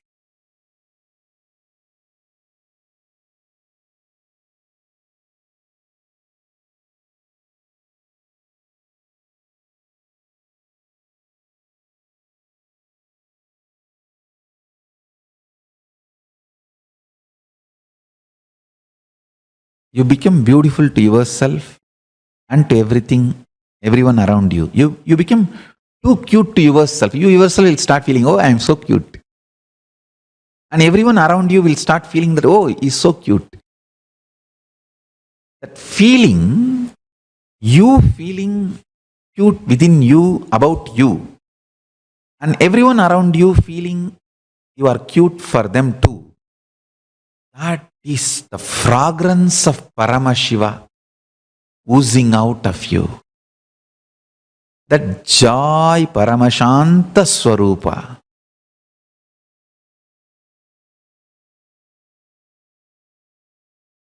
Understand? The reactionary assumptions, patterns, reactionary assumptions, lifestyle, and the mess caused by reactionary assumptions and that lifestyle.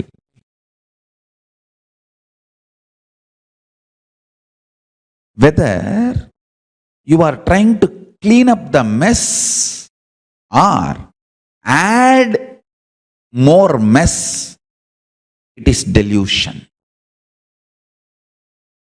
Let me make it clear. The reactionary assumption patterns means assuming and reacting. Those patterns, I should call them as mala, toxins. Not only unnecessary, sitting inside you, dangerous, sitting inside you. There are some things unnecessary, but not dangerous. But there are some unnecessary and dangerous.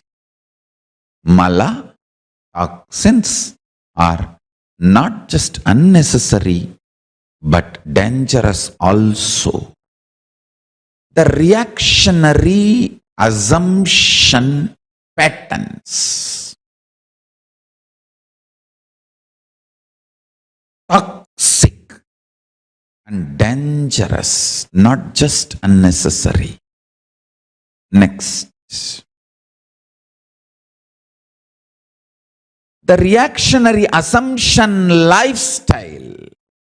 So, behaving this way and making decisions, becoming lifestyle. That is second. Third, the mess you made in your life due to this reactionary assumption patterns and reactionary assumption lifestyle. Understand? The fourth is the important statement I am making.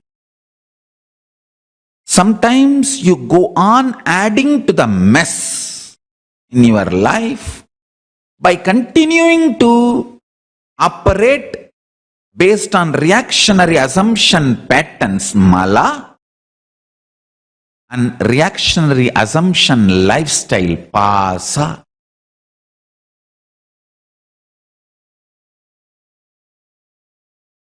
If you are adding more and more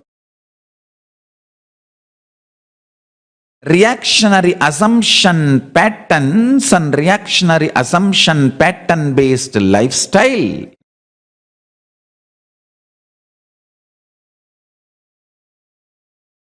you are adding more and more alahala, poison in your life,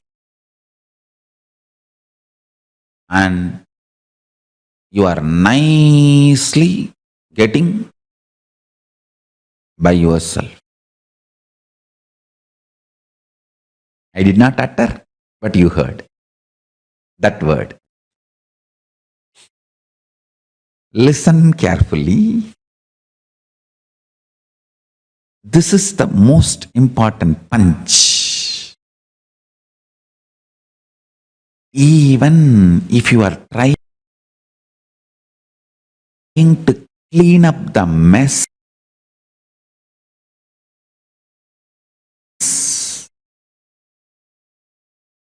created by the reactionary assumption patterns and reactionary assumption lifestyle,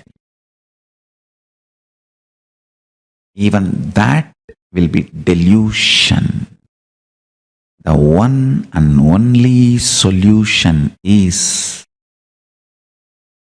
unclutching,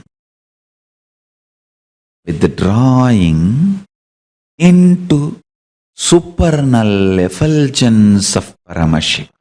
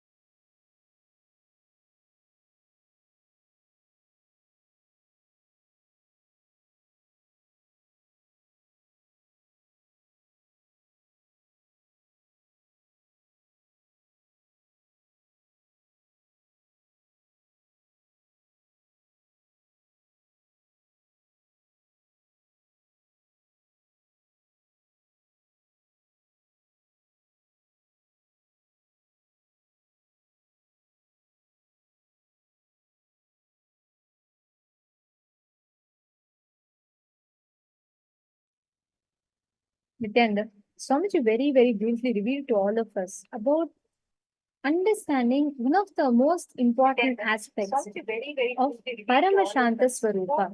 How do you establish yourself in Paramashanta Swarupa? How do you discover your Paramashanta Swarupa? Can I request all the participants to post in the chat if you have any, what you understood and if you have any questions? Swamiji gave a very, very beautiful truth, right? This entire universe is governed by Paramashiva without thoughts. Thoughts are nothing but your inability to cope up with reality. Whenever you feel you're not able to cope up with reality, that is when you have a thought. Your thought is nothing but your inability to cope up with the reality. Now, to all the participants that are here, can I request every one of you to describe what you understand as Paramashanta Swarup? Can I request every one of you to please describe? Take a minute and please describe what do you understand as Paramashanta Swarupa? What exactly is Paramashanta Swarupa? How do you experience a Paramashanta Swarupa? See, peace-based actions, peace-based decisions. Peace means it is not an understanding of just mere silence. No. Peace is not the dead silence of the graveyard. No. It is the vibrant, alive silence in which Dakshina Murti sits, where petabytes and petabytes of information is shared.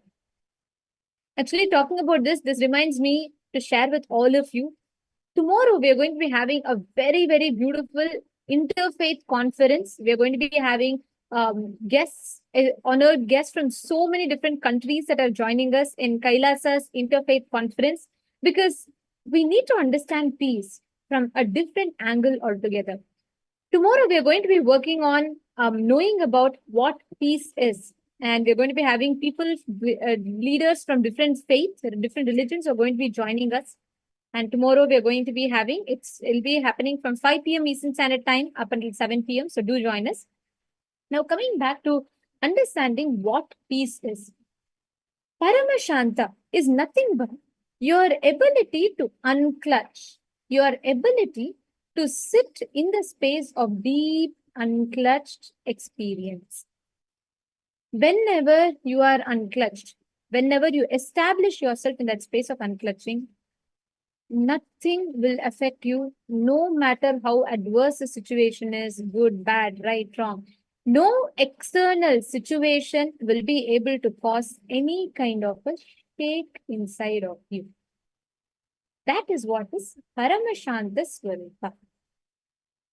Now, this Paramashanta Swarupa is where there is one part of you, actually, if you look into your life, the moments where you are angry, the moments where you are sad, the moments where you are happy, depressed, amidst all of these ups and downs, there is one part of you which is completely undisturbed, completely unperturbed.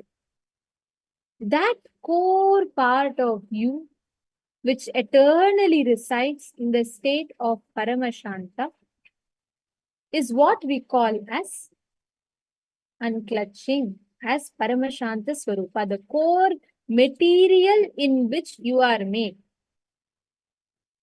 Now, to all the participants that are here, most of the time, our mind, if you just observe yourself, you will see most of the time your mind is so preoccupied in analyzing any information that comes, it immediately has to keep seeing it from the taking the past experience and projecting it, taking the past experience and projecting it. And we almost lose the ability to see reality as it is, because we are not seeing the reality. We are only seeing our version of the reality. We are only seeing something of what we understand as reality, but not reality as it is. Every one of you are going to be experiencing the space of Paramashanta Swarupa.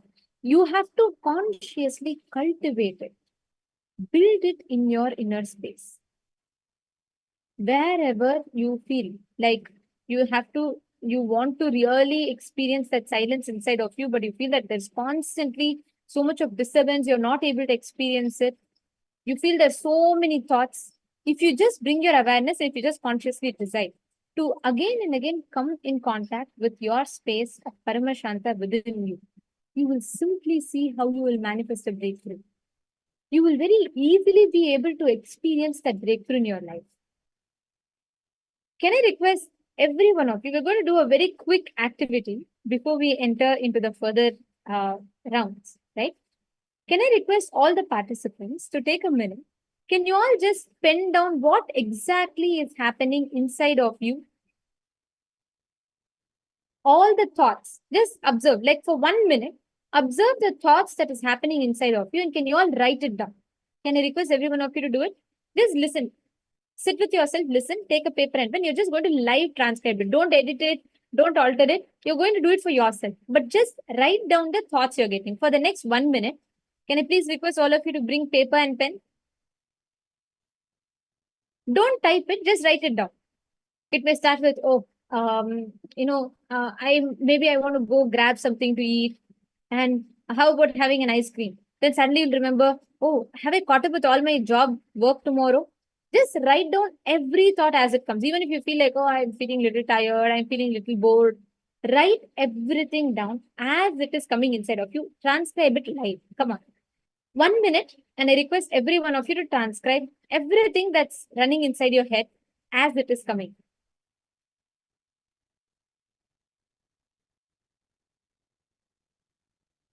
Come on, every one of you write it down.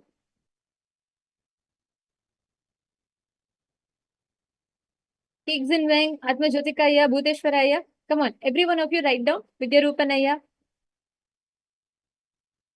Just listen to yourself. Don't edit your thoughts. Don't try to correct or edit your thoughts. Just write down all the thoughts you're having as you are having. Whatever is coming in your inner space, please write it down.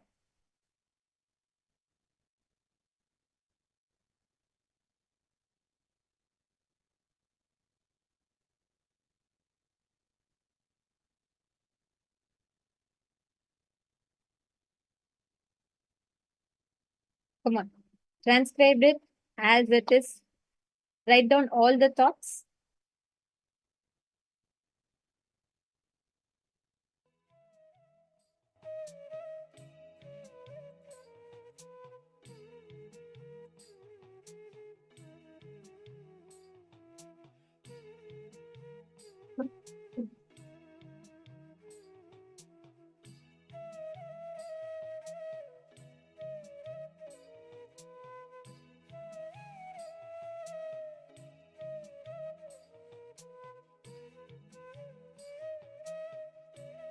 All right.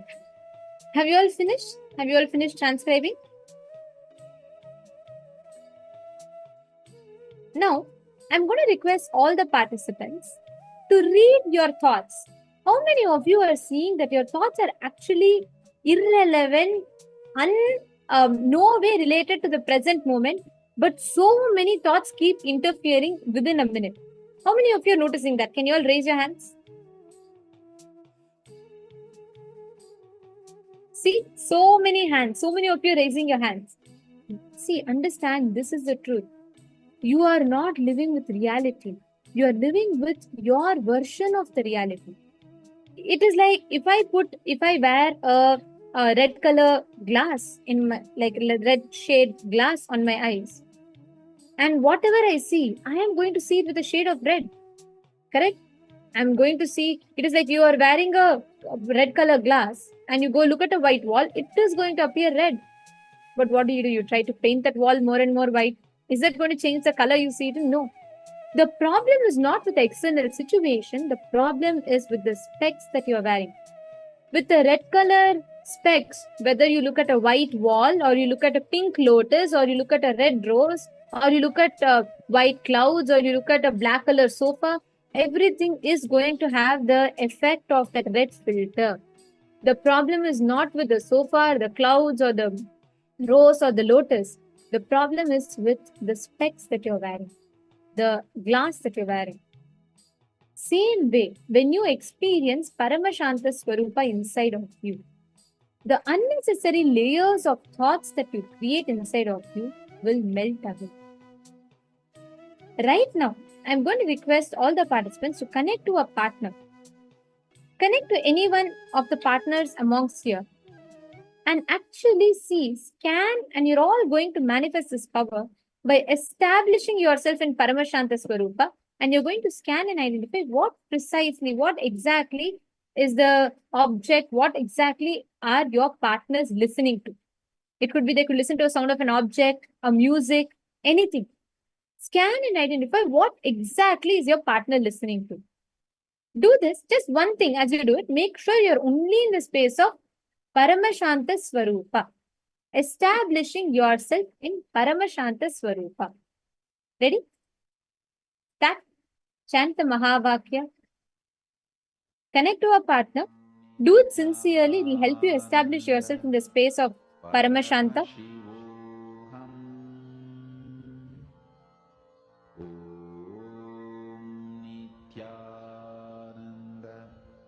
Paramashivoham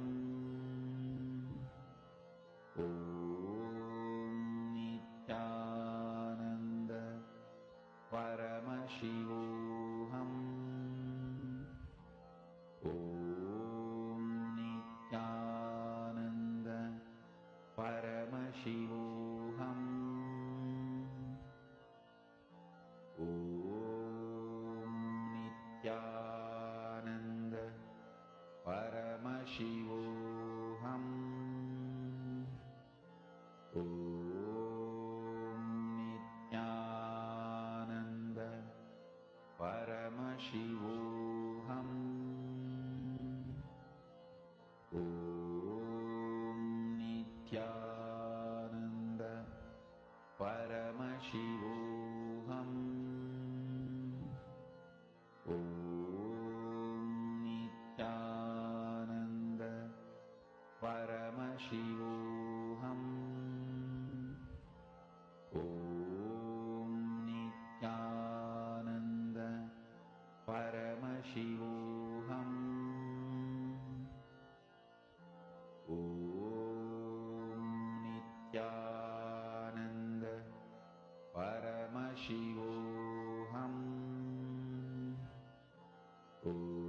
Om Nithyananda Paramashivoham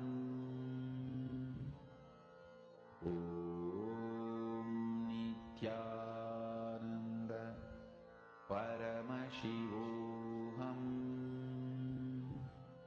Om Nithyananda Paramashivoham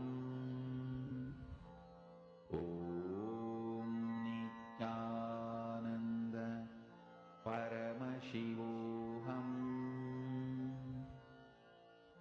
Om Nithyananda Paramashivoham Om Nithyananda Paramashivoham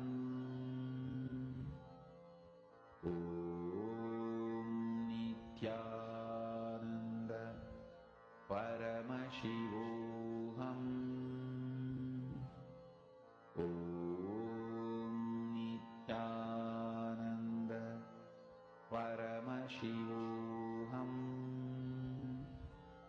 Om Nithyananda Paramashivoham Om Nithyananda Paramashivoham Om Nithyananda Paramashivoham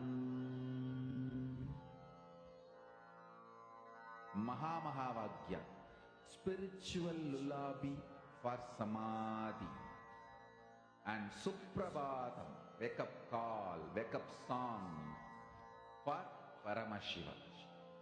This Mahamahavagya a spiritual lullaby for you to fall into Samadhi. Suprabhatam, wake up song for Paramashiva to wake up in you. Just remember this one powerful cognition. This Mahavagya puts me in Samadhi. This is spiritual lullaby for Samadhi. And Suprabhatam, wake up song for Paramashiva in me. For Paramashiva to manifest. With this one spiritual powerful cognition, chant this Mahavagya.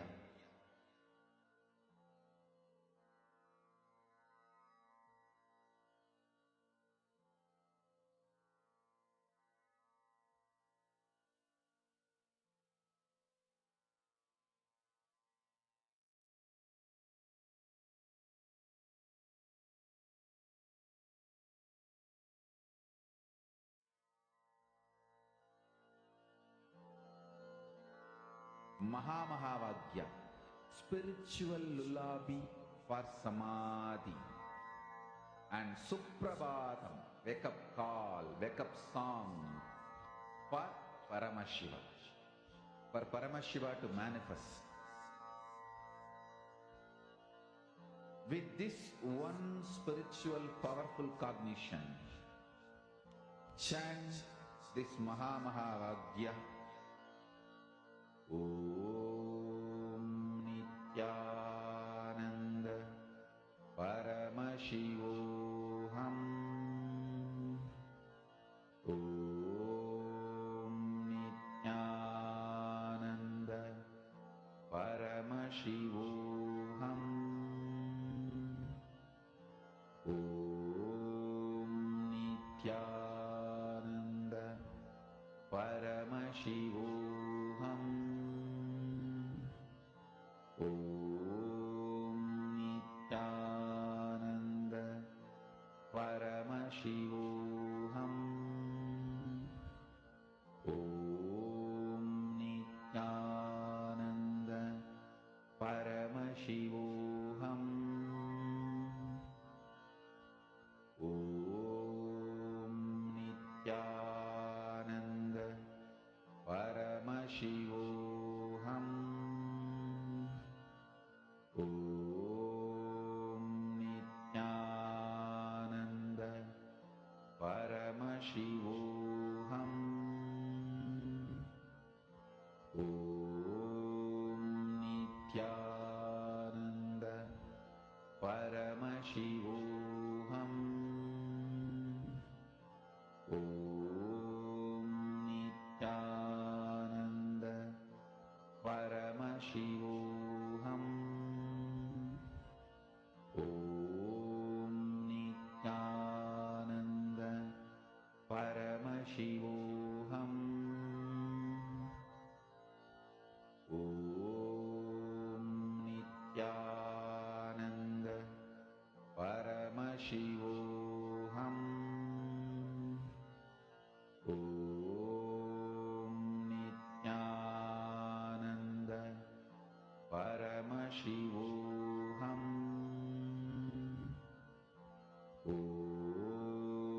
Nithyananda Paramashivoham. Om Nithyananda Paramashivoham. Om Nithyananda Paramashivoham. Om Nithyananda Paramashivoham. Om Nithyananda Paramashivoham. Om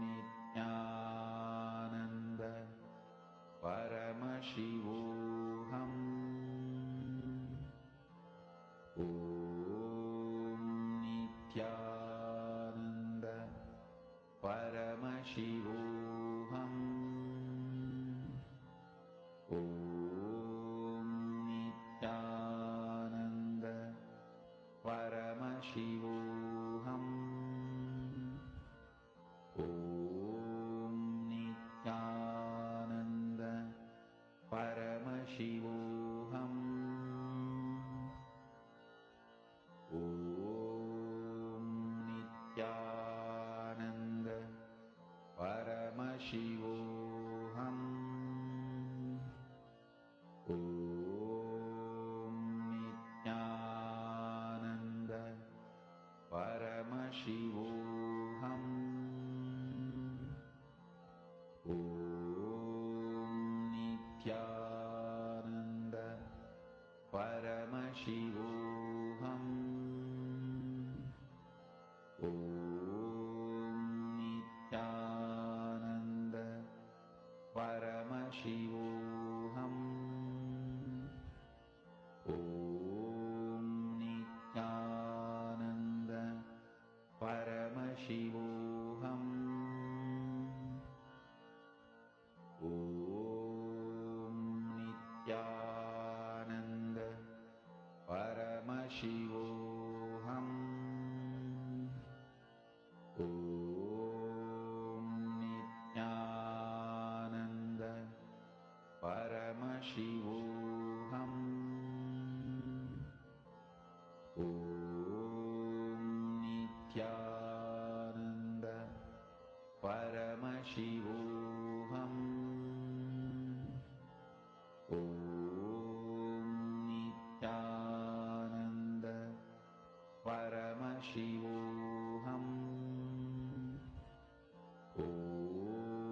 Nithyananda Paramashivoham. Om Nithyananda Paramashivoham. Om Nithyananda Paramashivoham. Om Nithyananda Paramashivoham. Om Nithyananda Paramashivoham. Om Nithyananda Paramashivoham. Om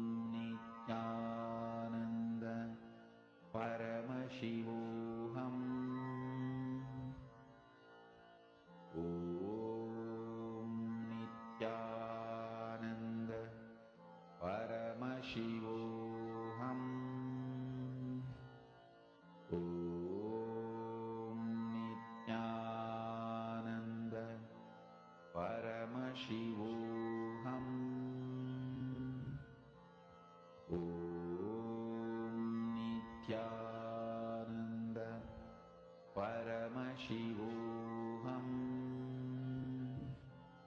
Om Nithyananda Paramashivoham. Om Nithyananda Please relax. I request all the participants there. How many of you have started manifesting?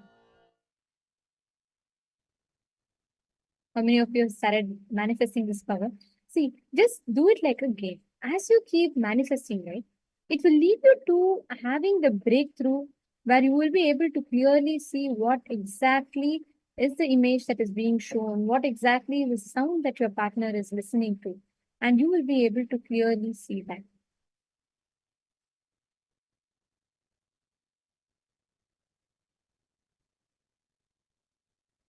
Now, I'm going to request all the participants, every one of you, to take a few minutes and type down what your clicks are.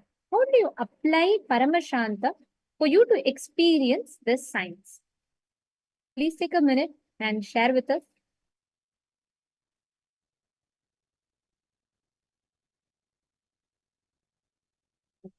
And now, we're all going to be entering into the next session where we will be learning about how to manifest that peace. We learned about what is Paramashanta Swarupa. We are going to now learn about how to achieve that Paramashanta Swarupa through Ahimsa. Let us listen to Swamiji's revelations now.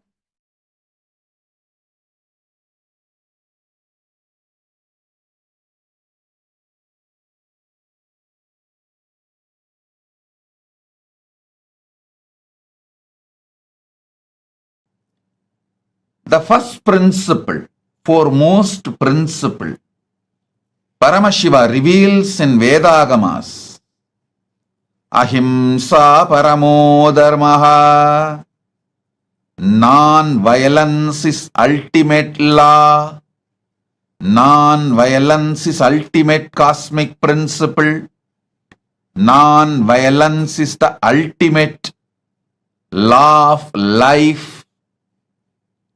Understand? In Hinduism, all the great truths are revealed.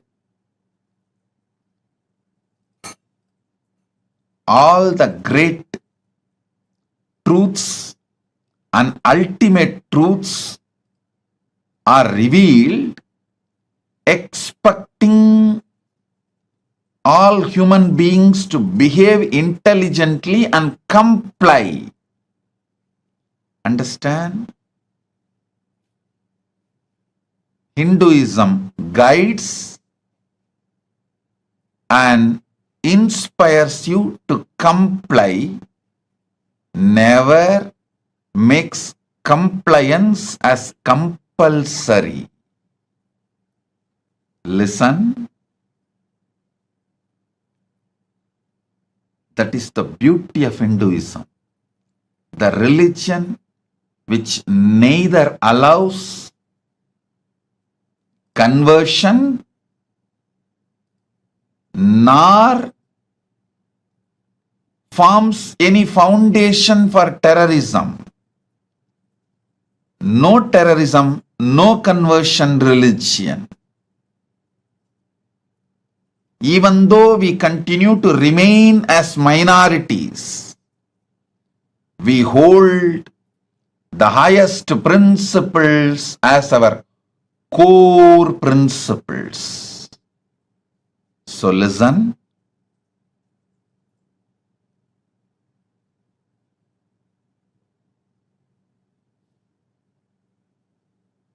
I'll give you the few cosmic truths about the qualities of potential world leader. Understand? World leader, or I can even use the word world leaders. Leaders who strive, who aspire to lead the world, want to set a trend, want to impress upon the world, influence the world. The basic quality for them should be non-violence centered cognition. Everything should be handled, perceived, cognized, responded from non-violence. Ahimsa. Ahimsa paramo dharmaha.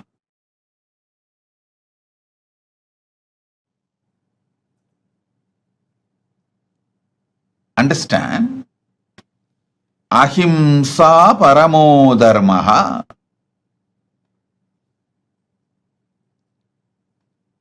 Hinduism has at least 10,000 existing subsects. Means the branches of Hinduism, at least we have 10,000 traditions, 10,000 sampradayas, 10,000 sects. I should call it a sampradaya. Traditions. All 10,000 agree upon this one law. Ahimsa paramo dharmaha. Non-violence is the ultimate cosmic law, ultimate cosmic virtue. Anyone who picked up side in wars happening all around the world. I am not talking only about the Israel Palestine war. I am talking about small, big scale wars happening all around the world in multiple countries. In many countries, the wars happening.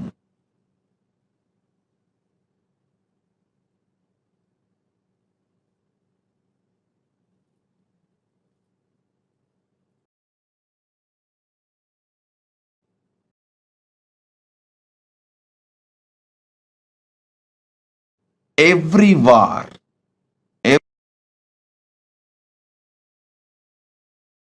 every conflict should be handled with this one principle, ahimsa paramo dharmaha. The world leader should stop taking sides. Anyone who wants to be world leader, the first quality, stop taking sides. Second quality, stop declaring anyone as your enemy openly or inside strategically. Third quality, don't be neutral, means non-involved. No. A world leader should not be neutral and non-involved. Fourth important quality, we need world to exist. We need the planet Earth to exist. The only home as on now the modern day human beings know is this planet Earth.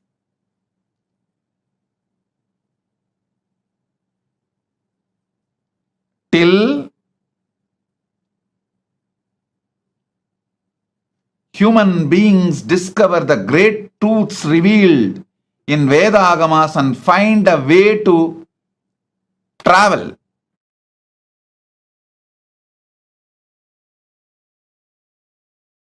Find a way to travel up and down to vertical time zones, other worlds, other universes, other lokas. At present, this planet Earth is the only place we can call it as a home for human beings. So, we should all be inspired, guided by this one truth, ahimsa paramo dharmaha, and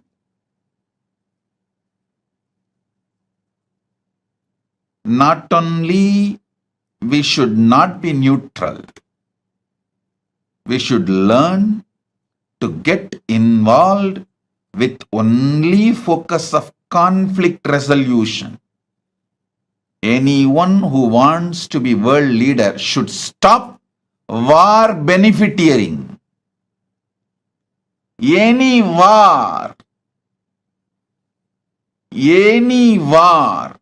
war benefiteers are not only exploiting the war situations, they continue to nourish, empower the war sentiments, violence.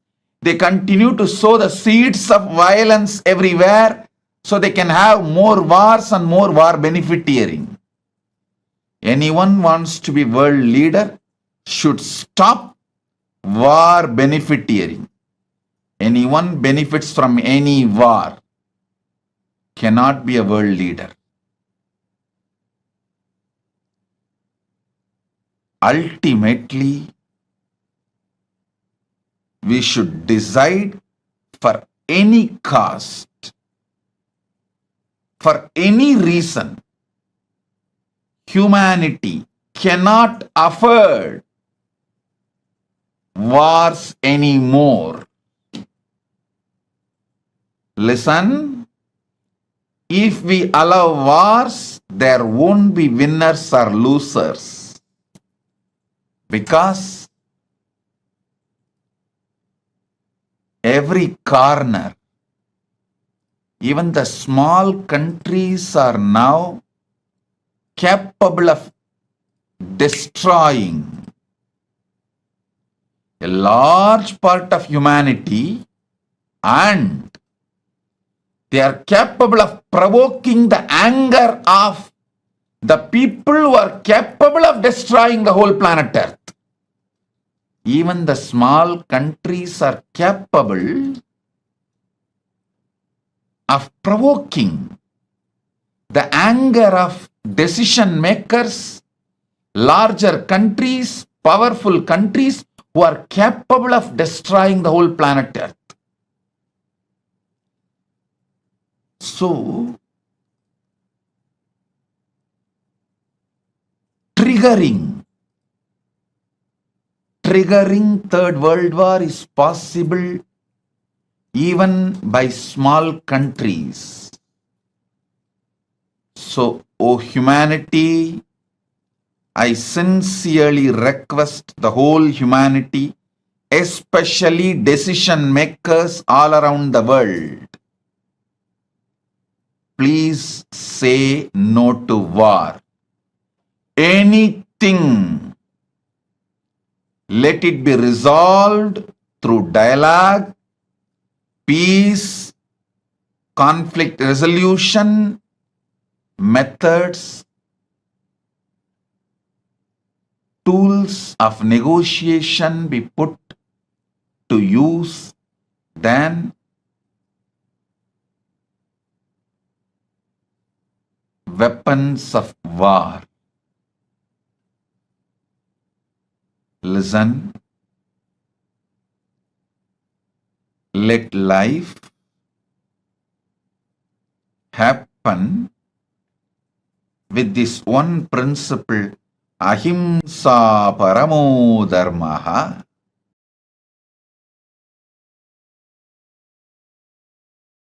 Please listen. There is something called innate vengeance, means the vengeance you feel because you feel divided from the oneness. See, by nature, whether you accept or not, understand or not, the oneness is your nature. But when there is a gap due to some reason, you develop vengeance towards that gap.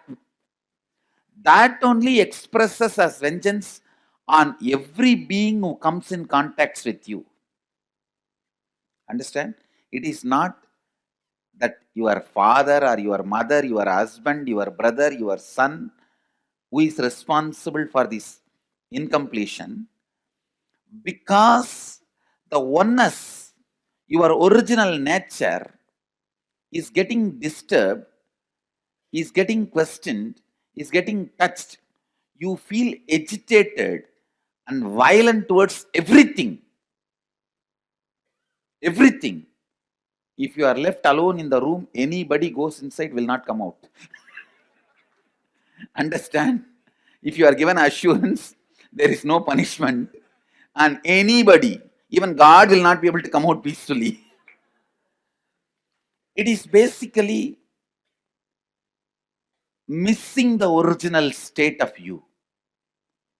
The time from which you started missing your original state, that Advaita, the innate vengeance, that expresses as your words, body language, feeling bored, tired, angry, agitation, for everything, the root cause is that unable to handle losing the oneness.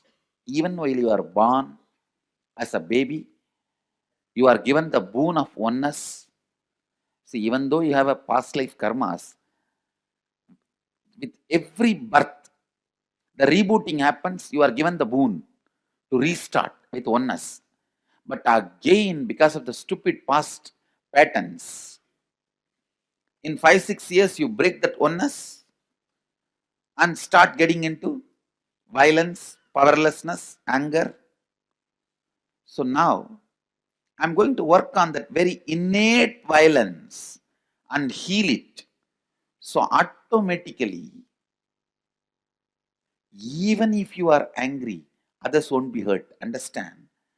The others are hurt more by your context than your contact. Please understand? Sorry. More by your context than your conduct.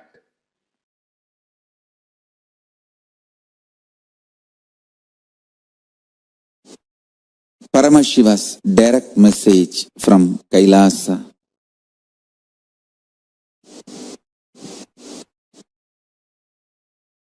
Understand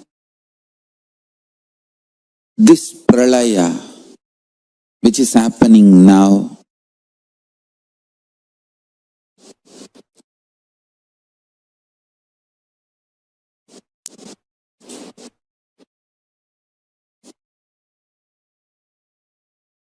As some good news,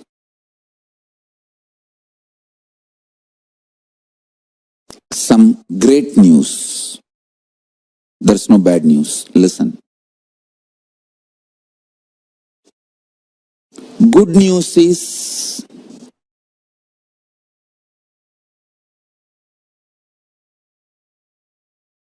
your mental setup, the mind you built,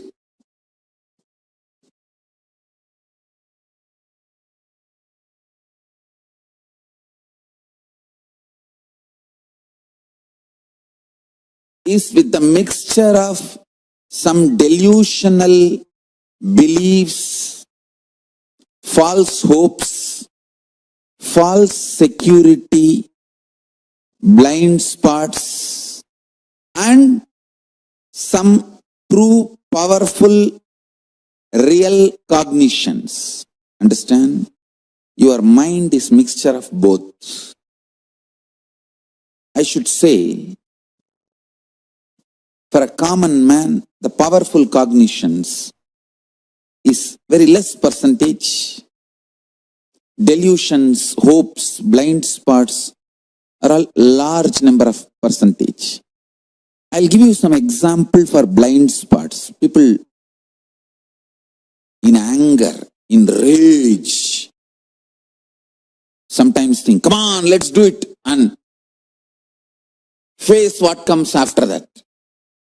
But when after effects, the side effect, the result of what they have done, when it comes, they can't face.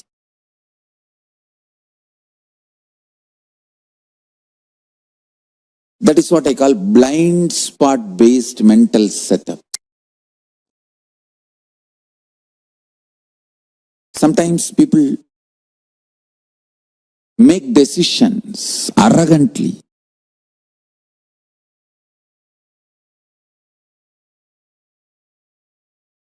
You can see even in Indian movies.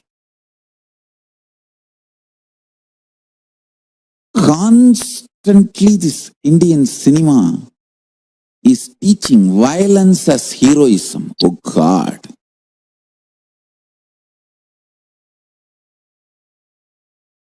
So much violence is not required to run your life. But it is so unfortunate, Indian cinema makes you believe only if you are violent, you can survive, which is not true.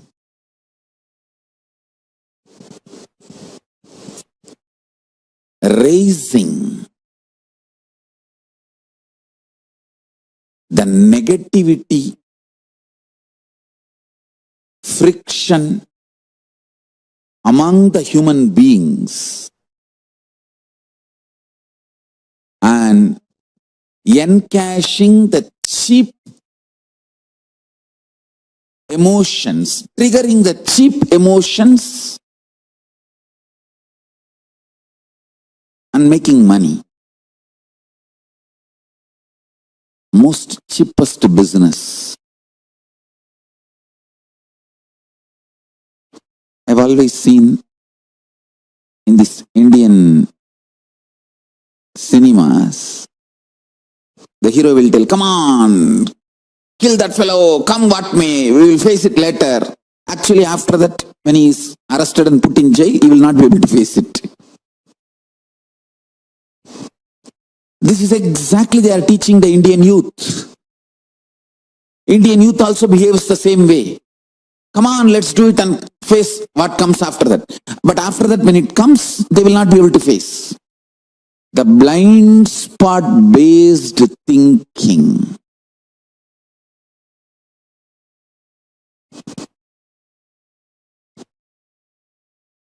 Listen.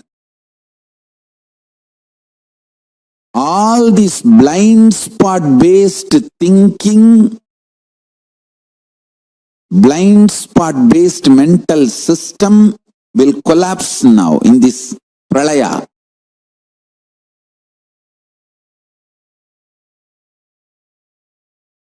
Actually, non-violence is the real heroism. We should teach our next generation how to take the non-violence and blissful coexistence to your core level. All this violence-centric heroism and violence-centric hero worship stories, everything should be moved away from the next generation. Violence should not be taught as heroism.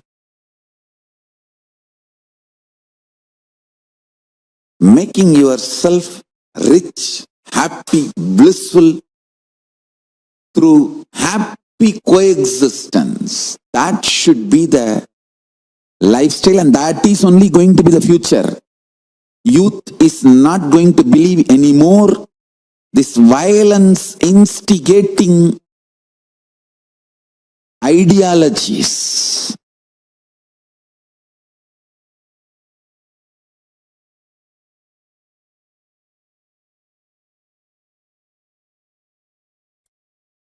Tyaga, non-violence, unclutching, all these are not inactive, tamasic, inertia, lazy, tired, bored, withdrawn lifestyle. Non-violence means not only you will be non-violent, ahimsa, established in ahimsa, you will actively practice ahimsa and enrich everyone to live ahimsa. You will create an ecosystem where ahimsa can be practiced with integrity. Understand? All the infrastructures needed to keep the non-violence ahimsa alive. Media is the non-violent way of reaching out to people and telling the real truths and facts.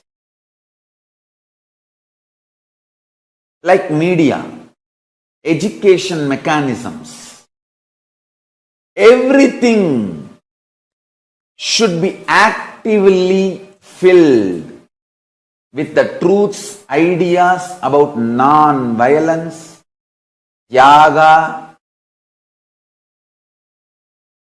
spiritual strength, powerful cognitions, all these great truths. Listen.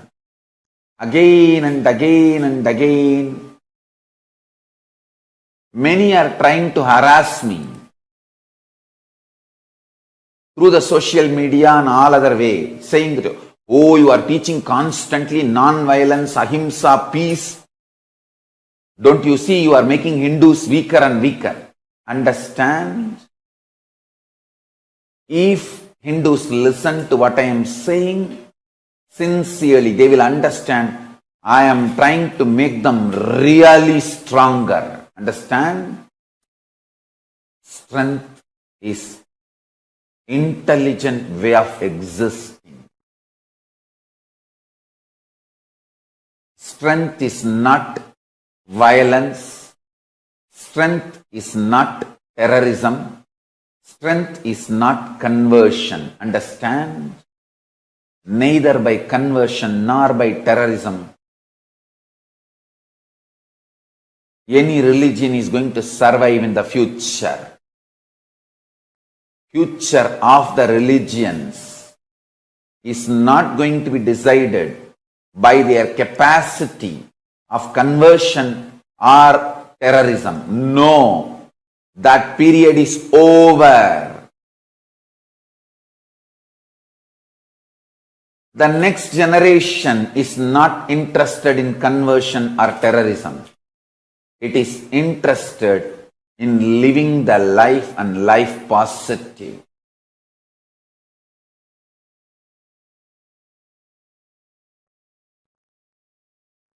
Let me first make clear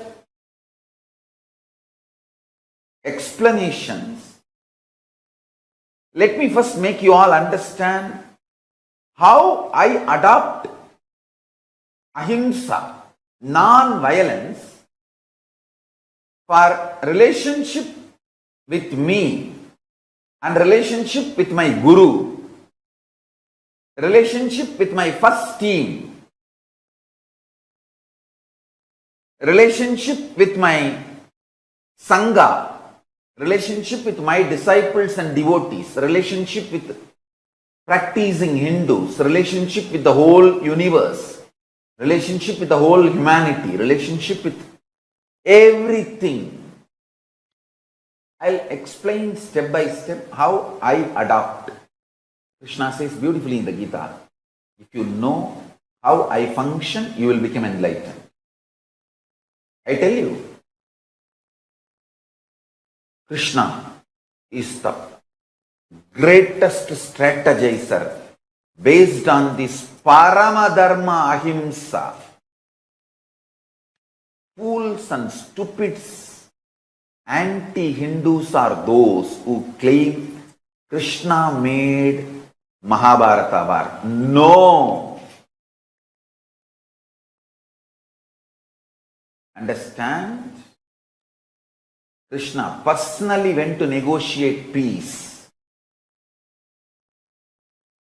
And he was abused. And Krishna knows he will be abused. He may be abused when he goes for negotiating peace. But still, he took the risk.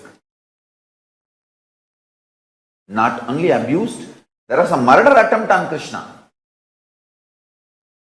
There was a murder attempt.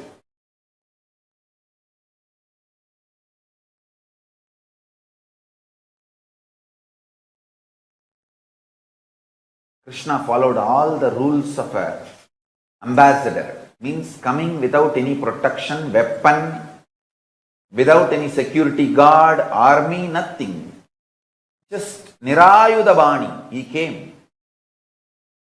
And these bloody Gaurava fellows and Duryodhana, due to his extreme delusion, he orders Krishna's arrest. And then the whole earth shakes. And Bhuma Devi kicked him out of his throne. He was thrown out of his throne. THROWN. Thrown out of his throne. THRONE. That time itself Bhuma Devi decided this fellow, this Duryodhana, should not win in the war. See, arresting Krishna, not only not right as per the country law, it's atrocious as per even the cosmic law. Both the way. And originally Hindu kingdoms are supposed to run by cosmic law.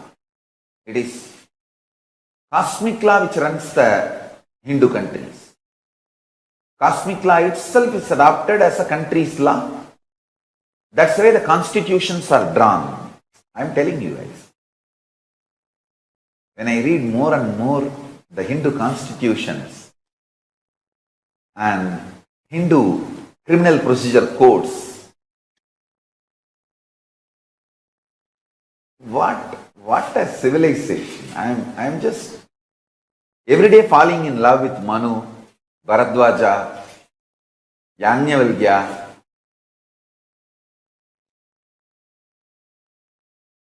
Core of me are Krishna.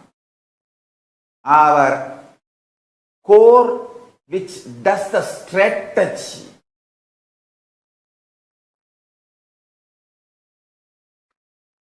is pure compassion, non-violence, ahimsa.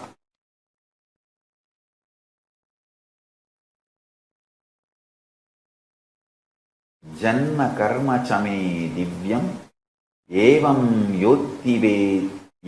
yovetti tattvataha tyaktva deham punarjanmanaiti mameti Arjuna. All violence is delusion. Please listen. 99.9999% of the material out of which you are made and I am made. Listen. 99.9999% of you and 99.9999% of me, both not only same stuff, they also know each other as the same stuff. Listen. 99.99999% of the stuff out of which you are made, I am made, all of us are made. That stuff is same. And the most important thing is not only it is same, it knows we are all same.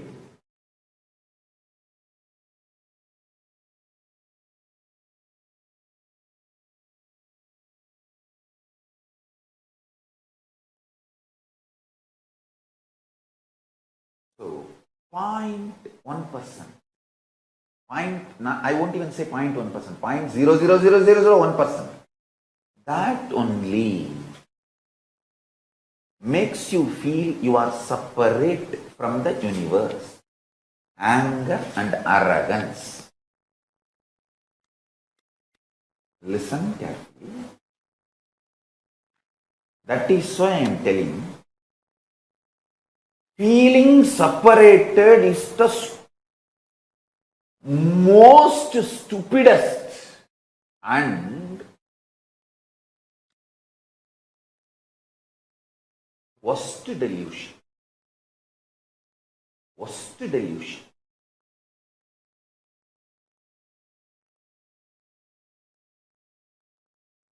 It is from the feeling separated stems violence. Violence is rooted in feeling separated. So listen. It's with extreme love and compassion I am telling you the secrets. Secrets of my success. And these secrets will make you successful. Never ever get frustrated about life. Never ever get angry about life. Never ever get violent about life. If you cut and check me inside, there will be 0% violence. Not even one iota of violence. That is the secret of my success. Now you should listen. All my kids, listen. I am sitting with you with my one hand on your shoulder and telling, Kane, இது பரம ரகசியமடா, நல்லா கேட்டுக்கோ. The material, the metal, core stuff out of which you are made, I am made, this universe is made, Paramashiva is made, that material is same. And the great news is, this material knows that we are all same. It is not that you need to build this enlightenment step by step. No. The material, which is you, your body, your mind, your core cognition, your individual identity, and what you call as your body, your mind, your privacy, your secrecy, your all the things. Whatever you call as you, closer to you, my mother, my father, my daughter, my sister, my son, my husband, my whatever, my friend, my beloved, my soulmate, or me. All this is made of certain stuff. That stuff and the Paramashiva, the stuff out of which Paramashiva is made, and the stuff out of which I am made, all of us are made. That stuff, that material is same.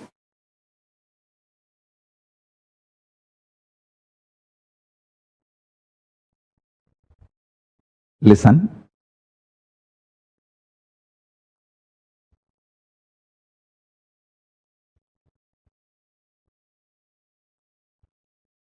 Just like how my Guru gave me straight teaching and liberated me from all the socially inflicted delusions about wealth, I'll give you some of the powerful cognitions and liberate you from all socially inflicted delusions and the pains due to the delusions related to Kala Tattva, time.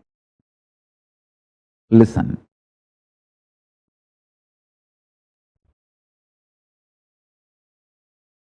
Even death is okay, but don't ever become violent.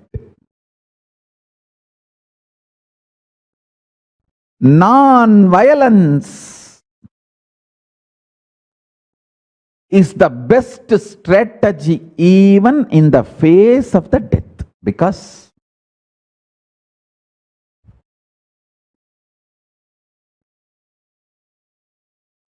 if you adopt violence, you will go down into the more and more deluded consciousness and suffer. If you adopt non-violence, even if you die, you will raise into higher and higher consciousness. You can manipulate your ability to take birth as you want.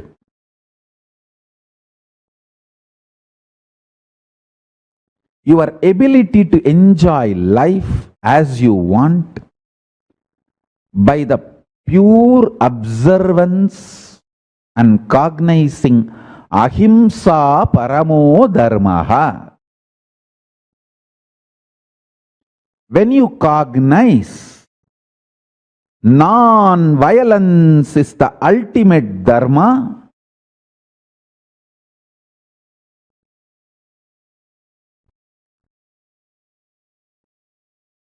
you have so many wonderful powers manifesting in you.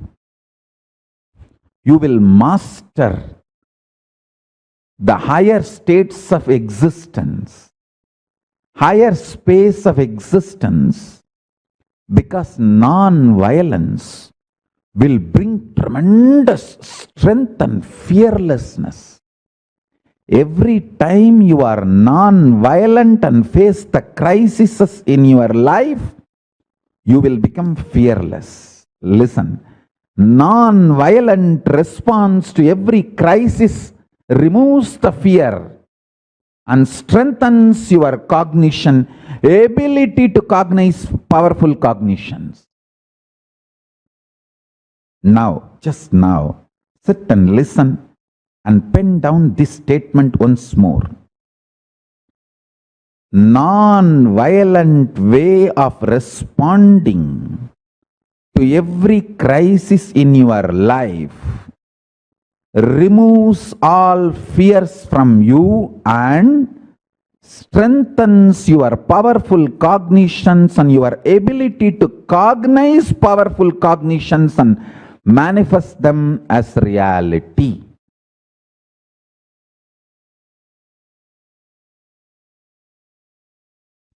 Understand? First, I want to tell you, I am neither optimistic nor pessimistic.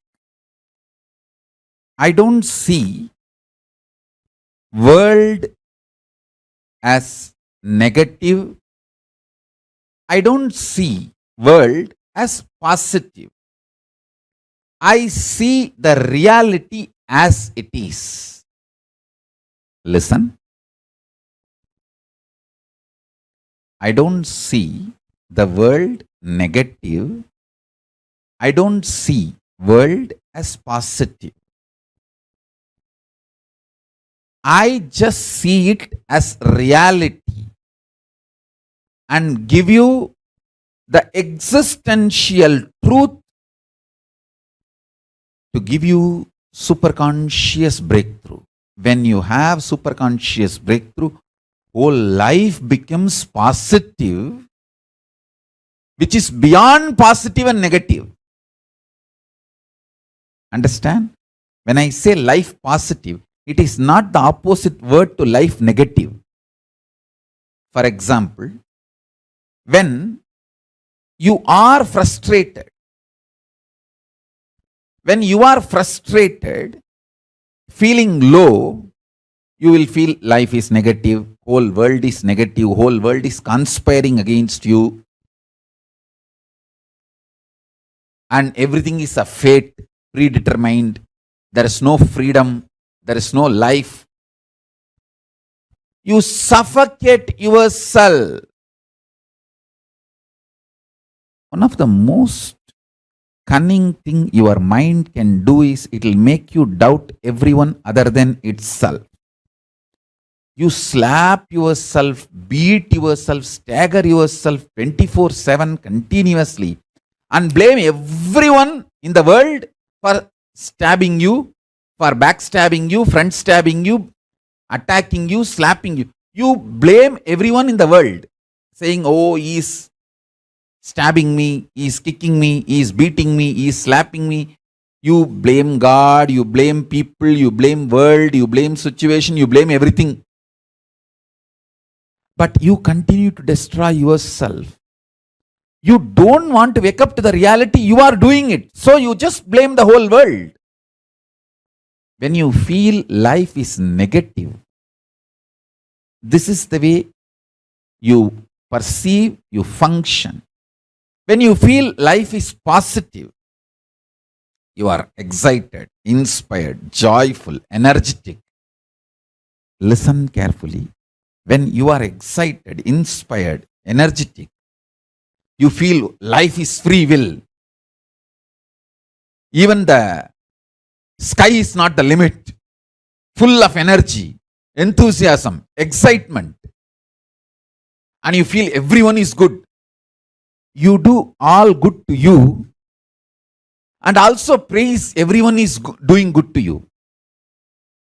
Understand, I neither look at the world life negative, nor look at the world life positive. I look at the world as straight reality. When you see the reality as it is, the love floods from your consciousness. I tell you, the love flooding from your consciousness is power. Love never makes you weak. If you are feeling love makes you vulnerable and weak, you are fool. Love makes you powerful, life positive. If you are feeling love makes you vulnerable, because of your love, others are taking advantage of you. You are becoming demon. You are falling in the trap of demons. I tell you, love does not make you life negative, life positive. It makes you living life powerful. The love I am talking is a power. Love makes you life powerful. I see the reality and I can see how the love makes me powerful and makes everyone in the world powerful.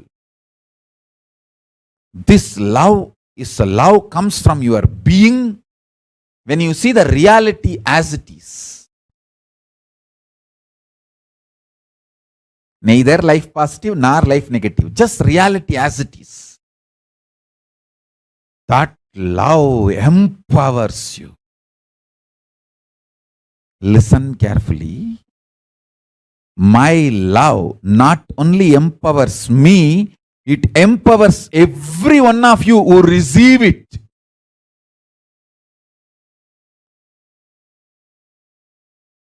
In multiple level, my love empowers you.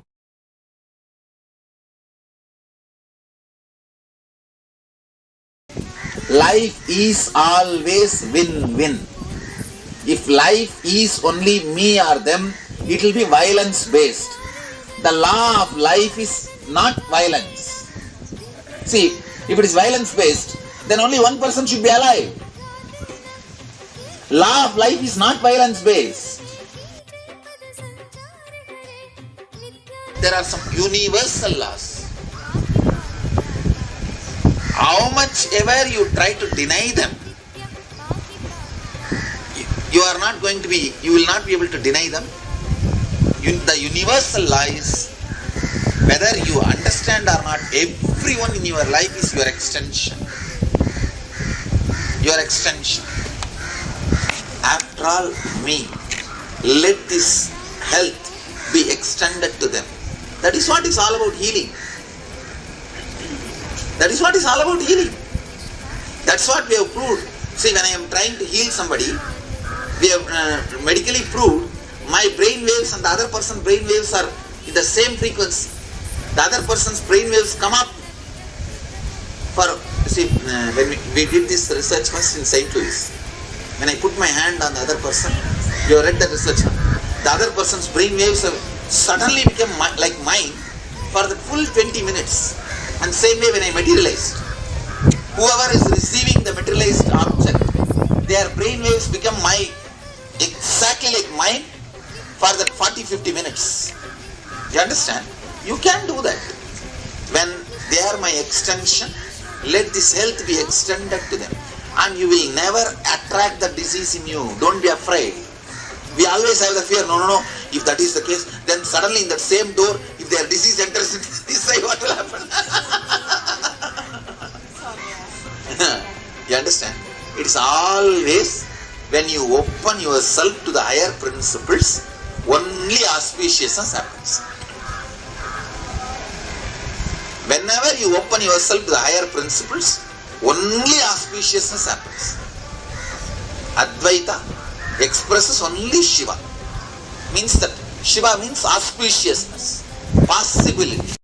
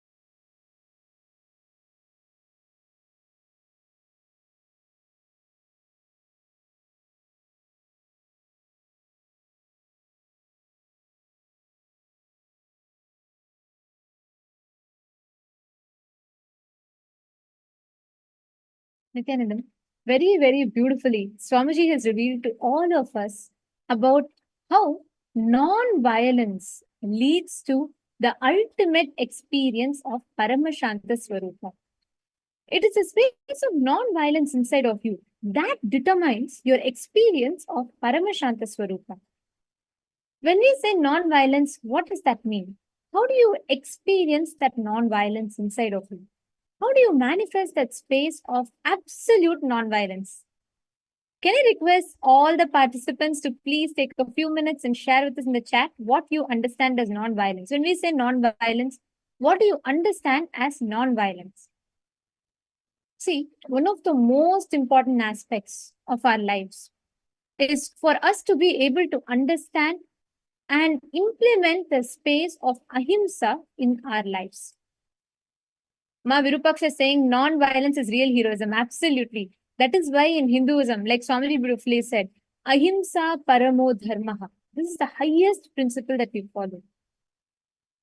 Non-violence is not just the act of not externally exhibiting violence, no. Even in your thought level, even in your inner space level, not having violence, not entertaining violence inside of you. That is what is non-violence.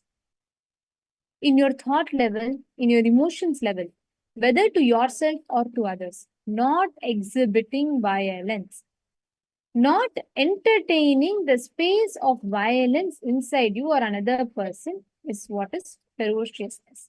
When you see, understand, when you decide, when you have to break free from Maya, you are not going to make a decision from violence. Oh, you're not going to say, all right, I have decided to break free from Maya, so this is what I can do, and I'm going to go ahead and I'm going to beat myself till I do this. No. Beating yourself up is not called ferociousness. Whenever you need to break free from Maya, two things you need to know. First thing, you need to be ferocious. Second thing, that ferociousness should come from non-violence.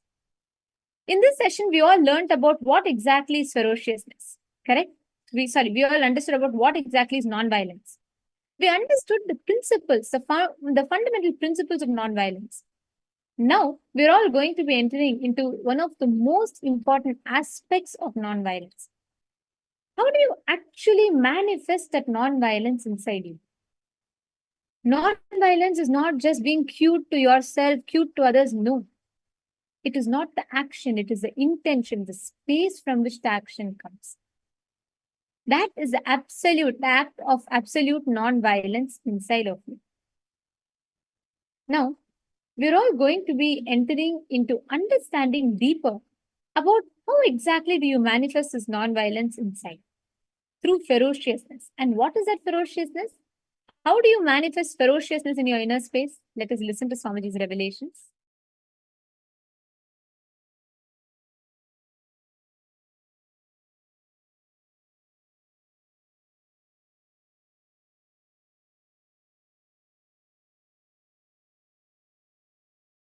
Paramashiva's message directly from KAILASA. Listen. Ferociousness is the source from which rejuvenation happens. When you allow fermentation of ferociousness inside you, rejuvenation happens. Understand? The more rejuvenation you allow, more you will be manifesting Paramashiva, more enlightenment energy, more and more you will manifest best things of life. When you allow rejuvenation, you will be having more transformation, you will have better health, you will have higher energy, you will have higher powers, you will have everything best when you allow more and more rejuvenation to happen in you. Rejuvenation is too important. Listen. Rejuvenation is too important.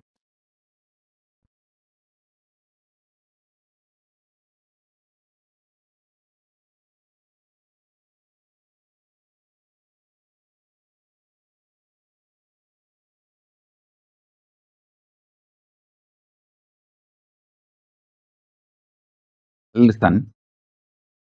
Listen intensely.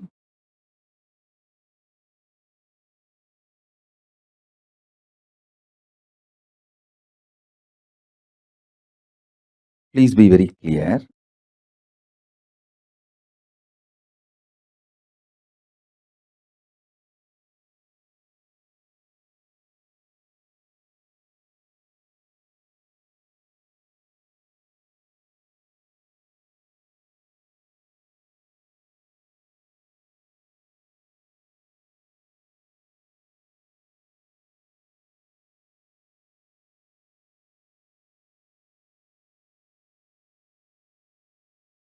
I'll define ferociousness. Ferociousness means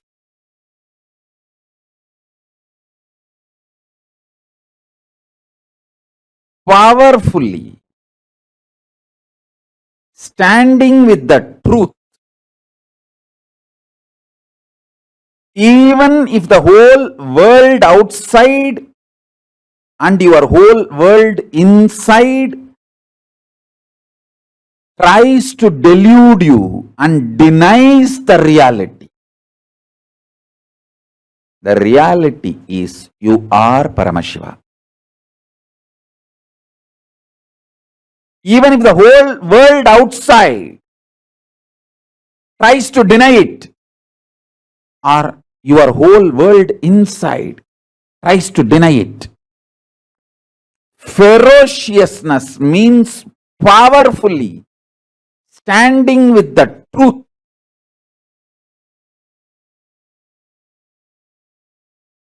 uncompromising, absolutely not letting the outer world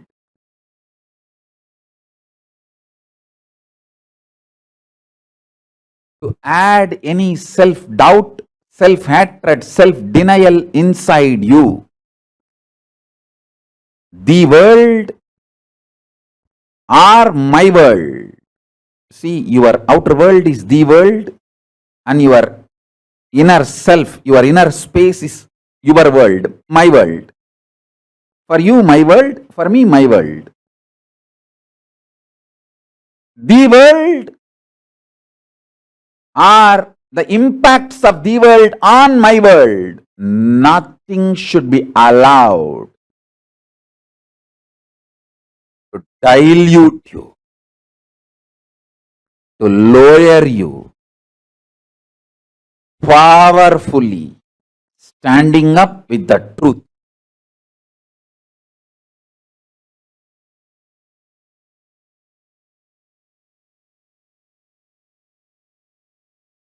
This ferociousness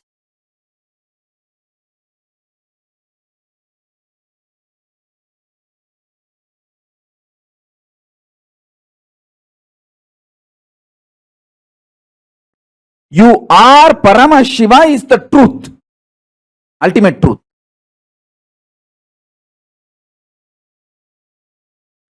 You should come to this conclusion because it is truth, not because if you believe you are Paramashiva, you can manifest powers, you can have this, you can have that.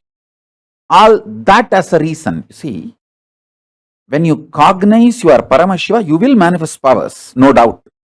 You will play with life, no doubt. Your whole life will be Leela, no doubt.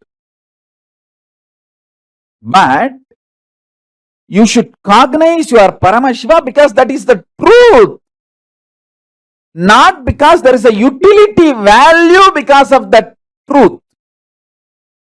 That is the truth. So, deciding to cognize the truth uncompromisingly because it is truth,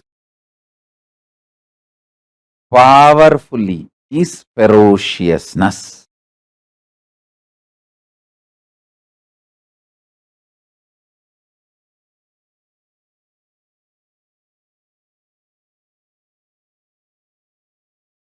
Ferociousness should be cognized as uncompromising powerful cognition of the ultimate truth because it is truth.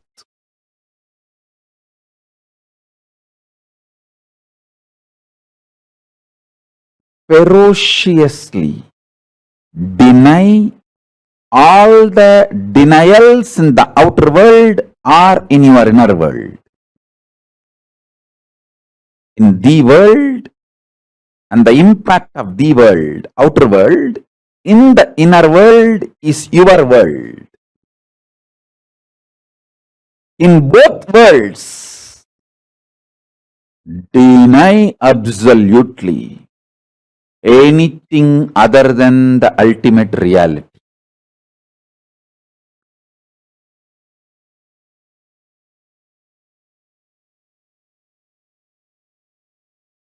I'll describe precisely step by step.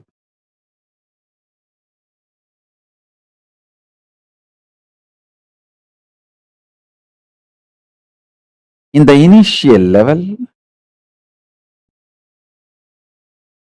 you will try to hold powerful cognitions like you are Paramashiva. The ultimate reality is you. And try to gamble with those powerful cognitions. I will believe I am the ultimate reality if my spouse stops fighting with me. I will believe I am the ultimate reality if my boss gives me vacation. I will believe I am ultimate reality if I get pay hike. You will try to gamble. But please be very clear.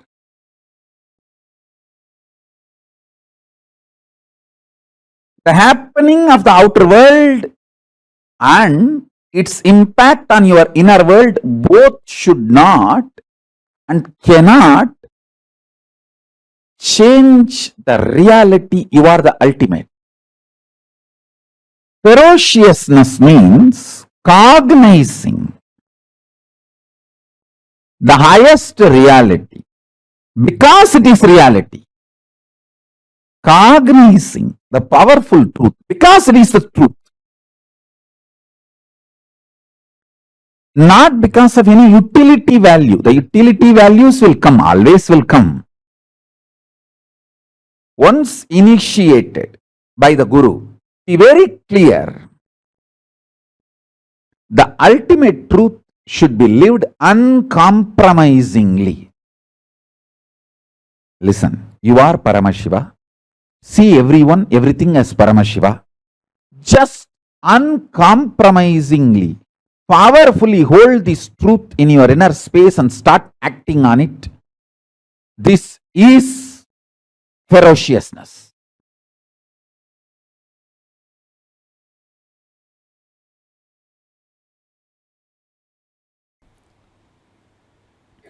Anything you fill in your logic becomes your imagination, whether oneness or any decision you take, anything you fill your logic, it becomes your imagination.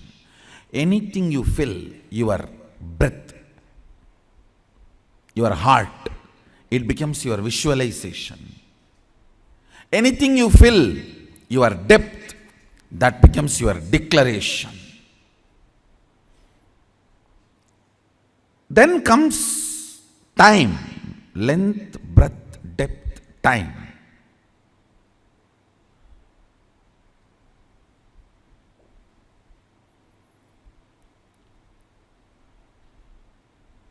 Only anything becomes part of your space can be ever yours.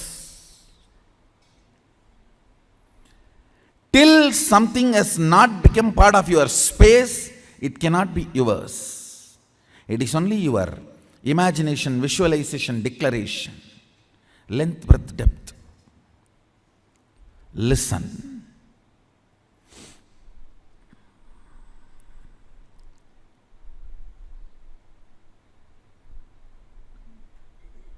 I made a statement, ferociousness breaks the time layer, removes tiredness, depression, boredom associated to length, breadth, depth, and makes anything as your space.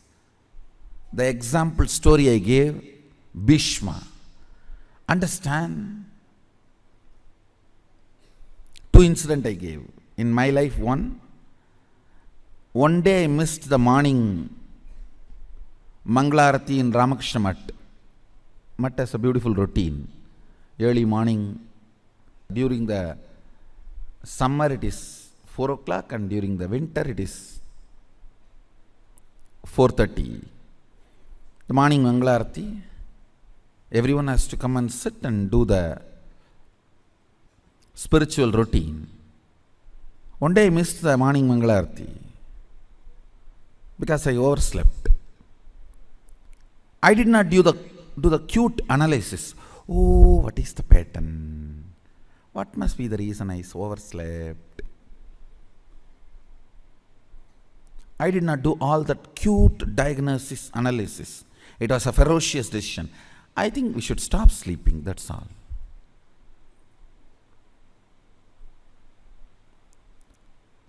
The ferociousness with which I decided to stop sleeping.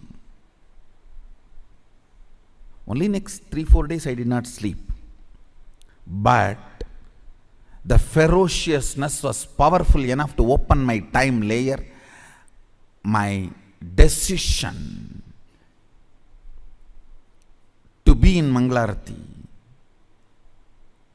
moved from length, imagination, breadth, visualization, depth, declaration to the space. Time opened up.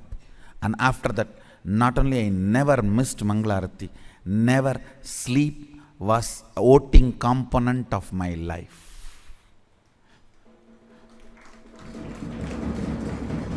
Understand this word. Sleep lost voting right in my life's any decision. Any decision I took in my life, sleep, tiredness, depression, boredom, all the four are, see, tiredness is the chemical effect of sleep. Depression is the psychological effect of sleep. Boredom is emotional effect of sleep. Coma is physiological, psychological, emotional effect of sleep. Death is the conscious effect of sleep.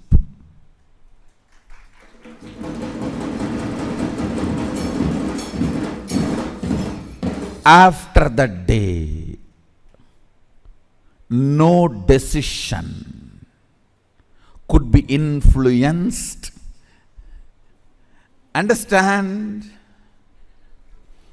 After that, no decision in my life was influenced by sleep.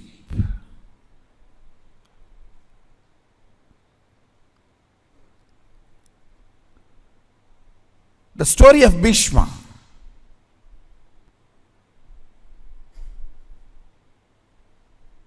He goes to the woman.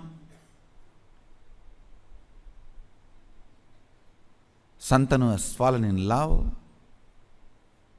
Actually, he is going to pick up a girl for his father.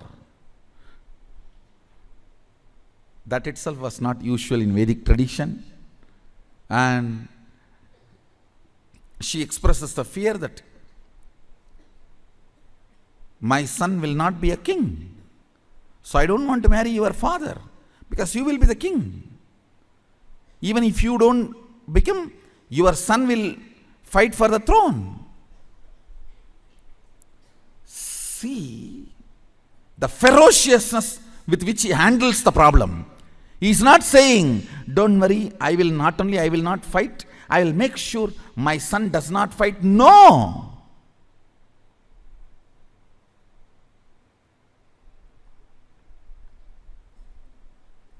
The ferociousness. I declare myself Akanda Brahmachari.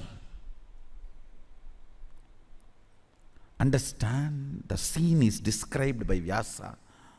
It was such fantastic scene. Son sacrificing his life for father's lust, which is not dharmically expected. Dharmically, he is not expected to do this.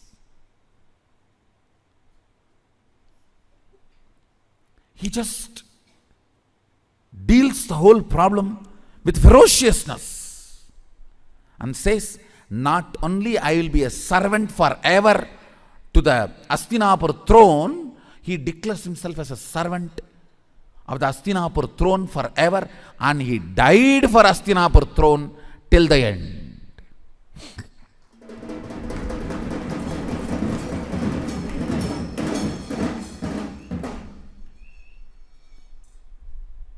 Understand? He dropped his body to protect Hastinapur throne. The last act he did, giving all the spiritual and dharmic strength he had to Dharmaraja, now who is Hastinapur throne head. Before he left the body, he made sure the right person is in the Hastinapur throne, Yudhishthira. And he infuses all his best things, Vishnu Sahasranama, and the system to rule. Both he gives to Yudhishthira. I don't know how many of you know, Vishnu Sahasranama was chanted by Bhishma on deathbed.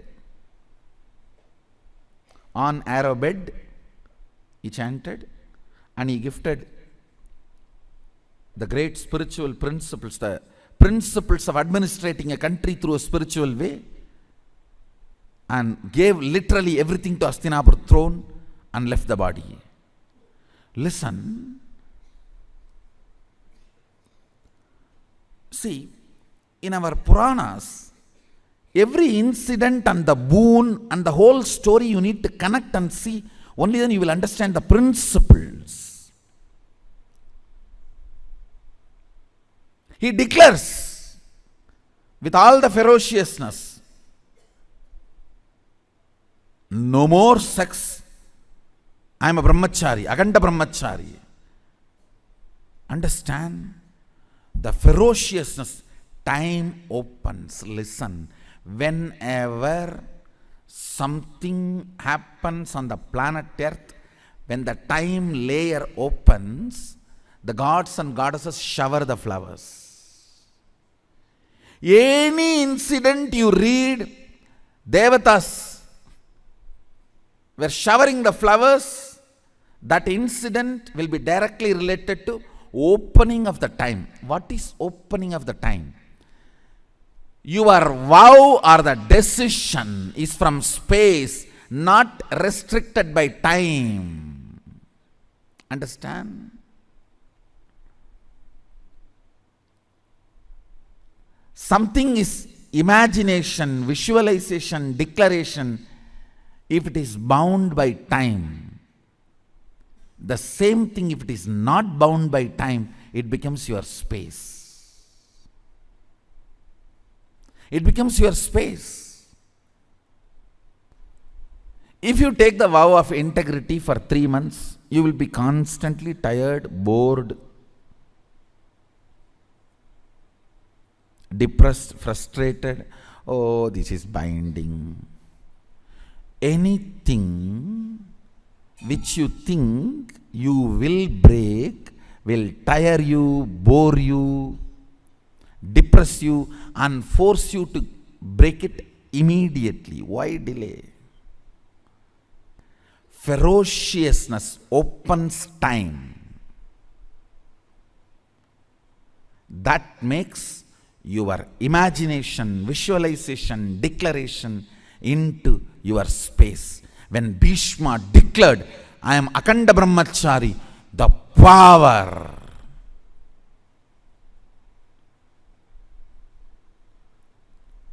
It was so powerful.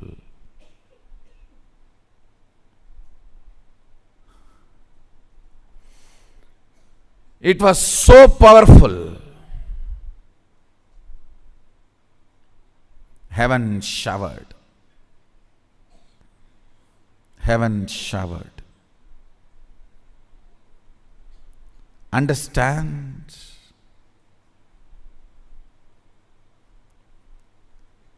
Any situation, if you deal it with ferociousness, your declaration becomes space.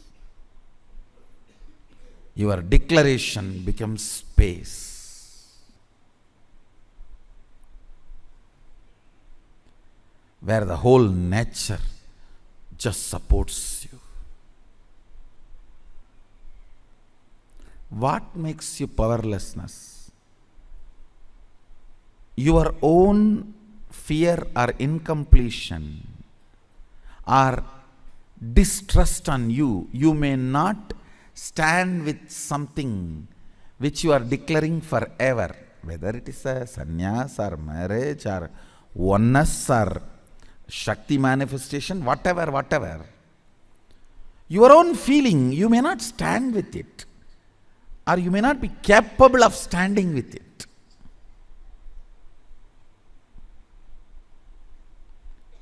That makes you powerless, and that makes things only as a imagination, visualization or declaration without letting it become space. Understand? If you declare from your space the oneness, now you will manifest all the powers of Sadashiva. Because the initiation is same. It's not that initiation is going to change.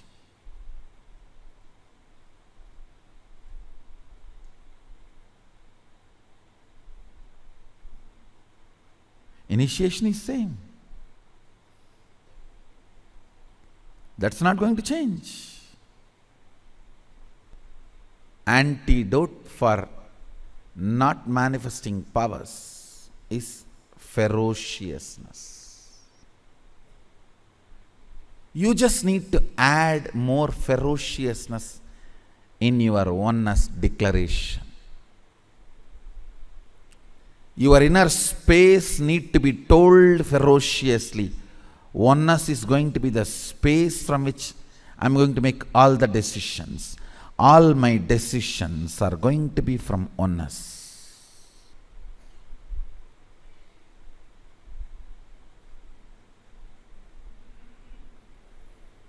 All my decisions are going to be from the logic of oneness, visualization of oneness, depth of oneness.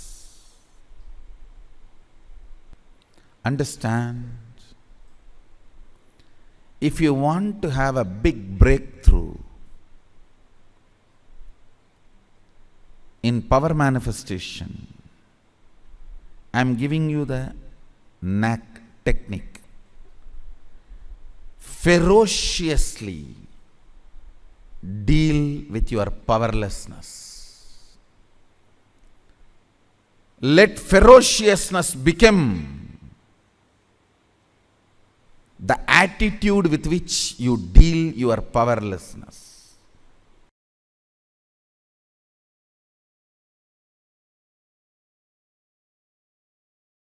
Understand? Whenever Guru shows you the ferociousness, Master shows you the ferociousness, he is showering the real love. Don't think Adi Guru, the great Master Dakshinamurti and Kala Bhairava, all the ferocious forms of Paramashiva, like Kalantaka, all the ferocious forms and Adi Guru Dakshinamurti, all of them came from the same face, south face Agora. Don't think it is coincidence. Adi Guru Dakshinamurti and Kala Bhairava, all of them came from the same face, Agora, south face. It's not coincidence. Ferociousness is a straight, intimate, raw, integrated way Guru deals you, handles you. If he has to strategize and present himself very sweetly to you, understand you do not have an integrated relationship with him. You have a strategic relationship. He will also be having a strategic relationship.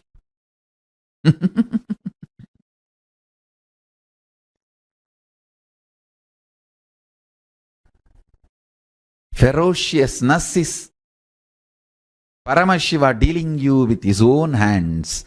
With his empty hands, bare hands, he will never kill you. He will only hug you.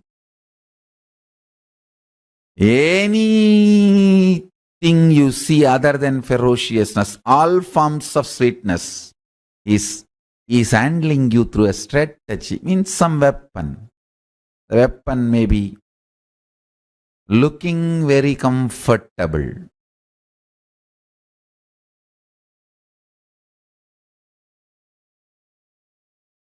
But not good for you in long term.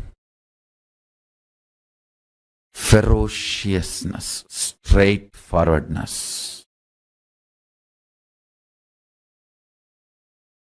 is the best integrated, intimate relationship with Guru. Understand, my love is lubrication for your machine. My ferociousness is energy, fuel, power for your machine. Any machine can run without lubrication, but it cannot run without power, energy. My ferociousness is as important as power is needed for the machine to run. My love is lubrication, optional, which is not compulsion. Don't even expect lubrication.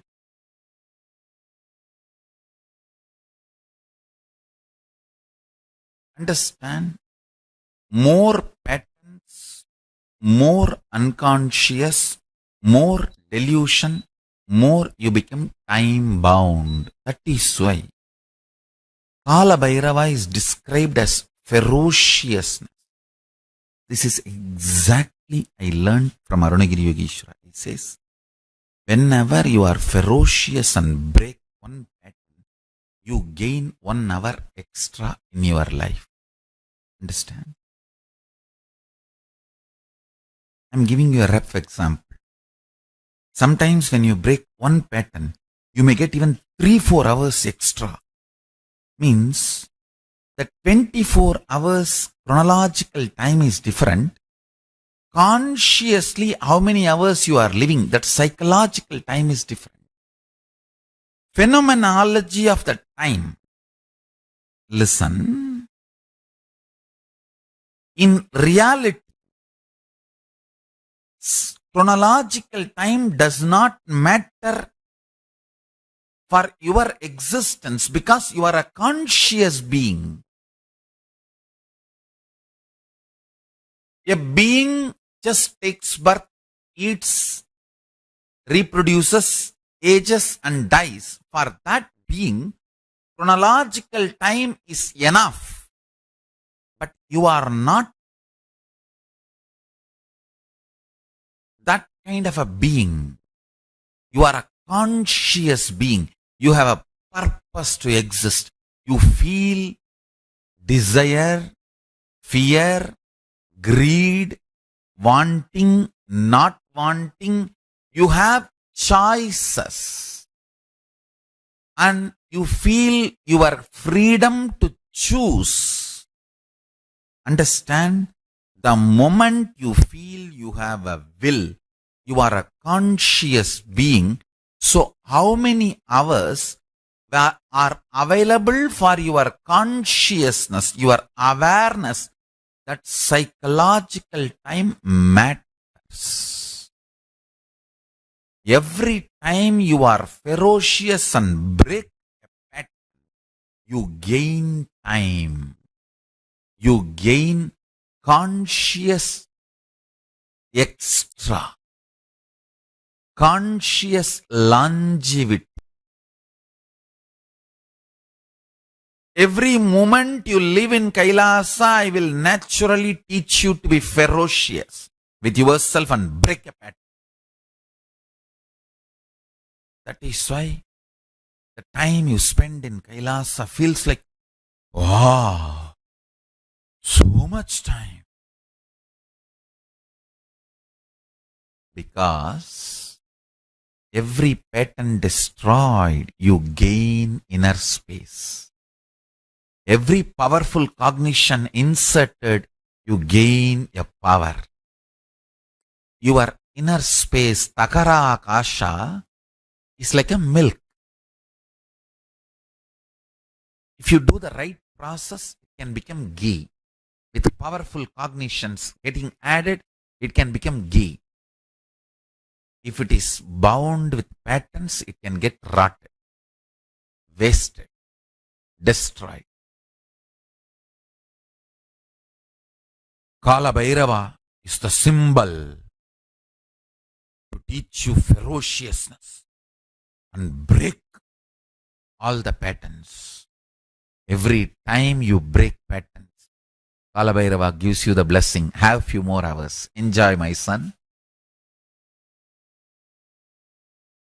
What I am talking is the most scientific principle. Understand?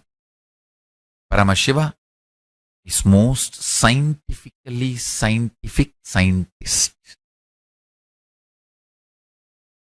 The most scientific scientist. Exactly, I learned this from Paramashiva.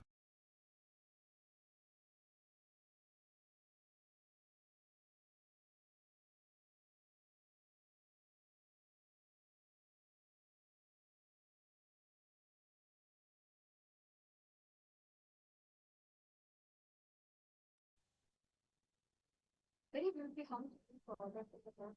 What exactly is the principle of things about?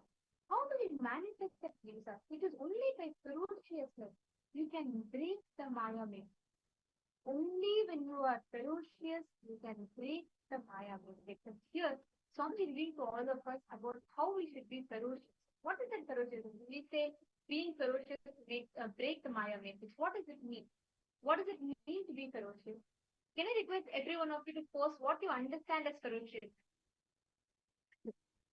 Can I request all of you to please post? All the participants, everyone, take a few minutes and please post.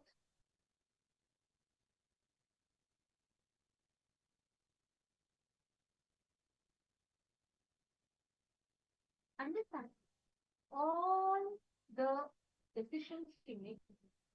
When you are just ferocious, when you declare, yes, I am going to experience, I am going to be not entertaining any delusion, any Maya, and I will be ferocious with it. When you decide with ferociousness, you will have so much of such a ferociousness inside you, so much of energy inside you. Anything you want, you will make it happen. Delusion will not be able to stop you. You will never be bound by delusion. You will never be bound by Maya. Maya will not be able to engage. Today we are going to be receiving this as an inspiration. How do you experience that Paramashanta Swarupa inside of you? And with that ultimate Paramashanta Swarupa manifesting ferocious, breaking free from all your delusions by manifesting intense ferociousness, and through that achieving the Paramashanta Swarupa. Very, very shortly, we're all going to be entering into the darshan. And today, Swami is going to be initiating all of us today to experience this profound sign. How do you actually experience the sign? How do you actually experience that intense silence inside of you? Where you're not disturbed by emotions, you're not disturbed by thoughts, thought currents, and patterns. What will enable you to separate, distinguish clearly between your delusions and between Maya between the reality that you experience and your delusion, the Maya. Whenever you are ferocious, whenever you take a step ferociously, you experience breakthrough. You have a shift, a conscious shift in the way you interact with life. Can I please request all the participants to come and sit down in front of the camera?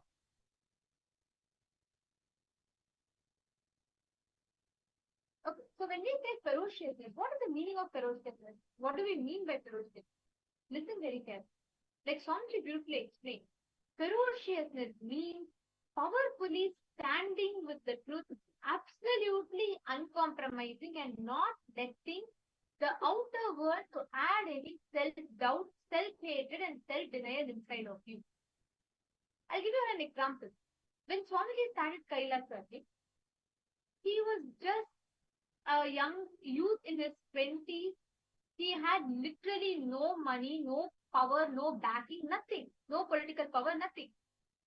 At that time, society would have definitely instilled so much of doubt on Swamiji. They'll be like, you're talking about nation, how is it going to be possible? Swamiji didn't even know English at that point. But Swamiji's ferocious response to them was his intense hard work. Ferociousness is where Swamiji did not compromise on his vision. He did not compromise on his mission. He stood by the truth, unapologetic, unabashedly, and he made it happen.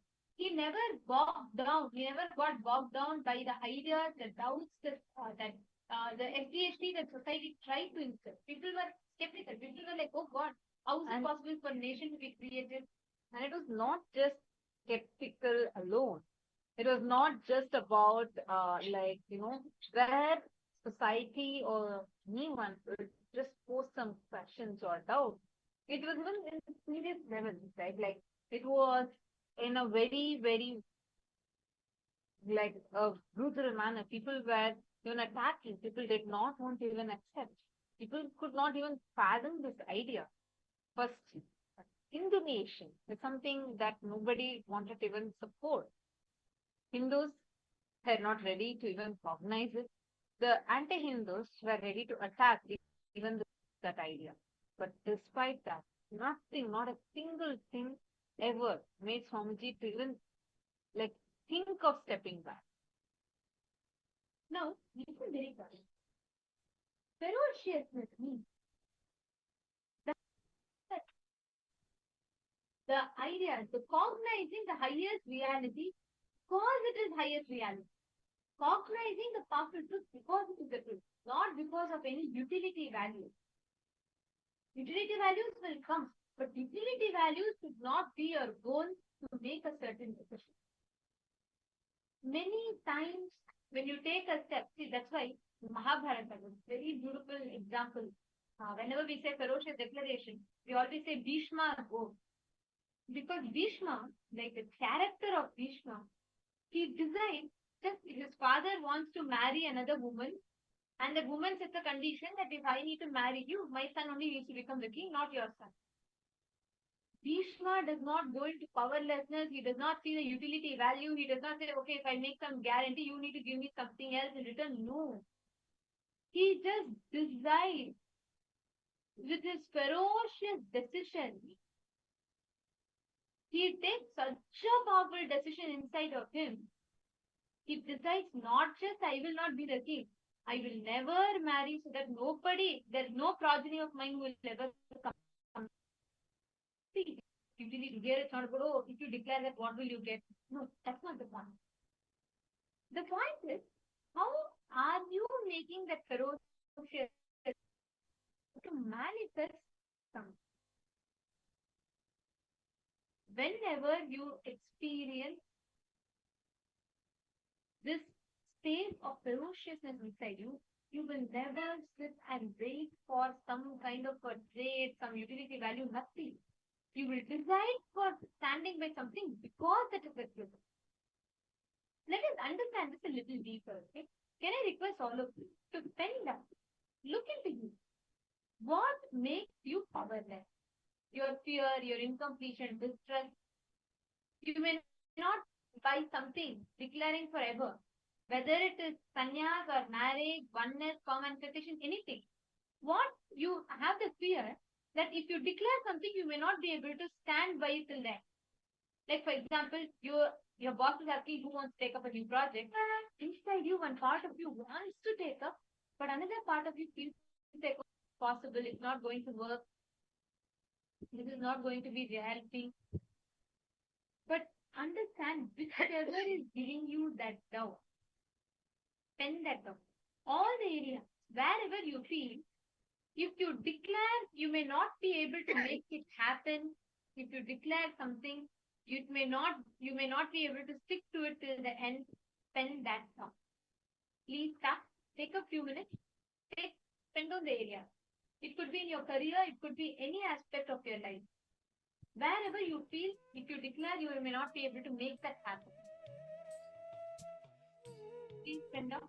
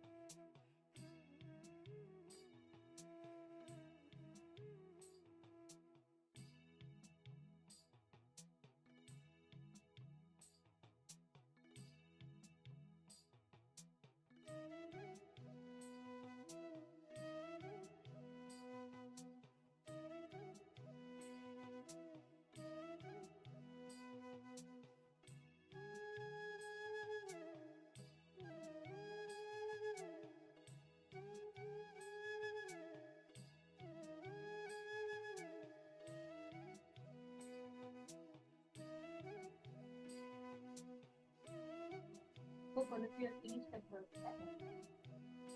Listen very carefully. Now, make a ferocious decision inside of you. In all the things you felt, I don't want to be as something as much as like you taking leadership for that. You would have felt, I don't want to declare because I'm not sure about it. That part I'm not sure. I'm not very sure if I can make it happen. In every aspect that you have written down, pen down what you're feeling, what you feel, your own feeling, and why you may not stand with it. What makes you powerless, and how that makes things only as an imagination, visualization, or declaration without letting it become the space. Please, you may say, yes, I will take up, but it never becomes your space or your strong, powerful decision inside of you. Look in. Write it down in detail. Each of you, in all the aspects you've written on, wherever you let your SDHD stop you from making a ferocious decision, identify what exactly stopped you. What was the exact place where you got stopped? You could not do anything. Identify what pattern made you stop it. This is a very important step. Please do it.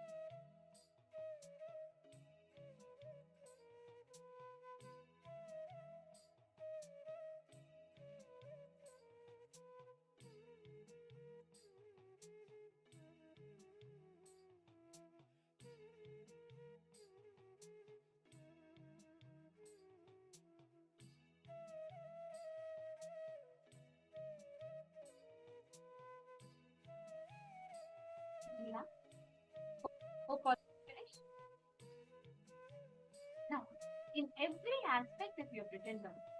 Ferociously designed to give a breakthrough. See, whenever in Swamiji's life there was a situation, whenever in Swamiji's life he had an obstacle, it was not like, a bed of roses for Swamiji the moment he declared KAILASA happened. No.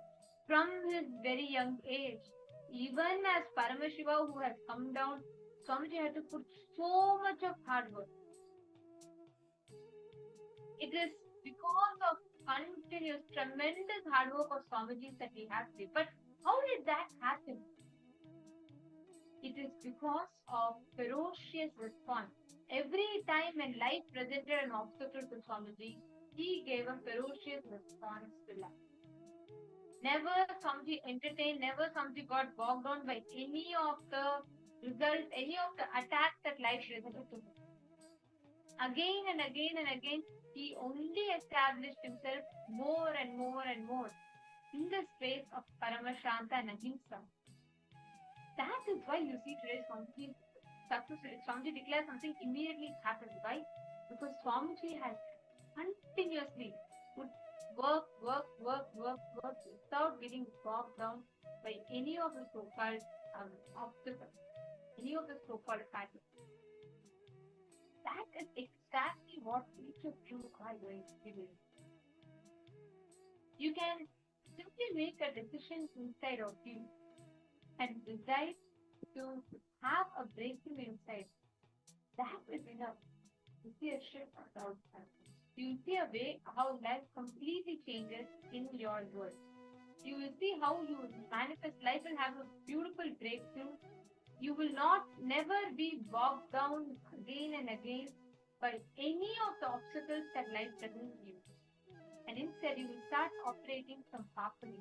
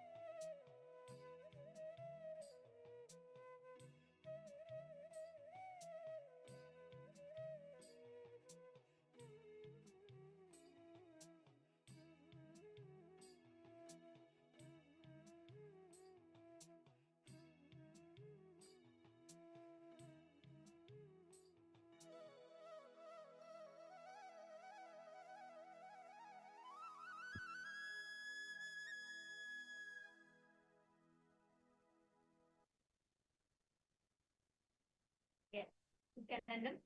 Hope all of you have finished. Today, both of us are going to be receiving this initiation